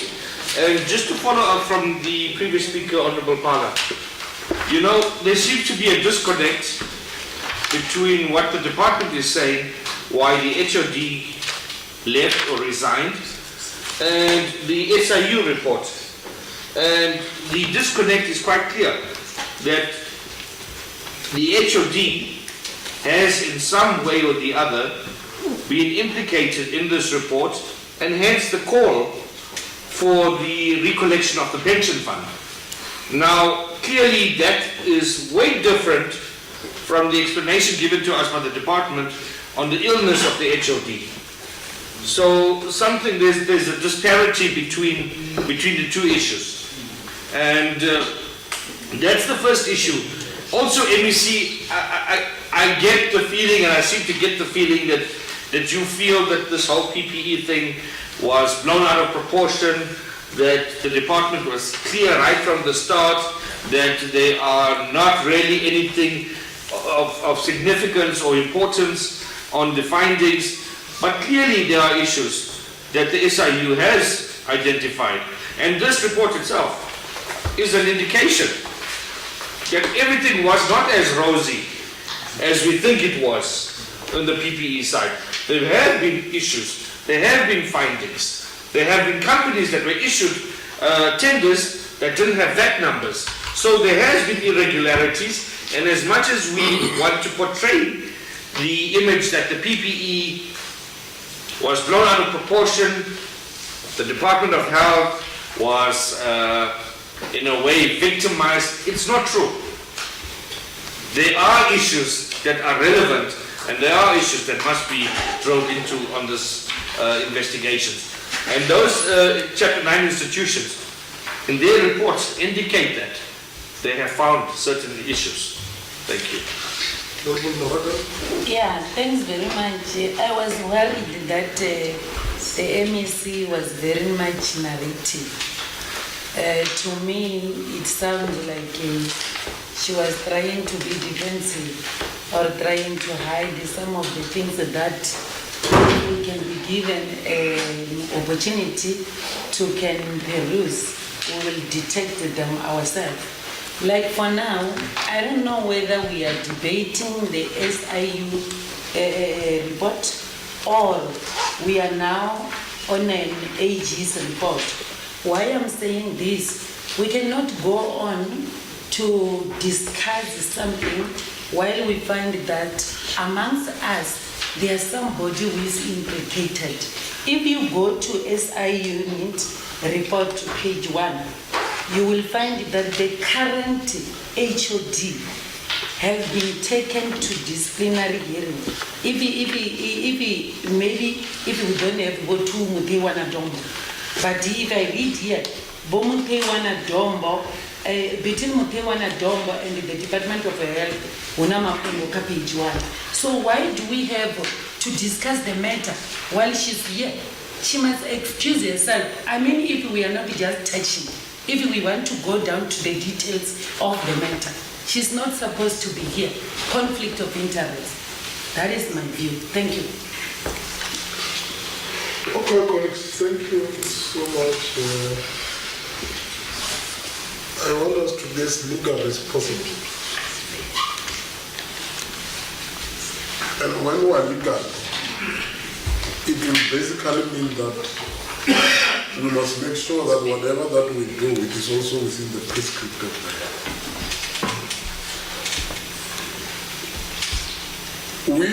We have received a report from the department.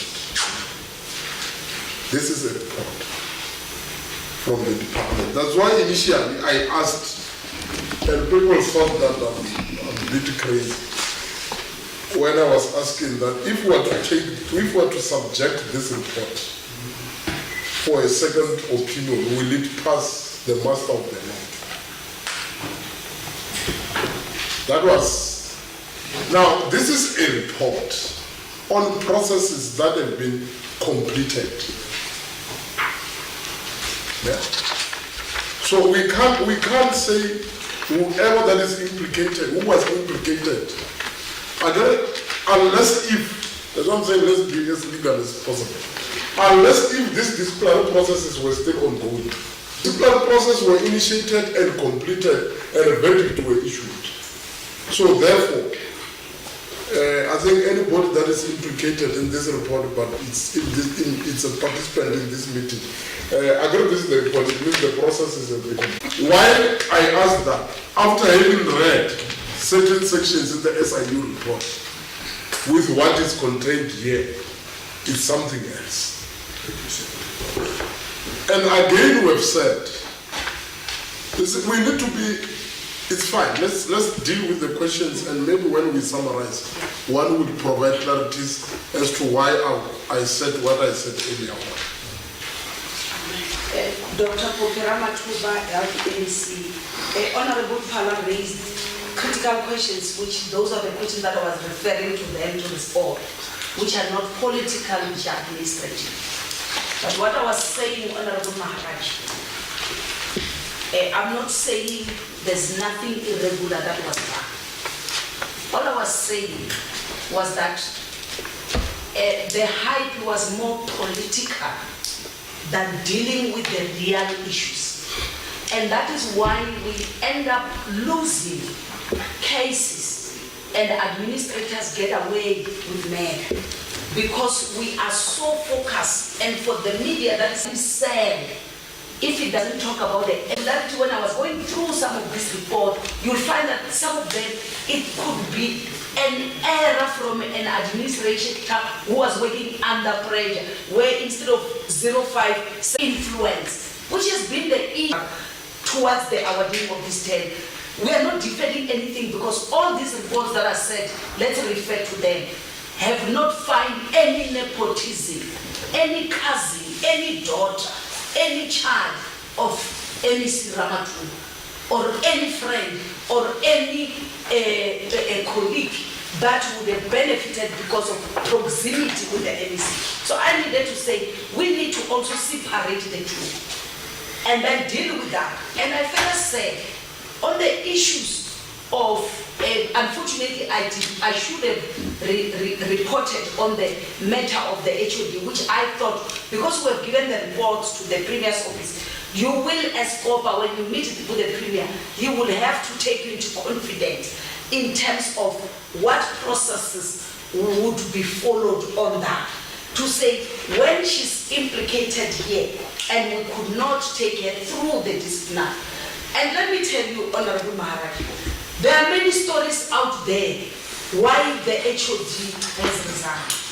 And it would be wrong for me as an executive authority, when I have it in black and white, presented to me by herself in a signature about those things. They're not talking about the SIU, they're not talking about the in-health. So if I can't out and afraid for something that I can stand in the court of law, because I didn't start by introducing myself before I speak. When I go to the court of law and I said, yeah, the HOD resigned because she's afraid of SIU. Tomorrow she takes me to court. What will I say to the court? I've overheard, I'm suspicious. That will be wrong. So I'm not defending, I'm not protecting anything. I'm just giving you the facts as they are and as I know them. But coming to the business of SCOPA, allow me to request the CFO through those who were implicated in the department, corrective action was taken. The answer. We're talking about consequences management. Yes. Hence I'm asking, is it not the responsibility of the... It is indeed. It is, but because it happened in finance, if you allow me, I can deal with it. No, I'm not going to allow you. Okay. Let the HOD tell us in full knowledge of the report and rely heavily on the report that you gave her in terms of consequences management within the finance department. Correct. HOD Dombo.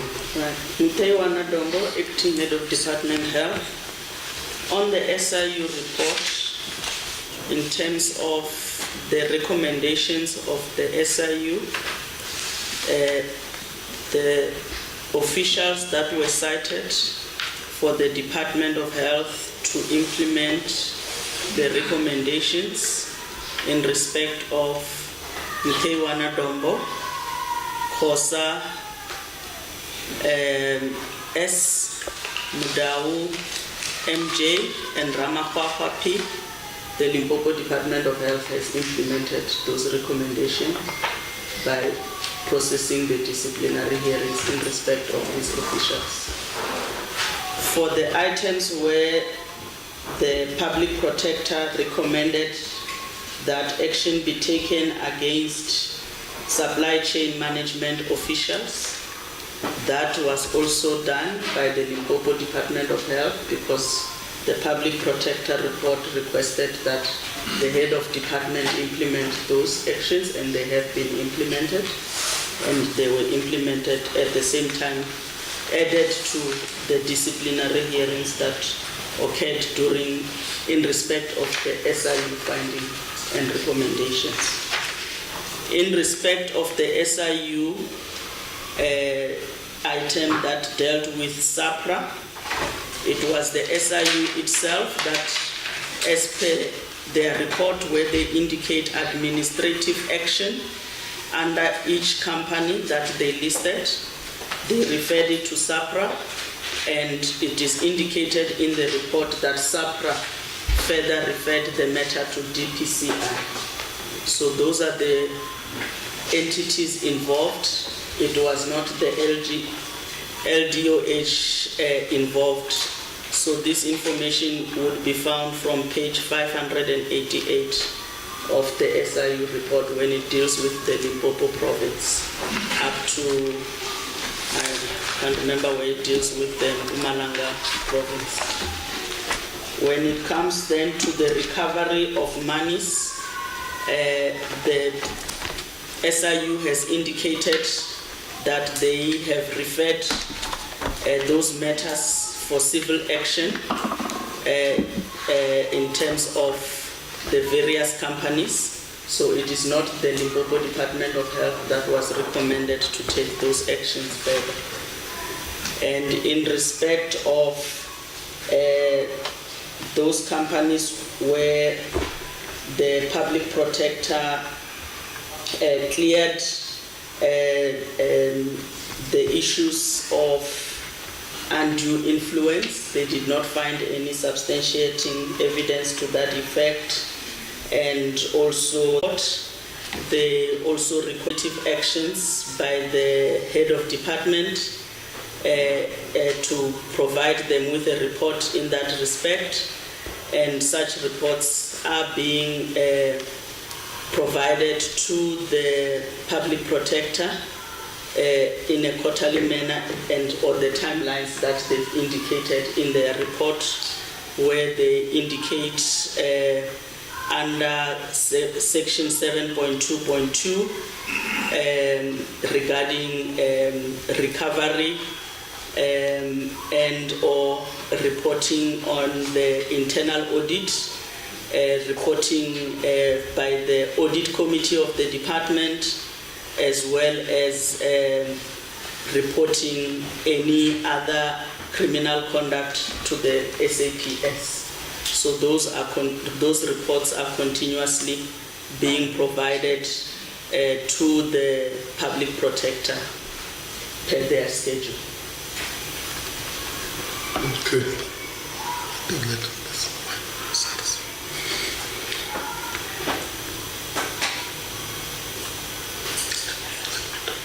So whether all the companies were properly registered with SARS, I think that is dealt with when I was saying that in terms of the public protector, where they found that the finding was that there was 2 companies which were awarded without tax, and the recommendation there was that subjecting the supply chain officials.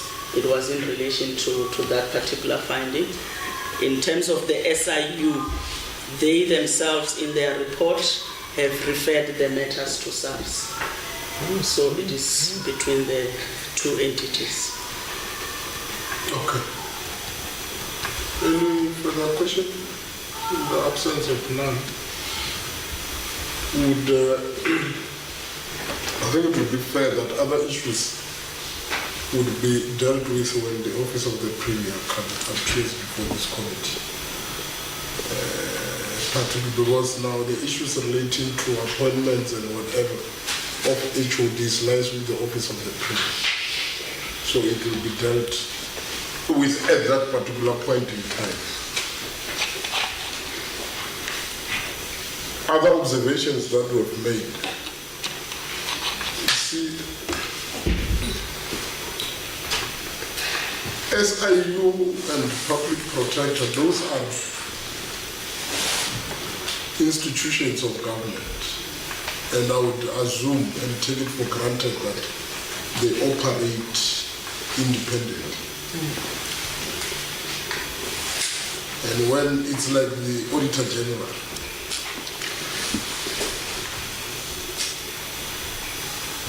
when findings are made, such findings need to be respected. When findings are made, either in favor of or against, but such needs to be respected.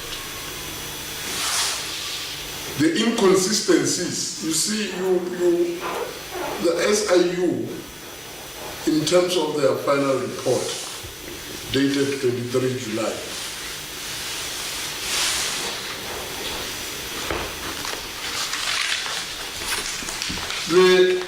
one will respect their, but okay, it's not my space. It's not my space.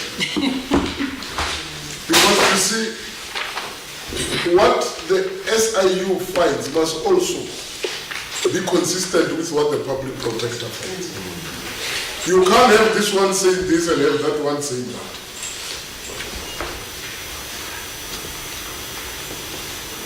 But it's not my space. That's why people are subjected to inquiries whether they are fit for office or not. Colleagues, we have dealt with the formal recorded questions. One more. Oh, Arabs. Oh, that one. Sure. That one. We know. But please respond to it. Honorable Swan, please to go on record as the last question. Thank you, Honorable Chair. Let me take question 10. And question 10, Honorable Chair, is on the remunerative work outside public service. Executing authority, the committee noted that there are officials who still conduct business with the state. This is in contravention of Section 30 of the Public Service Act 1994, which promotes ethical behavior among public service employees. Now, A, provide the committee with a list of all officials who conducted RWOPs. B, how much did the department recover from the responsible officials? C, what disciplinary action has been taken against the responsible officials? And D, what plans did the accounting officer put in place to prevent the recurrence of this anomaly? And that's been put. Thank you very much. Dr. Propira Matuba, Limpopo Health NEC, I will request the HOD, Dr. Dongo, to take us through the responses. Mutewana Dongo, Acting Head of Department Health.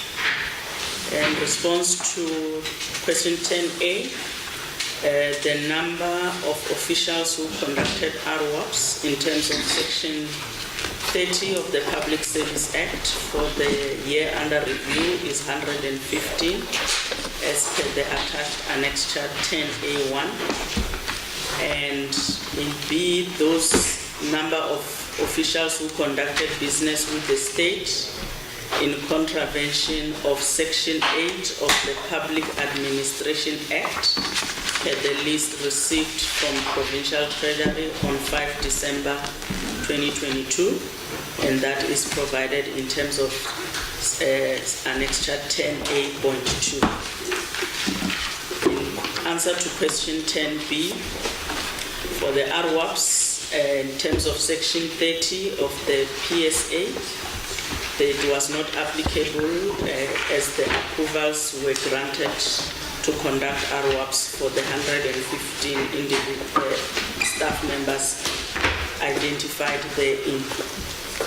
In terms of Section 8 of the PAMA, the investigation commenced in January 2023 based on the list provided, and the department doesn't have access to the system used to identify employees doing business with the state and relies on those external parties that have access to that particular system.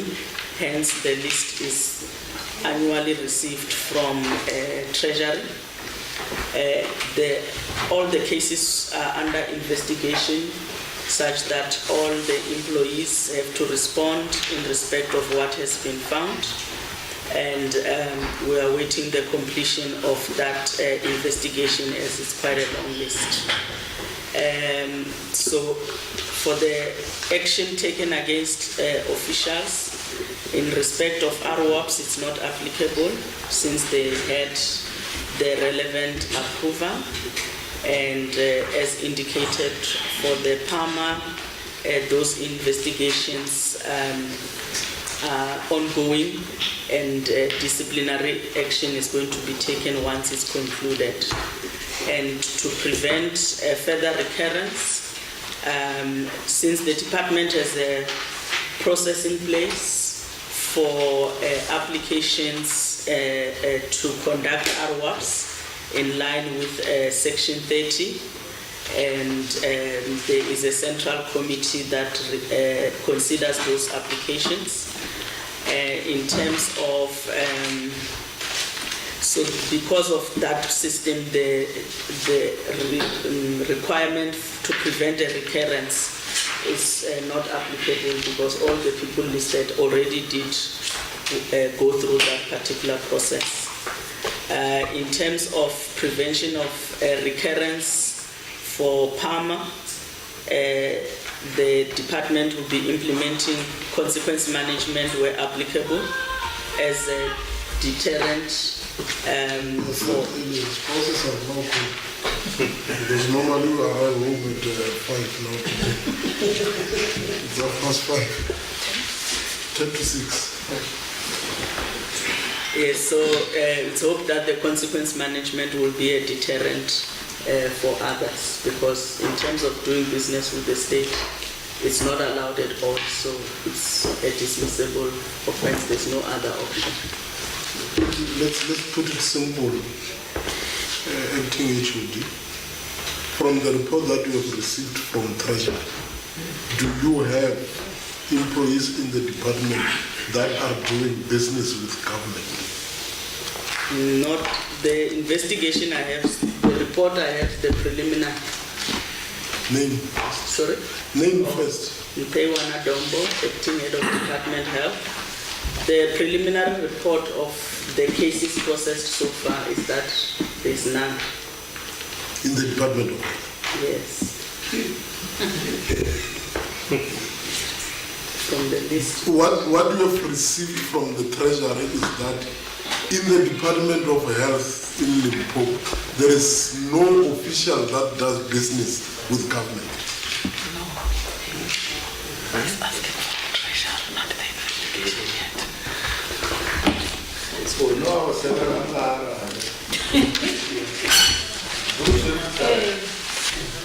Chair, can we request the other DDG to assist the HOD, Yes. so that we avoid misleading this particular That's course? how the system works.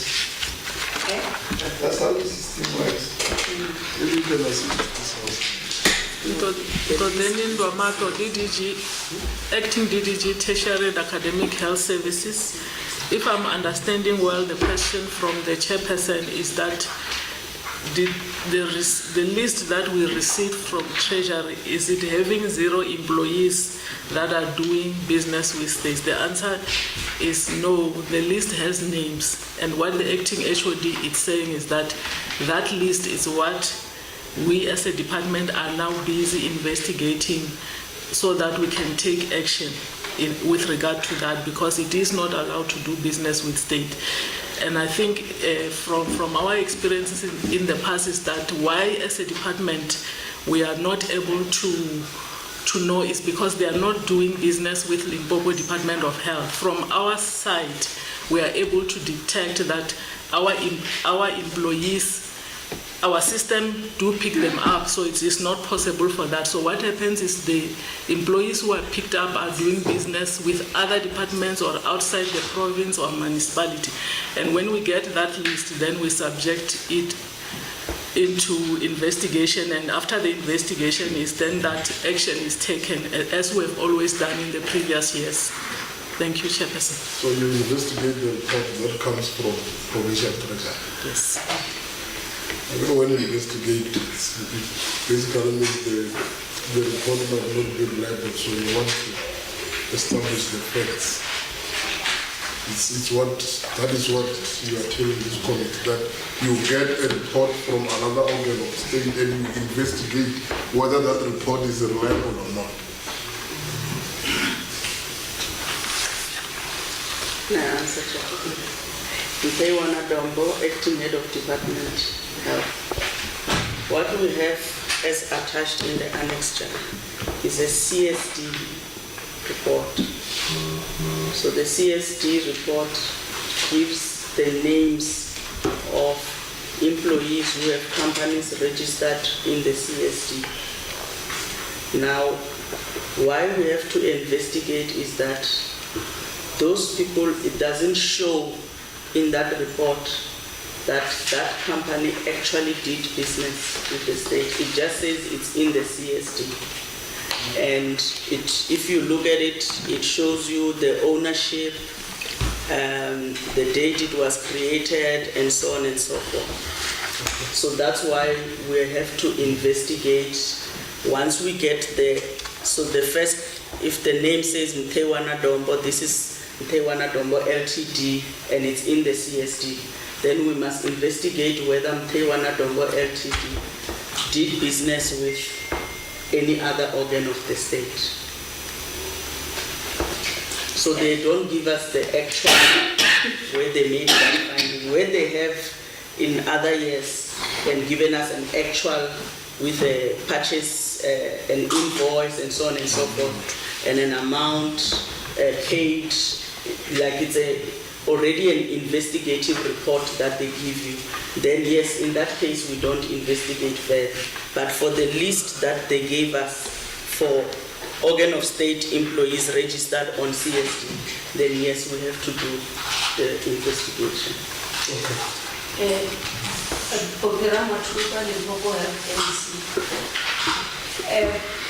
Honorable Chair, when I listen, and honorable members, I realize it gets complicated year in, year out. And while Treasury is saying they're improving, but it's getting worse. Because if they just provide my name that I'm on the database, if I go to KZN and get a contract, what will happen?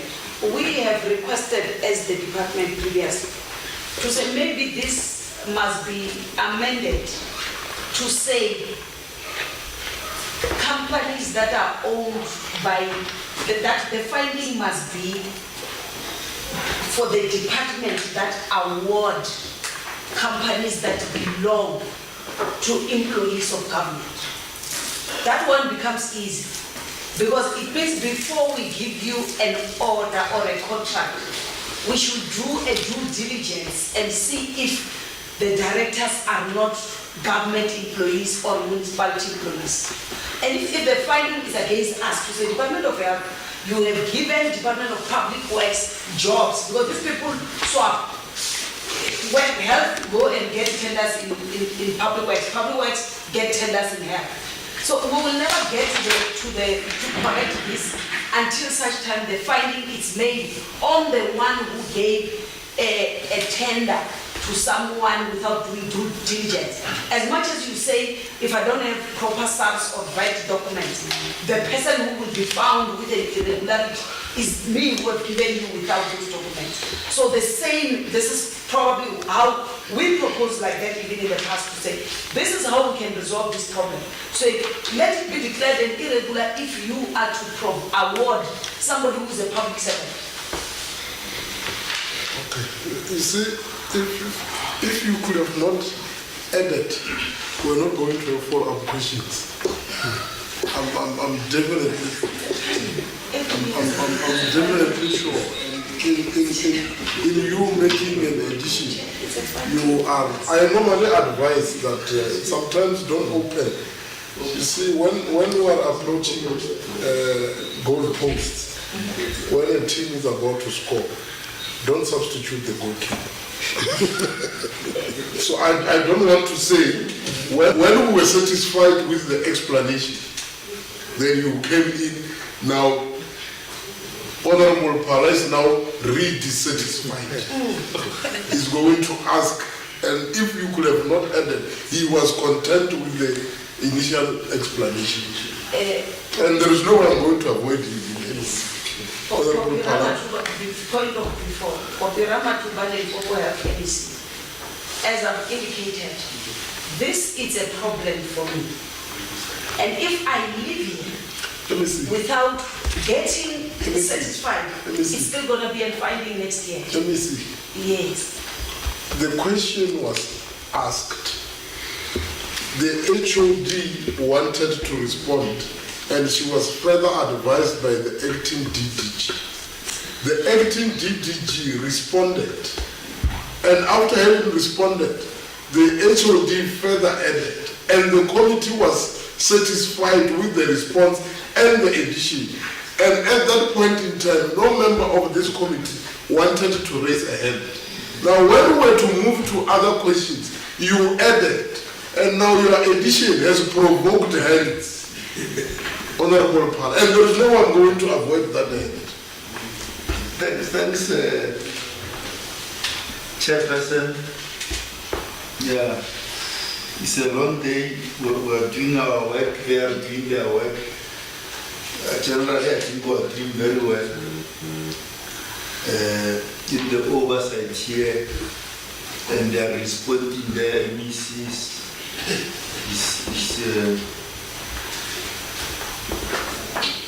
RWOPs, remunerative work outside the government. Let's go through it slowly. So, Accounting Officer Dr. Dombo, the 113 officials that have been approved, that they have applied and they got approvals, all of them are in the Department of Health. Because other departments that came here have 7, 11, or 15 officials that were here. So I'm interested in why are there so many officials who have been approved here? That's point 1. 2, that central committee, the central committee, what is the system, what does it look at to approve or disapprove an application of a person to do this? That's point 2. Point 3 is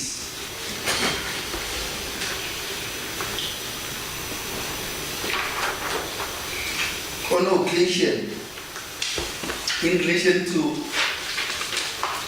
remunerative work, in this case, in this department specifically,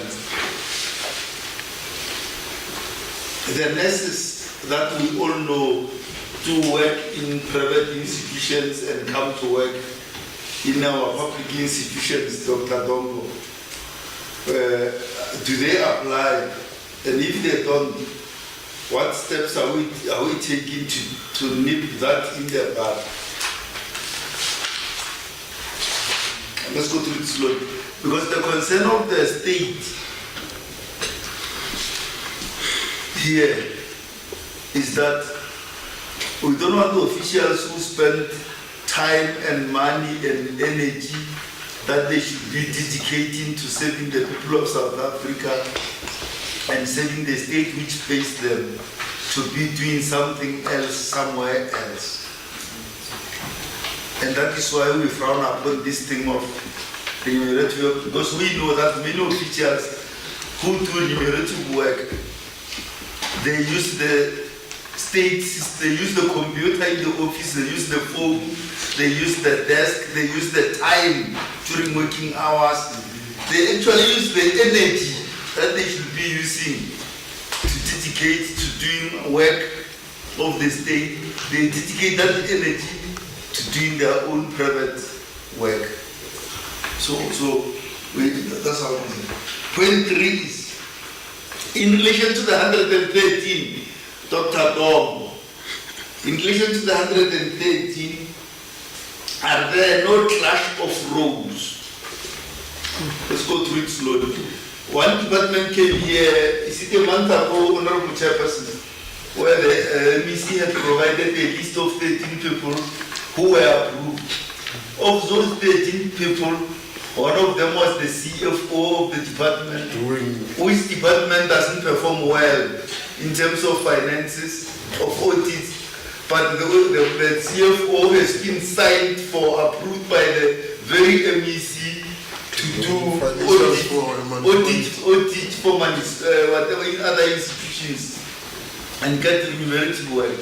And when we ask the MEC sitting where you are sitting, he or she ended up saying, and it was around this time, ended up saying what? Saying no, on these things, I don't know how my signature arrived there.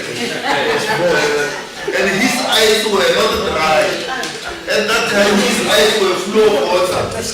What is it in English? His eyes were full of water at that time.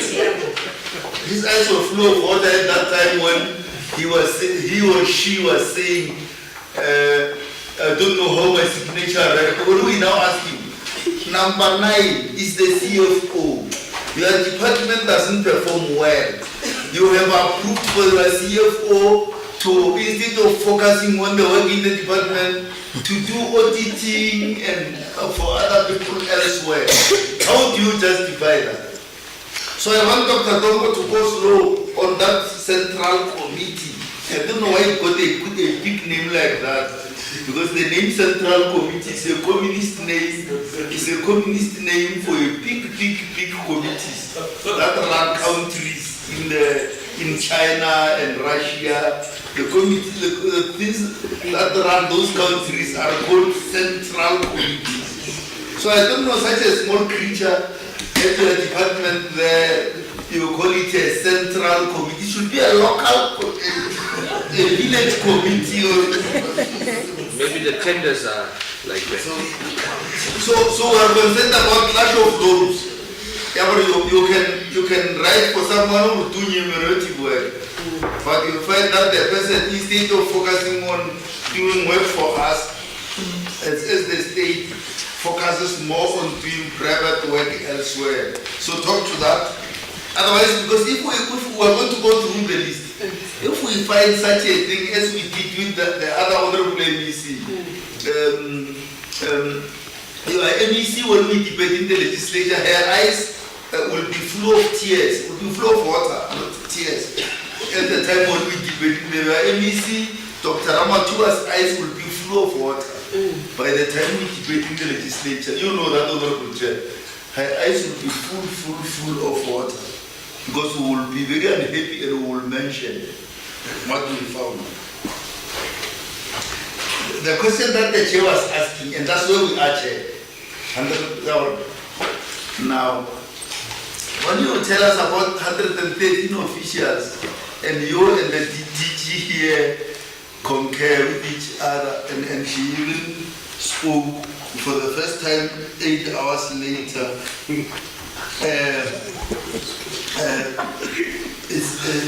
is the point here. We're interested in whether there are no 113. That one we'll look at. But we want other officials, a teacher in a primary school at Vela delivering tissues for a clinic at Farvate, or deliver another teacher at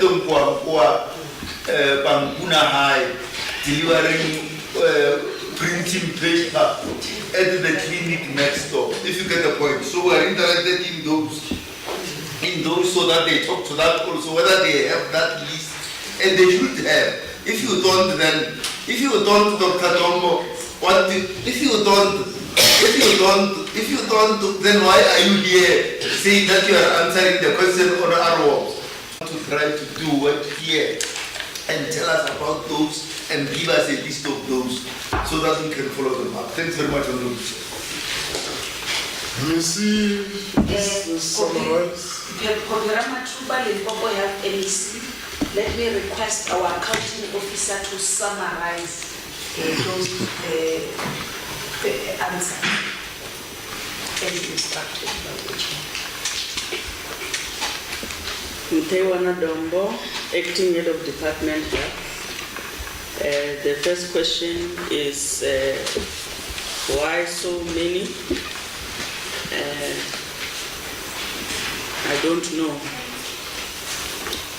But the point is they followed the due process, and we have processed their application, and where there is no reason to reject, we have approved. Those that did not meet the requirements, they were not approved. So that is the answer in terms of why 150. What does the committee look at when considering the applications? Apart from looking at the administrative completeness of the information required, and that it has been fully provided for, the supervisor who is supposed to support the application in terms of the section E of the application. What that supervisor is required to demonstrate is the number of people that are in their section, the task allocation within that section, and that all the required activities of the section will be covered and will not be compromised by the unavailability of such an employee. We also do not allow, they must look at the issue of the hours that the person has stipulated they are applying the RWAPs for, because they must ensure that it is not within the office hours.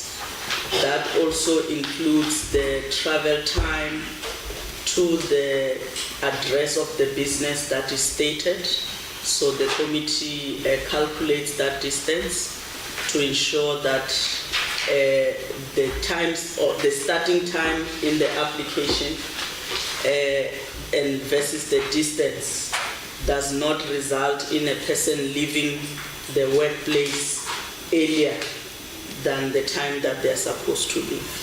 So for example, if someone applies to conduct RWAPs and the business address they indicate, meanwhile their workstation is Petersburg. So if that person puts start time at 1700 hours, meanwhile they knock off at 1630, we would not approve such a request. So they look at all of those functions. They also look at the hours of RWAPs that that person has applied for, vis-a-vis the working hours, and whether those hours would be in excess such that they compromise patient quality. So if those hours are excessive, then they would not recommend that application. So those are some of the main issues that they look at. Also where people have got teaching responsibilities, because we do have medical students or other students in other health professions.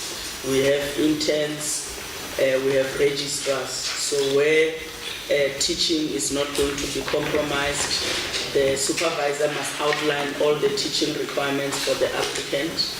So those are also considered that they must not be compromised. In terms of what happens when people work outside of RWAPs without permission, or even those with permission but work outside the stipulated hours, we do take action against those people and provide. The minute we get a report, we do investigations where we are alerted.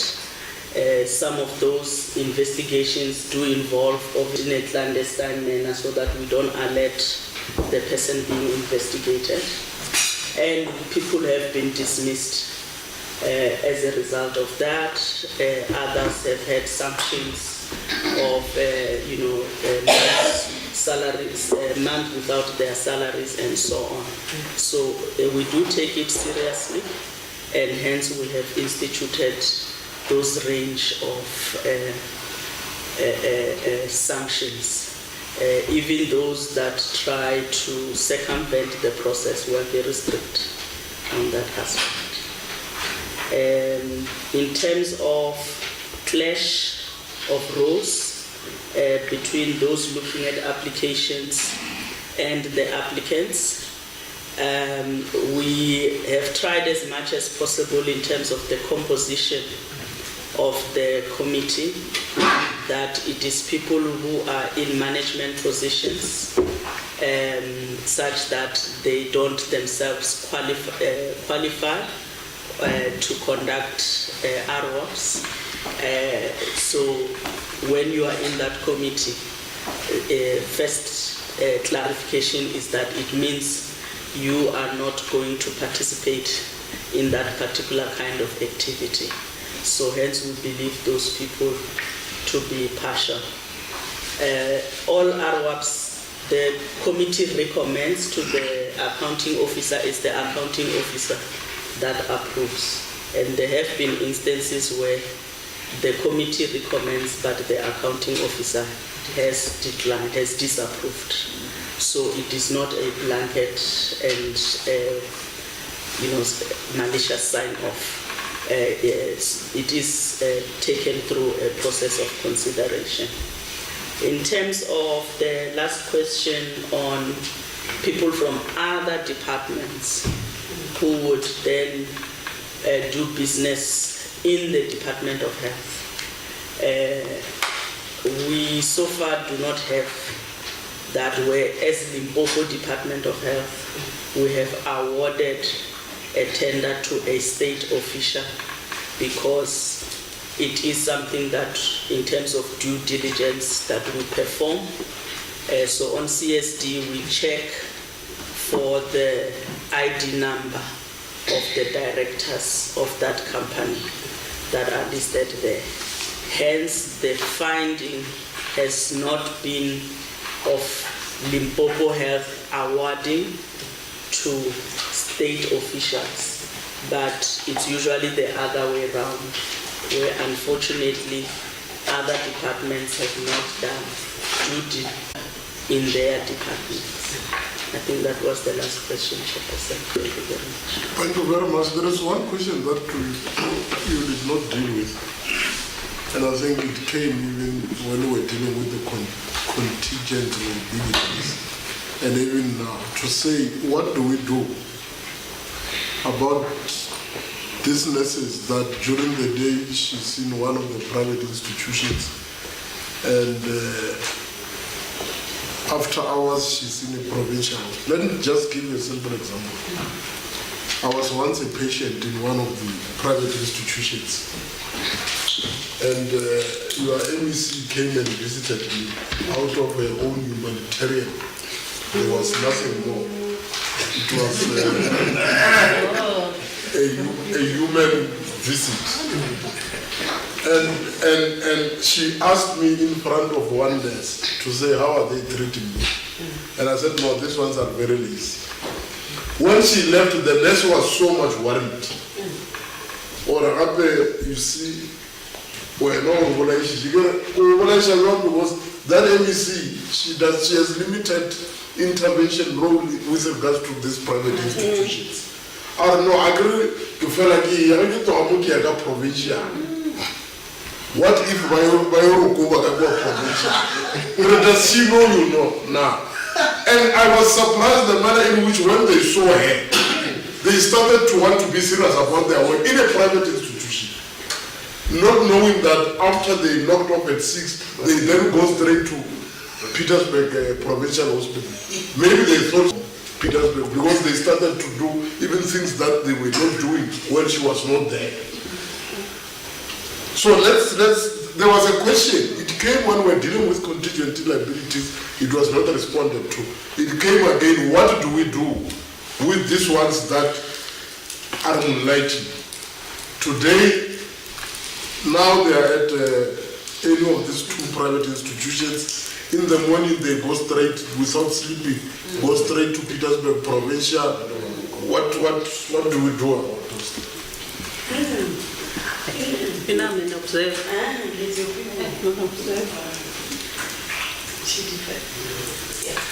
Popera Matupa Limpopo Health MEC, Chair, you're quite right. That is a serious problem, a political problem. Because we have dismissed even doctors at Kensani Hospital.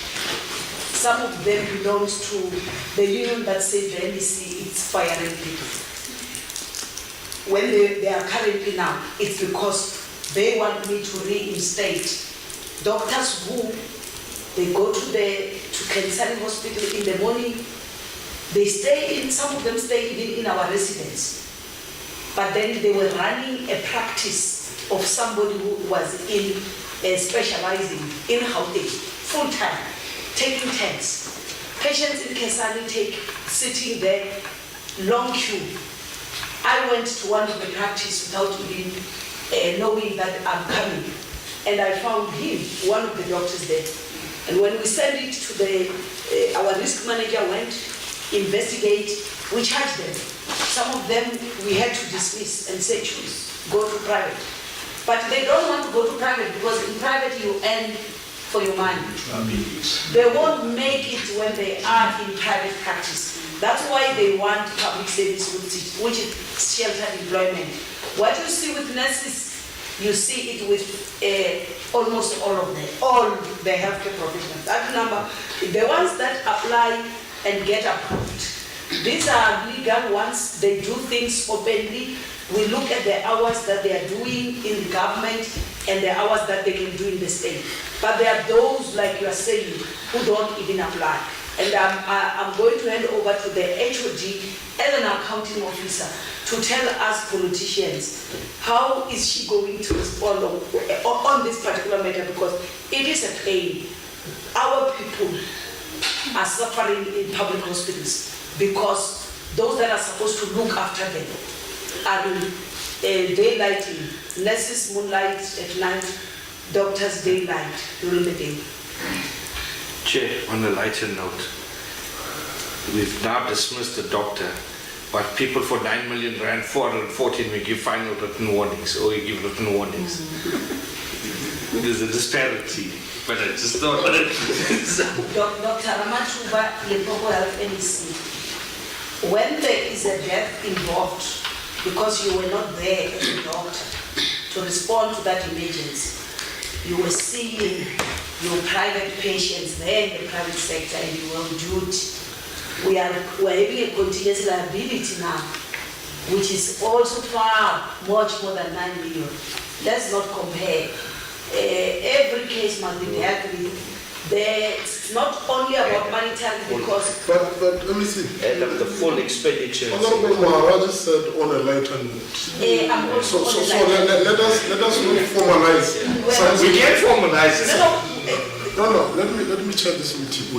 We are not going to formalize something that is on a lighter note. let's allow the HOD to deal with this question, and then we will make a determination whether there is a need to proceed with the 4 or 5 outstanding questions, or we'll refer them to the portfolio committee. Dr. Bopirama Tuba, Limpopo Health NEC. On a lighter note, where there's a death of a patient, there's no recovery. Where there's money, there's recovery. My apologies. Also Chair. debts. You see this meeting is, when we are approaching the end of the meeting, you want my meeting now to be out of control. I'm not going to allow that, whether we, whatever. HOD, please respond to the question and give us the summative version of your answer. Mtewana Dombo, Acting Head of Department Health. When it comes to moonlighting by nurses, Chairperson, it's more difficult.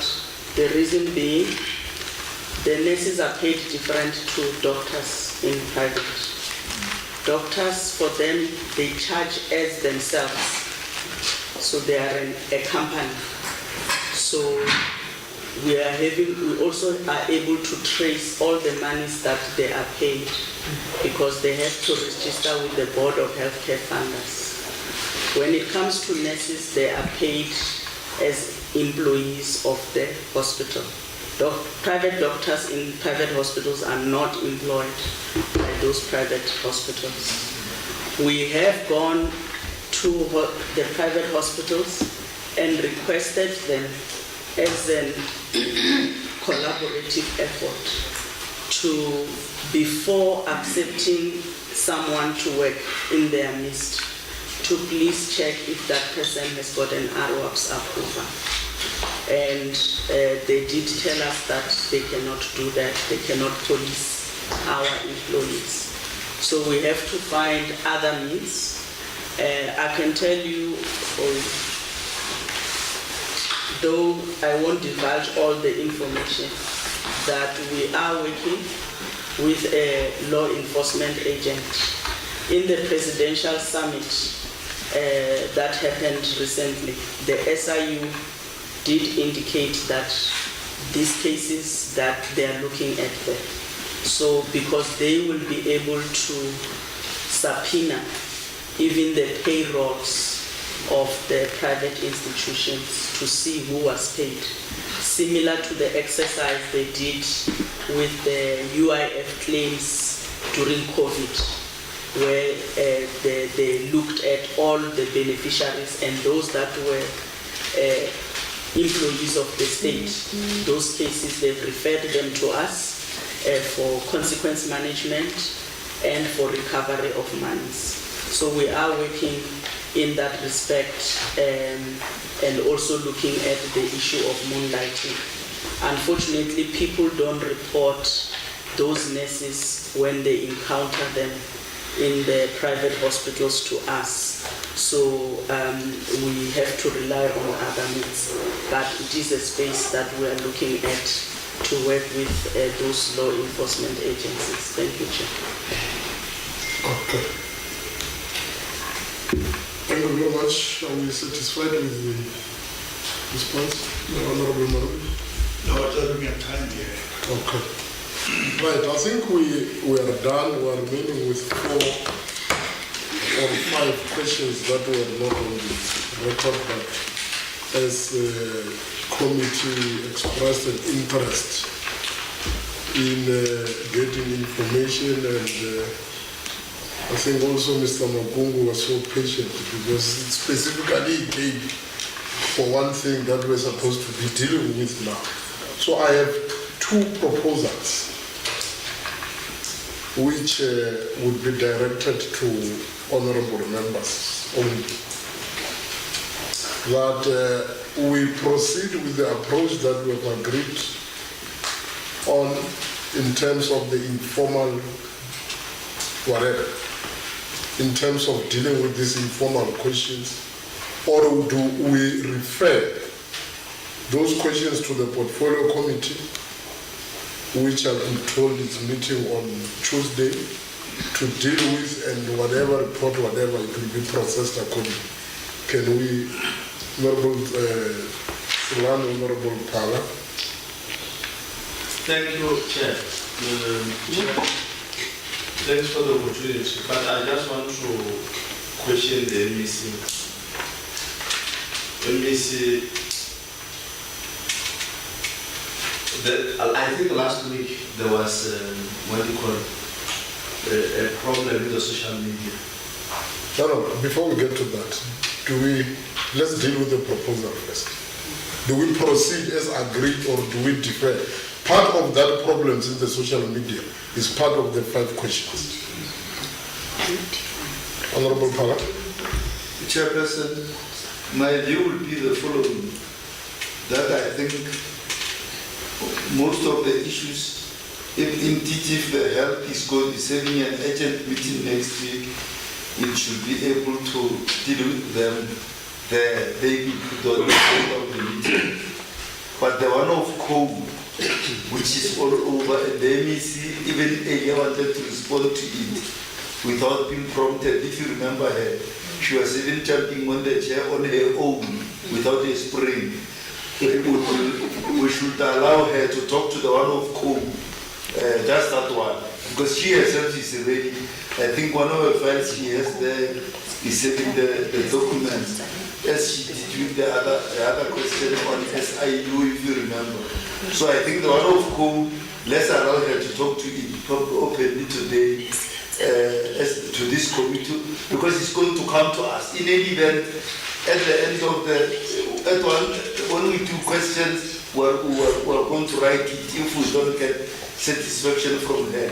So let's allow her to talk to it and then hear what is the situation in relation to that one specifically. But the other ones, I think the portfolio, because meeting already next week, is Thursday today. Let it slowly follow them out next week and deal with them. So it is the considered view of this committee that out of the 5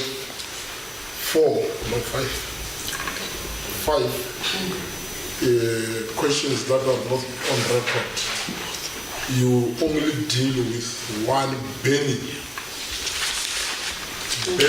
issue, that of a contract or tenders relating to supply of coal on Tuesday is for adoption, so the department will not be there. So it's unfortunate we are going to deal with all those questions. It's unfortunate, while considering the time constraints. I've advised earlier on that let's inform our spouses that will be home late, and we took that for granted. So that meeting, what Tuesday, Honorable Pala, will not serve the purpose because it's for adoption of the whatever, adoption and whatever. So the department will not be there to explain these things there. So we rather, I requested a specialist of Honorable Maharaj. That meeting was supposed to take place today, not tomorrow, but it has been postponed due to the funeral and all those things. So let's deal with due respect and plead that Honorable Marula, I understand the time. Yeah, I'm just saying with due respect, let's deal with the 5 matters, and so that we know that we are done with this department. Whatever comes, we will deal with it, because if we are to hope for Tuesday meeting, all these things that we agree upon will not happen. MEC and HOD. Yes. I wanted them, before they respond to the issues that you are raising, but also to give them some of the questions which probably they might be aware, so that they are able to feed us with some of the answers. Because it's quite unfortunate, my name is Chancellor, that the matter already now is in the public domain, direct and they told you. When the matter is still in the public domain, now I want to check as to whether the department received a letter from those that in actual fact are complaining about irregular processes, insofar as the awarding of contract is concerned. Furthermore, given the little information that I have, is the department aware that the very same letter which was awarded to the department to a certain extent was fraudulent. One, because in my own information that I got, is that the person, the woman who wrote that letter from that particular company of my friend, especially in the attic, that woman currently is suspended. That's not because even the director was not even aware that yes, indeed, there was this kind of a process. I want to check with the department whether the department at the same time, in as much as they've awarded, because what I know is that you have awarded a partner with a person who's a friend to that particular legal company. And this matter, when in actual fact arose out of the meeting, it arose because there is some of the boys from there in Seychelles who are dealing with these old matters, who are the ones in actual fact who have brought this matter in the capital domain, and they are not satisfied. And when in actual fact they are not satisfied, they are the ones who have requested this lady to write the letter without the knowledge of the director of the company. So I want to know, are you aware of such kind of fraudulent incidences and suspension from this particular criminal syndicate, especially from Seychelles, whom you refused to award tender of coal, at the same time reporting to the friend of the lawyer, whom in actual fact the friend of the lawyer went to the very same director to say, what are you doing? Because now you are questioning us about the process in question. And the director was not aware, because the allegation was that they believed that they were working together for more than 10 years. Honorable Solani, I think you are responding on behalf of the department. No, I want. Remember, the difficulty is that I'm chairing this meeting. I'm from Seychelles, and you are making a reference of criminal matters. No, I understand. Now I understand. It might not sit well with other people, because it will basically mean that, remember, when we're dealing with certain issues in the social development department, part of the issues that I was raising affected one person that I wasn't aware that is from Seychelles, to an extent that I started receiving death threats, even in a meeting. Now I'm seated here as the chair of this meeting, and from Seychelles we are referring from people from Seychelles as the criminal syndicate, that of some sort, which in terms it might not sit well. It's quite unfortunate. That is the place where it comes from. No. This boy, you don't understand what I'm saying. I don't have a problem with it coming from Seychelles. I have a problem with you labeling people from Seychelles as criminal syndicates. No, I'm saying the boy. Not the people of Seychelles. Maybe that's why you are missing it. Chairperson, the procedure is that when we ask such questions which are open-ended, we table them. The department is the one that talks to them, and then we can have any follow-ups if we have them. Yes, that is why initially I was saying that Honorable Solani must wait a bit, will not respond on behalf of the department. No, I was not responding. I was checking whether when they are supposed to respond, they must in actual fact clarify all these things that in actual fact we got. If they are in a position to respond there. That is the information that you have, not the information that the committee has. You see the limitation. So I was trying to also the information that you are using in this meeting is the information that you have, not the information which the committee has. Oh, it's fine. Technicality, that's how we understand law. Other policy? Dr. Kopira Matuba, the Honorable Chair, Maybe let's allocate 30 minutes for all this. Yes, let me just indicate to you that out of the 5 questions, we might be left with only 4.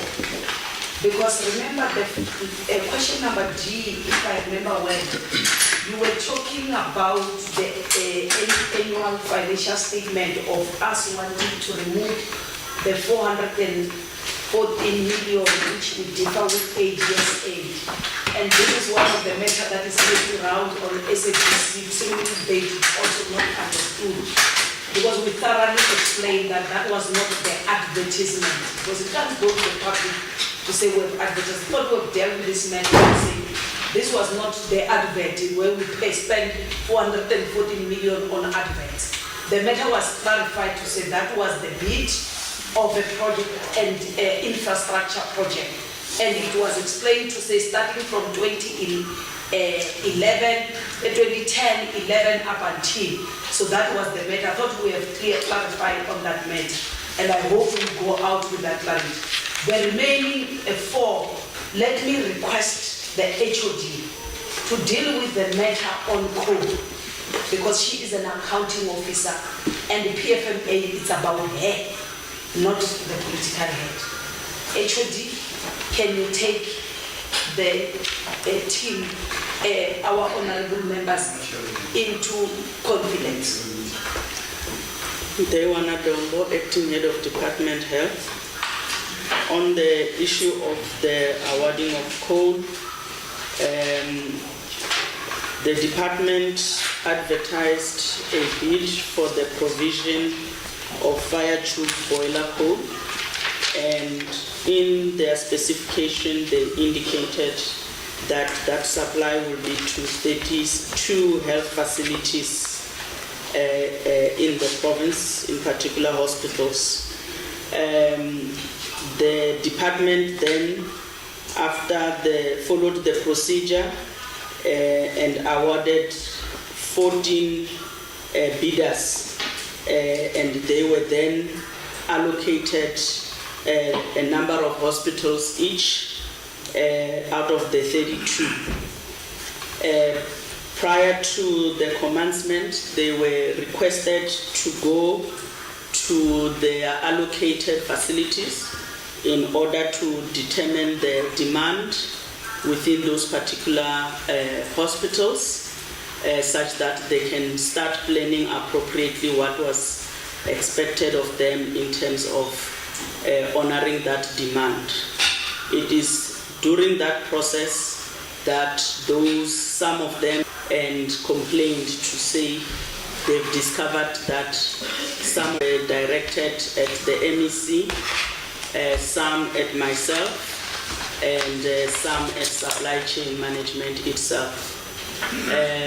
The MEC then requested myself to start an investigation internally, and which we did, and hence there was correspondences between the CFO and some of the officials as part of that investigation, because I had tasked that I get answers in that respect. So I think one of those responses was leaked, even though it was part of the internal reassessment, and found that out of the 32 facilities, 14 of them do not use fire tube coal for boilers. And we then requested a meeting with all the 14 bidders that had been awarded, and that meeting resolved that there be a reallocation of the 17 facilities that do use fire tube coal. That process has been done in agreement with the 14 bidders, and those 14 bidders, their reallocation has been done. They have since been received their reallocation and signed for them, as well as the SLAs to that effect. So the bidders, in terms of the complaints that they had, have been resolved. In terms of the investigation, part of the preliminary investigation showed that there would be a need to involve law enforcement agencies, which we consulted, and why we were worried when documents started leaking, because it seems that some people may have become aware of our engagements with the law enforcement agencies in that regard. Be that as it may, we have since formally referred the matter. It's been registered with both the SIU and the DPCR, and so at this point in time, so that we do not jeopardize those investigations by those two law enforcement agencies, we do not want to divulge much more information, because we have handed over the process and have been in constant engagement with those law enforcement agencies. That is what I can indicate, Chairperson, on the call. Thank you very much. Popera Matuba, Limpopo Health MEC. Maybe I will request the CFO to respond on issues that Honorable Silani has raised, if there's any, if we've received any letter, any thoughts. Yes. Thank you, Honorable Chair. My name is Justice Mudau, CFO. Indeed, we received a letter. It was a PAIA letter, wherein there was a request to provide information on how we have arrived at the 14 companies that were awarded the coal contract. While we were busy preparing the information, we then received a retraction letter which was withdrawing the very same request. And that was, the end of, the inquiry which was done by this particular attorney. We didn't know what was behind that, because we just received it and acknowledged receipt, and we went to an extent of making sure that we don't continue with the provision of the information as per their initial request. Thank you. In this country, as a member of the legislature who took oath. Chairperson,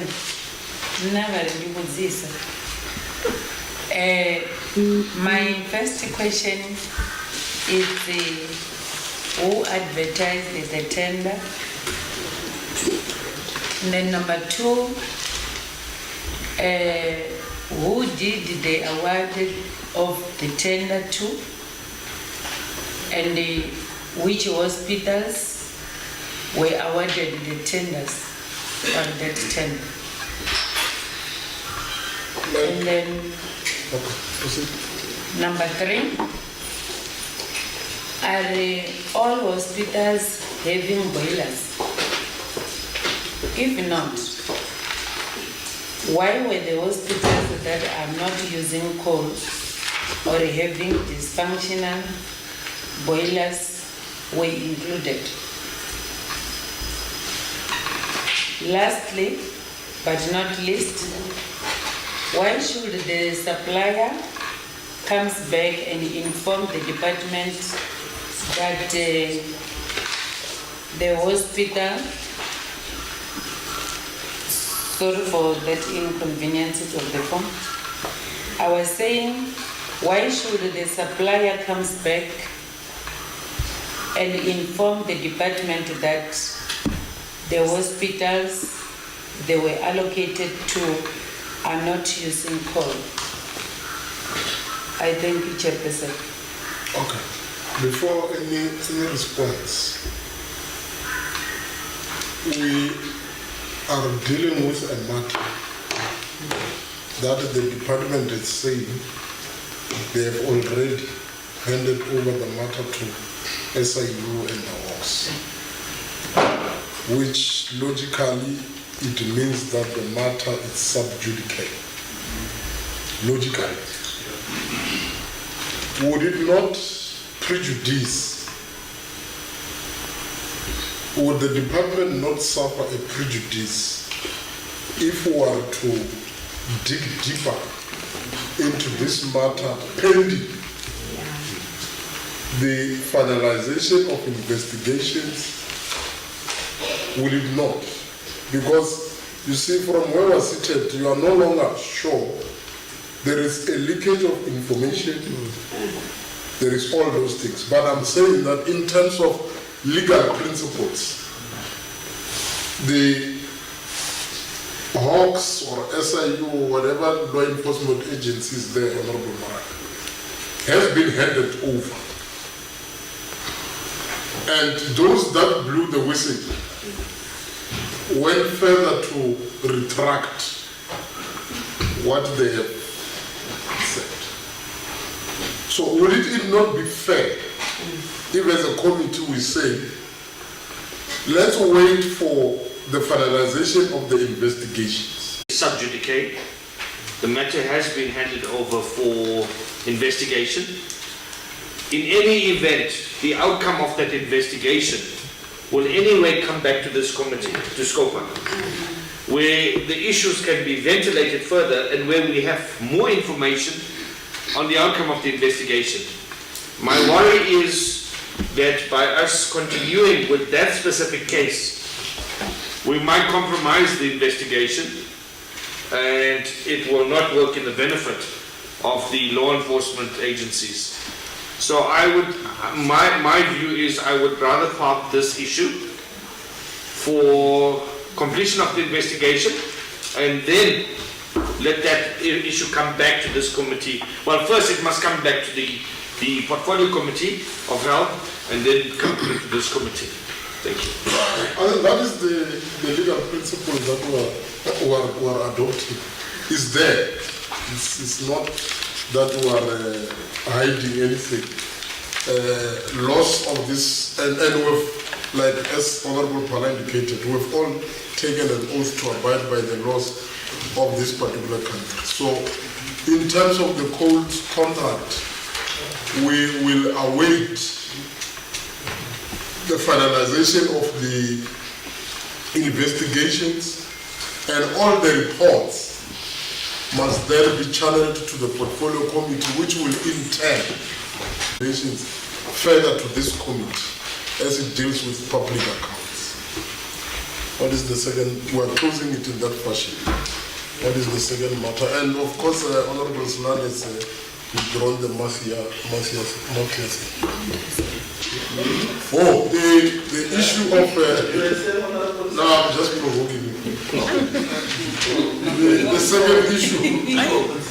No, I saw you were trying like you want to sleep, so I wanted to provoke you. The second issue is that of Veritas, which they are allegations. MEC allegations that this company has been appointed to provide a digital filing system at a cost of 1 million something per day. And that matter, when I was still responsible for ethics and members' interest, I wanted to suspend Honorable Maharaj for something that was also reported to me by the department, which Honorable Maharaj recommended. It was an allegation that Honorable Maharaj in the meeting of in the oversight role or meeting of the portfolio committee asked why Metro File or Metro what something like that was not appointed because it was going to be cheaper than Veritas, so on and forth. So unfortunately, when I was dealing with that matter, I was then removed from that committee and then I was taken to health. So let's get clarity on that and then we move on. So that's how Honorable Maharaj survived the suspension. Thank you, Chair. For Pirama Tuba, Limpopo Health MEC, I will again once more hand over to the accounting officer to brief the SCOPA on this matter, or the one of Tewana Dombo, Acting Head of Department Health. Indeed, Chairperson, this matter, as you outlined it, was raised in the portfolio committee, exactly questioning the amount that is spent on Veritas for the digital archiving of our records. So the question at the time, we did indicate why the price was like that, that the price was per page, and in order to show members why the price was like that per page, they were invited to the actual warehouse to observe the work that goes into Veritas preparing each page, because it was difficult to explain in person. Even I myself now, if I were to try and explain all the steps and stations that they do, I would not in words be able to do so. So maybe similarly, to explain that aspect would be to extend the same invitation to the SCOPA committee to go through the warehouse to understand the procedure. There was also a concern that the employment was not of local people, and it was proven that it was local people who were employed, because during the site visit, the people that were there were also interviewed in terms of who they are and where they come from. Looking at the expenditure, yes, there has been expenditure since the award of the contract, and to date, if I can say up to the end of the financial year 2022-2023, there was an expenditure of 249,953,753. To that effect, covering various hospitals and primary healthcare facilities that had been prioritized in terms of collection of patient records and archiving of such patient records. One of the main reasons for prioritizing was the fact that when we deal with cases, medical legal cases in particular, and by-year cases or as well, is that we don't find those patient records. So hence the drive to safeguard and have archiving of those particular patient records, with the added benefit that the records, as they are removed from the facilities, we are also able to then create space for the other patient records that are active on site. So there's a whole process that is there in order to deal with the archiving of those patient records in accordance with this particular contract. Thank you very much, Chair. Okay, maybe just for interest sake of this nature, anywhere in the country or in the world, within the continent, that the pricing would be per page. Is it standard practice? Okay. And beyond that, what are we doing in terms of skills transfer? Because at a particular point in time, we need to move away from the page and have people that will do that work. Mutewana Dombo, Acting Head of Department. Yes, Chairperson, it is standard practice to charge per page. Where else is it happening? Can I allow the Chief Finance to respond to that? Thank you, Chairperson. My name is Justice Mudau, CFO. Western Cape, when we did, the benchmark at some point, they were also, doing the same per page. They're the ones who started with the issue of migrating to, digitalization.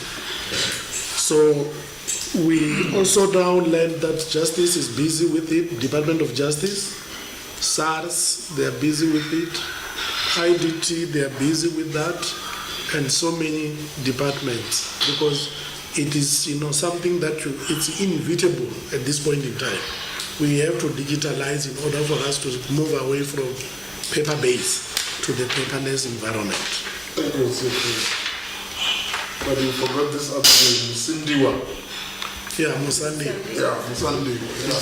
I know of a name called Musandiwa. This justice one I'm not familiar with. You see, I was deliberate, honorable members, to raise these two questions. Yeah?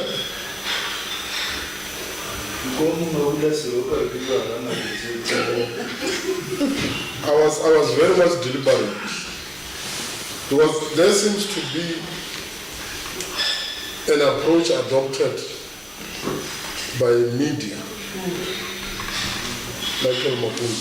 There seems to be an approach adopted by media that anything that happens somewhere else, it is fine and accepted. But when the Limpopo Department of Health, particularly Department of Health, does the very same thing, the reporting changes. So if all the departments, including the South African Revenue Service and Justice, that must deal with people that are doing illegal and wrong things, also has taken the very same route that the Limpopo Department of Health has taken.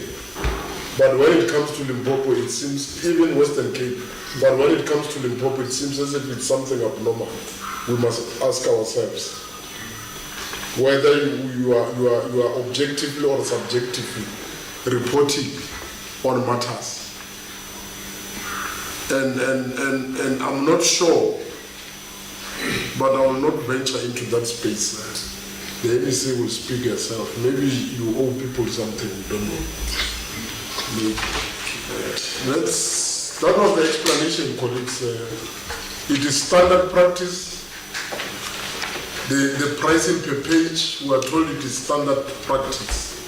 It is happening in Western Cape, it is happening in the Department of Justice, it is happening in South African Revenue Service. But the only question that you did not answer is that in relation to skills transfer. Because at a particular point, this can be a very long-term project where you are saying that up until they've completed everything. Who should say, for these 6 months you do this and in the process you transfer skills, so that you are able, people that you have employed are able to do that way, and you save the R1.90 or R10.50 or R116 per page. So can we deal with the skills transfer part of the question? Ntewana Dombo, Acting Head of Department. Yes, Chairperson, the issue of the skills transfer is there. The company works closely with our records management unit team, and over and above what I've indicated in terms of local people being employed, the issue of transitioning out of this method of archiving, because while we are archiving, we have noted that we are still active on generating patient records. So it is something that we do want to stop and move on to new technology, and hence, as we indicated earlier, when there was a question about PHIS or HIS, we indicated that those are outdated, and we are going to be implementing newer technology such that we have centralized health information systems that is also having what we call an electronic patient record, so that we don't generate paper-based records going forward. So those are the things that we are doing as a department. Any further question on the matter? If none, for Honorable Marule.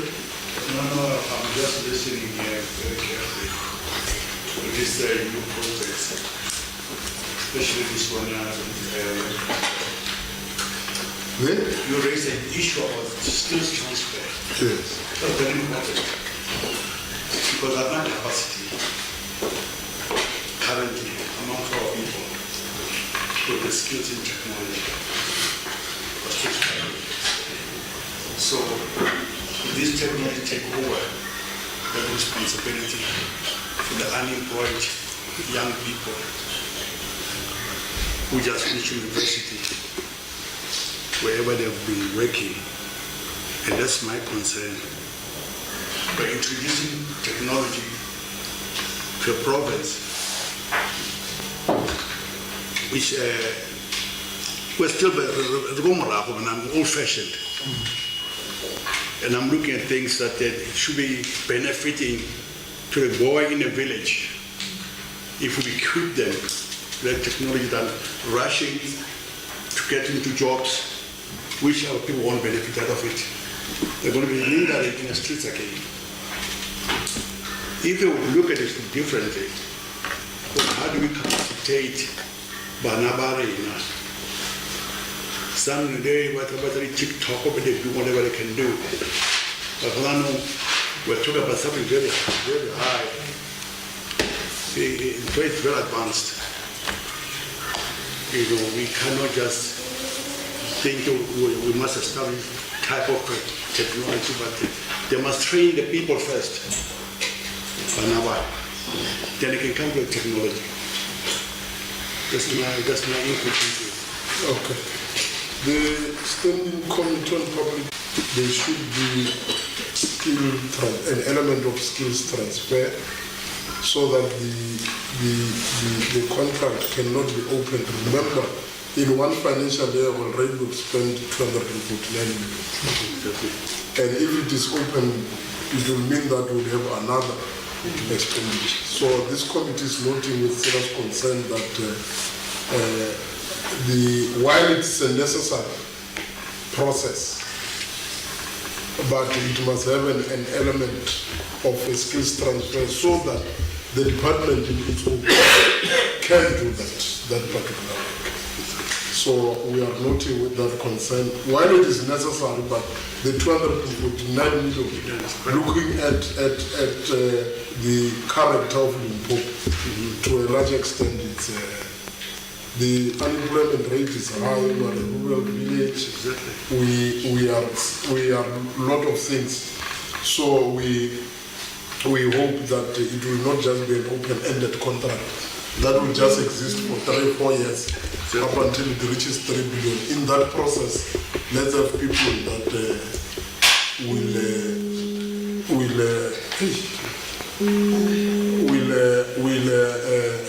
train, and once they are trained, they will do that particular. Thank you very much. The next question is, so are we satisfied with that summary? Yes. Okay. Oh, the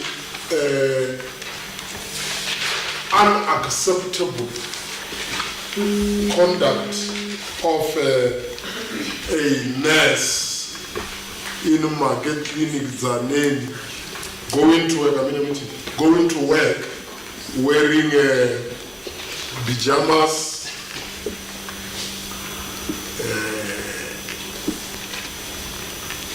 being on the telephone, exchanging words with patient, and ignoring the advice from the security officer who's named Simon. Unfortunately, I'm Simon. All those things. We view that conduct as highly immoral and not speaking to the principles of Watupeli, and not speaking to the values that needs to be projected by a professional nurse, even if you are not a professional nurse. that there are certain values that you need to project. Any response to MEC? Popirama Tuba Limpopo Health MEC. Thank you, Honorable Chair, Honorable Members. What I can indicate is that in terms of the labor relations, the matter has been referred to the head of department who has already appointed a team that had already started with the investigations. One of the lessons that I've learned throughout the years was we tend to lose cases because we are accused, especially some of those of us who are in politics, of already pronouncing and committing a lot on the media space about those cases and what the administrator must do.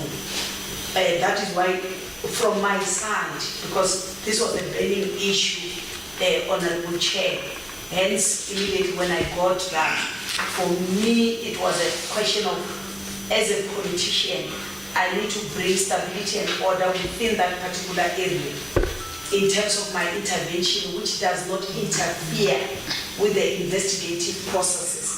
But however, for the clinic to function well and the committee that might have taken the other route, going around burning the nest, also not being in the safe for her, we have already visited at that level of politics and met with the complainant and listened to the side of their story, and also meet with the nurse and bring reconciliation. That doesn't mean that affects the administrative processes which is going on. What we are getting for now is that both parties have been able to meet each other on the other hand, to say they have been able to forgive each other. Both of them had their own issues. The mother, any mother with a sick child, when they approach you and you don't seem to be responding to help their child, they can be very angry, and what she did can even be much more even light than what some of us here who are mothers will do when we have a sick child and not knowing whether we'll be assisted or not. And equally, on the other side, the professionalness, when you listen to a story of having to be working throughout because the supervisors are nowhere to be supportive when somebody is sick, and then they don't care who comes on board. The other time I was in trouble for getting to terminate and find supervisors sitting with their diaries in the office while the junior nurses are left to deal with long queues. This is what happens when supervisors do not do their work. So I wouldn't want to go into the details because the heads must roll not only on that particular nurse, but deal with the root problem of saying when you are a supervisor and a manager, what do you do in terms of supporting the employees that you are working with? Because these employees will bottle up their problems, and the next person who comes in, they will just burst and vent their anger.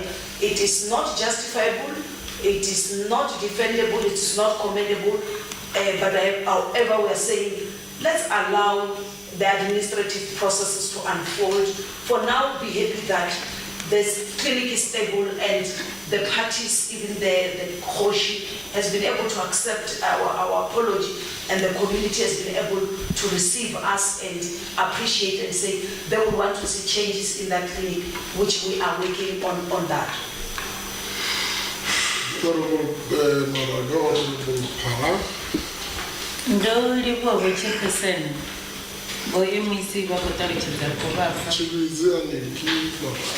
Zina langa ndifichirizi Aniki Maraga, the member of our committee ya SCOPA.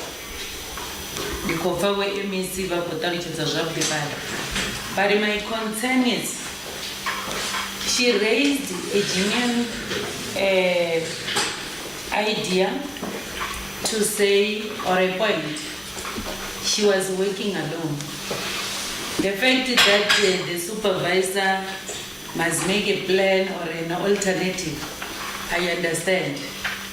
But I can't shift the blame to the supervisors. My concern is the department must be aware that we are running in short of nurses.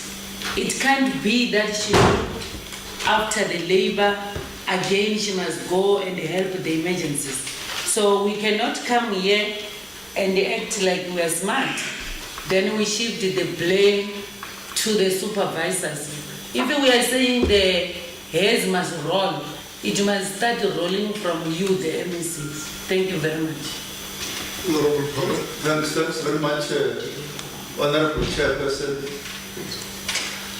Because we're a committee of process, Chair, as you know, my proposal is that because now the accounting officer is implementing a certain process in the department in this regard, we should approach, we raised our issue, our concern as a committee now about what we saw in that place.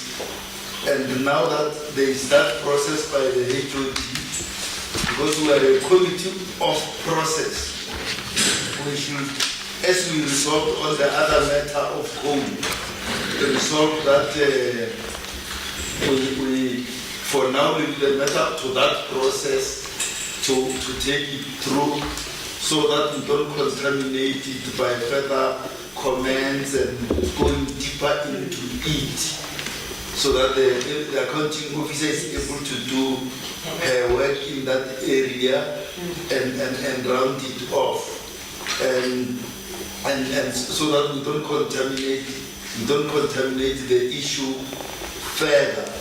And therefore the decision that we took on that other item on code normally should apply on this one also, because there is a process mutatis mutandis. Mutatis mutandis. Look, I understand very well. But you see, my limitation in this matter is one. The process of the HOD is already contaminated. Contaminated in the sense that given the interventions made by the MEC,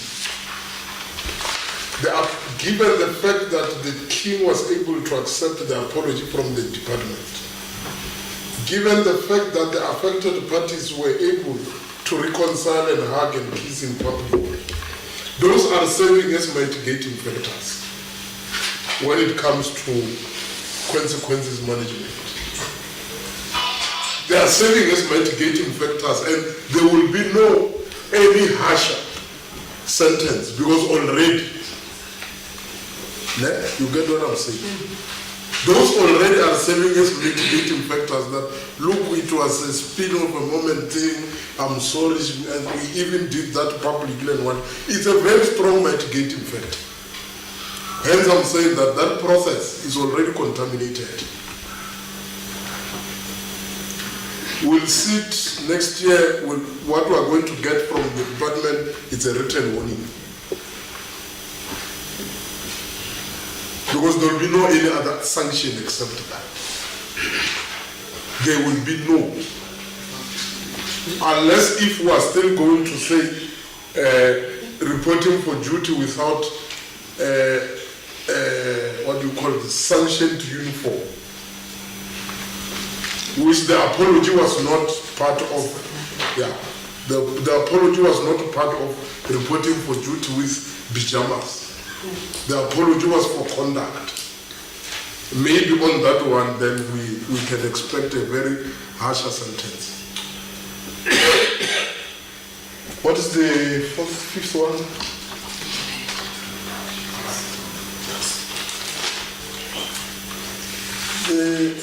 This one we have agreed on I think we have indicated earlier on as a committee that the department has on numerous occasions, MEC Ramatuba, questioned the integrity of the AG. And I think we made a recommendation earlier that there will be a formal apology to the Auditor General SA, because we need to respect AG as a chapter 9 institution with integrity. So I do not think that we need to deal with that. We have agreed earlier on that the department must formally apologize to the AG South Africa in terms of questioning the integrity of the AG. Remember that there were a lot of things earlier on in terms of AG, what was not irregular, what was, we've made a redetermination and all those things. So our view is that the department is questioning the integrity of the AGSA, and we want the department to formally apologize to AGSA. Unless if you want to open it up for discussions, from where I'm seated, there is no need. In actual fact, it is a remedial action from this committee. It is a directive. Okay. Then they will, within 14 days, apologize to the AGSA, and that letter of apology would still be forwarded to Mr. W. Mukai. The last item, the 700, yeah. We have been made aware that on daily basis, Honorable MEC, there are 700 nurses that are always Mabungu's platform, SABC, News, either on the Propalatse or any other thing, complaining about the immature termination of their contract, and of course and as we are talking today, there is no COVID-19. Maybe the department can clarify this matter, and then we dispose of. And then it's still at past 7. Those that people are waiting for them at the mall of the North Market Beam or whatever will still be able to make it.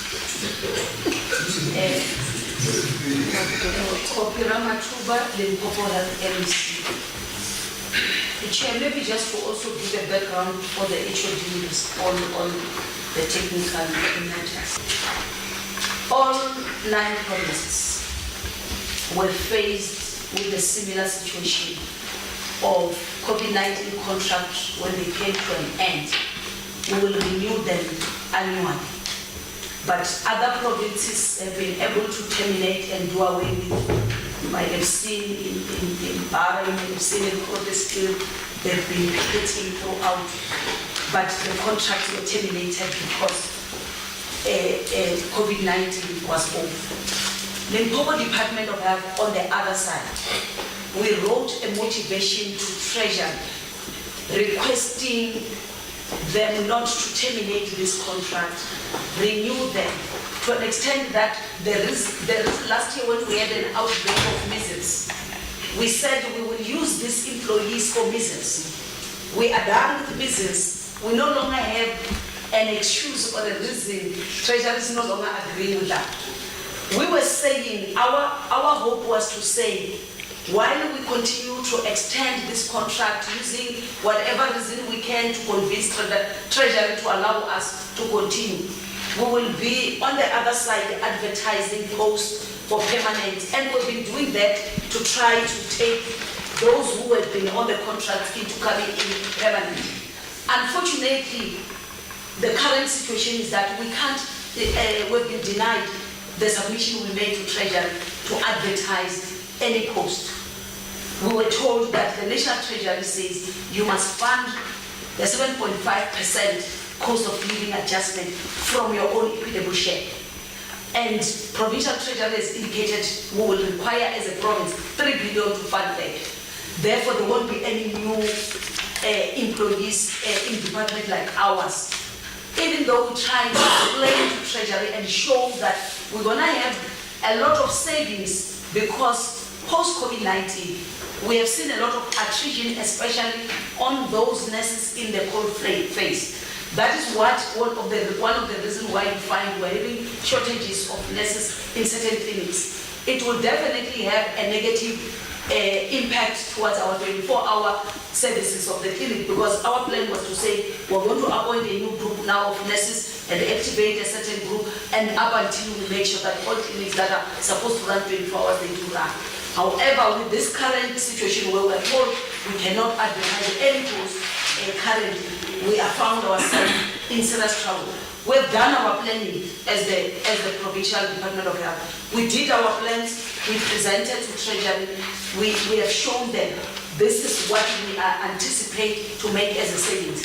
We even went to an extent to say there is a possibility that if you don't allow us to advertise certain posts, there will be underspending within the Department of Health on COE. And that is there, it's clear, we have presented it to them. Even in EXCO, we did present our position as health. Where we are sitting now, we remember Limpopo government, the MEC does not have the powers to decide to advertise the post, and we have got Treasury that must first approve before any post is being advertised. We would want, even if you do your own things in order, Treasury must still approve whether you should advertise or not. So that's where we are sitting. And currently, they are not approving the contracts for this because we no longer have a reason. The second problem with these contract employees, which is also giving us a problem, is that when we appointed some of them on a contract, even when we appointed them on a contract of COVID, when we started to have low numbers of COVID, and then you say to them, even if you are in COVID, can you please go and help in OPD? They will tell their supervisor that I'm appointed for COVID, therefore I won't do anything. Now when we say we are putting them on measles, when we say, but we have done this, we've done away with measles, go and help this clinic to run 24 hours, they tell you they are appointed for measles. Now it becomes also another difficult, because it's not one of them, but some of these employees, they don't make it difficult for us to say, but if we let them go, what will happen? Because if you say, no, I'm appointed for COVID, no, I'm appointed for this, it's a problem. So that is why even when we took the doctors, we had to re-advertise the post and take them so that the job offer changes from being a COVID-19, because once it's COVID, they will say, well, now they are for COVID. So where we are now is that we no longer have a reason to convince Treasury why we should renew their contracts. The only other way is to advertise posts and be able to appoint these people on permanent. And I'm glad that one of the members who's here, who is very vocal, is the chairperson of that portfolio committee. If he was to plead on our behalf with Treasury to say, health says they've made a lot of savings throughout, and they've made plans allow us to advertise our APL. If we advertise those APL, we will be able to accommodate those that we need, who will be coming for interview to say, I'm here to work in this particular clinic or in this particular theater. They are not going to come and tell us, I'm appointed for COVID-19. HOD, I've dealt with the politics. Can you deal with administrative issues? No, I think the response was sufficient. You don't need... But what is the response of an accounting officer or a spokesman? The response was sufficient. This meeting notes all the responses, and through various processes that are available for us, we find a way to engage Treasury to deal with this matter, because the reality is that we are confronted by shortage of nurses. And you see, problem with these people that are, they think that for them is to refer to what is in the law or the policy. But what goes with service delivery is none of their business. If we were not confronted with shortage of nurses, we are not going to have experienced what we have seen in Zambia. Yeah. But yet there is somebody somewhere who just read the policy and say regulation number what says you cannot do what. Yeah. That is the problem that we are having. we are dealing with service delivery issues. And also our own people that today are always on media complaining and demanding renewal of contracts. They, you know, our people know too much of what they call job description. Or now I'm strictly employed for this, I can't do that. That is knowing too much of a job description. But how then, you see, there are certain professions which they goes beyond job description, but it becomes a calling. That I've chosen to be a professional nurse. Now I'm done with what I was supposed to be doing, but my hand would still be able to assist there. You can still go there and assist. It must go beyond your job. Now what will be the Honorable Sir? What will be the justification for the renewal of the contracts if COVID and that miserable thing are no longer here? What will be the justification? And now that is what I've said earlier. That maybe this department is owing a lot of people some of the things that we don't know. Because anything that comes from this department, once it lands in the hands of the media, has been blown out of proportion. Now, this story of 700 nurses has been there for every day, or after every 72 hours. Travel FM is that story again. Every 72 hours. And we don't understand that to what extent would this explanation be sufficient, and after that it becomes insufficient and insufficient. It cannot be. Okay, it cannot be. There will be a time where I will call a press conference and address you. Because some of these things we can't accept. We want objective reporting.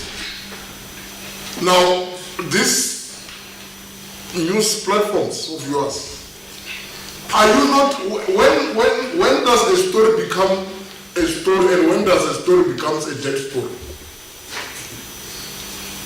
Because every 72 hours, the contract shall like 6 months, and when already delayed 3 months, every 72 hours. When does that story die?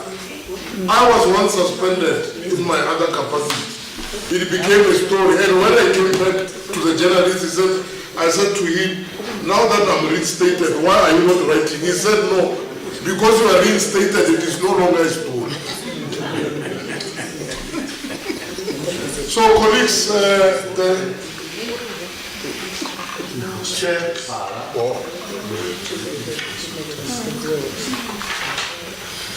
Okay. Yes. Just one sentence. I just wanted to find out just the amount for what the Honorable MEC says is needed to bring them into the system. 3 billion. Now that there is going to be a process of adjustment budget and full budget for the coming period to bring them into the system. I think they said 3 billion. The 3 billion is what the province needs to cover the 7.5% cost of living adjustment. So based on that, our provincial treasury is saying you can't advertise any post because whatever we said to them, we have got a savings of almost 700 million for this financial year, which we want to use it to appoint permanent staff. But treasury is saying no, that money must be used towards addressing the 3 billion because there's an agreement which is an unfunded mandate in national, where national government comes into agreement with the unions after the strike and agree on the 7.5%, but don't give provinces not even a single cent. Now expect provinces to fund from themselves. Now, department like ours, who made plans and savings, we are going to suffer because of that. That is why Treasury now has refused to approve that APL, that plan which we've made, because we did make a plan. There are community service doctors who are allocated here.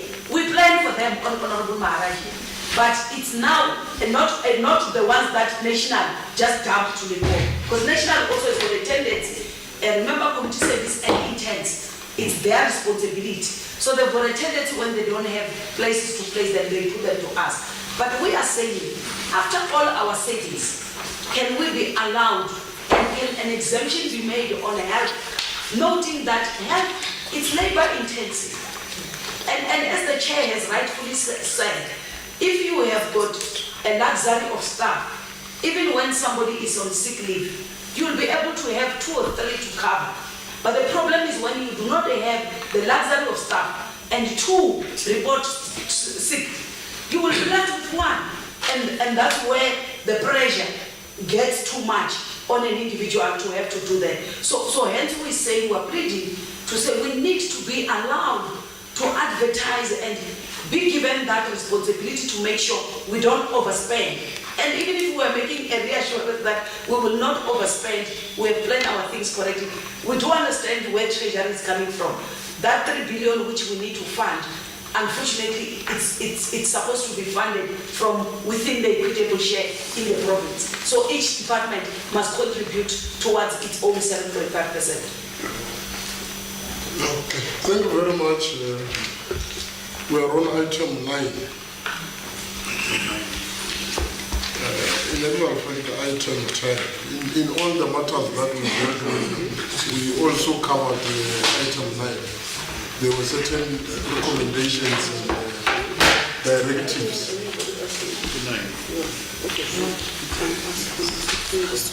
Okay, if you don't have people waiting for you at Ocean Basket for dinner, another waiting for us.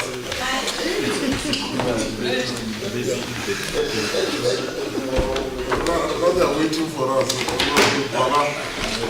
This meeting, going to eat prawns. Thank you very much, colleagues, for, like we were saying, all the items that were dealt with. To a large extent, there was also a way forward as to how matters will be dealt with and so on. So there is, unfortunately, there is no dinner. That is the unfortunate part. And the other unfortunate part is that members of the committee shall remain for and staff for in-committee meeting of some sort. And to the department, thank you very much. It was a taxing day. At least there was value for money. And we hope that all these things that we have agreed upon would be dealt with accordingly. You are now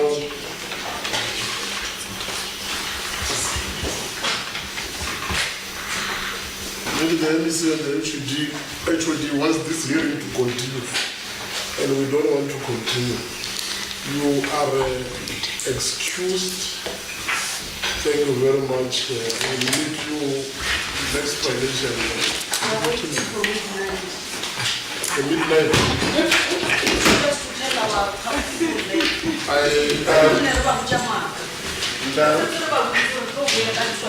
Thank you.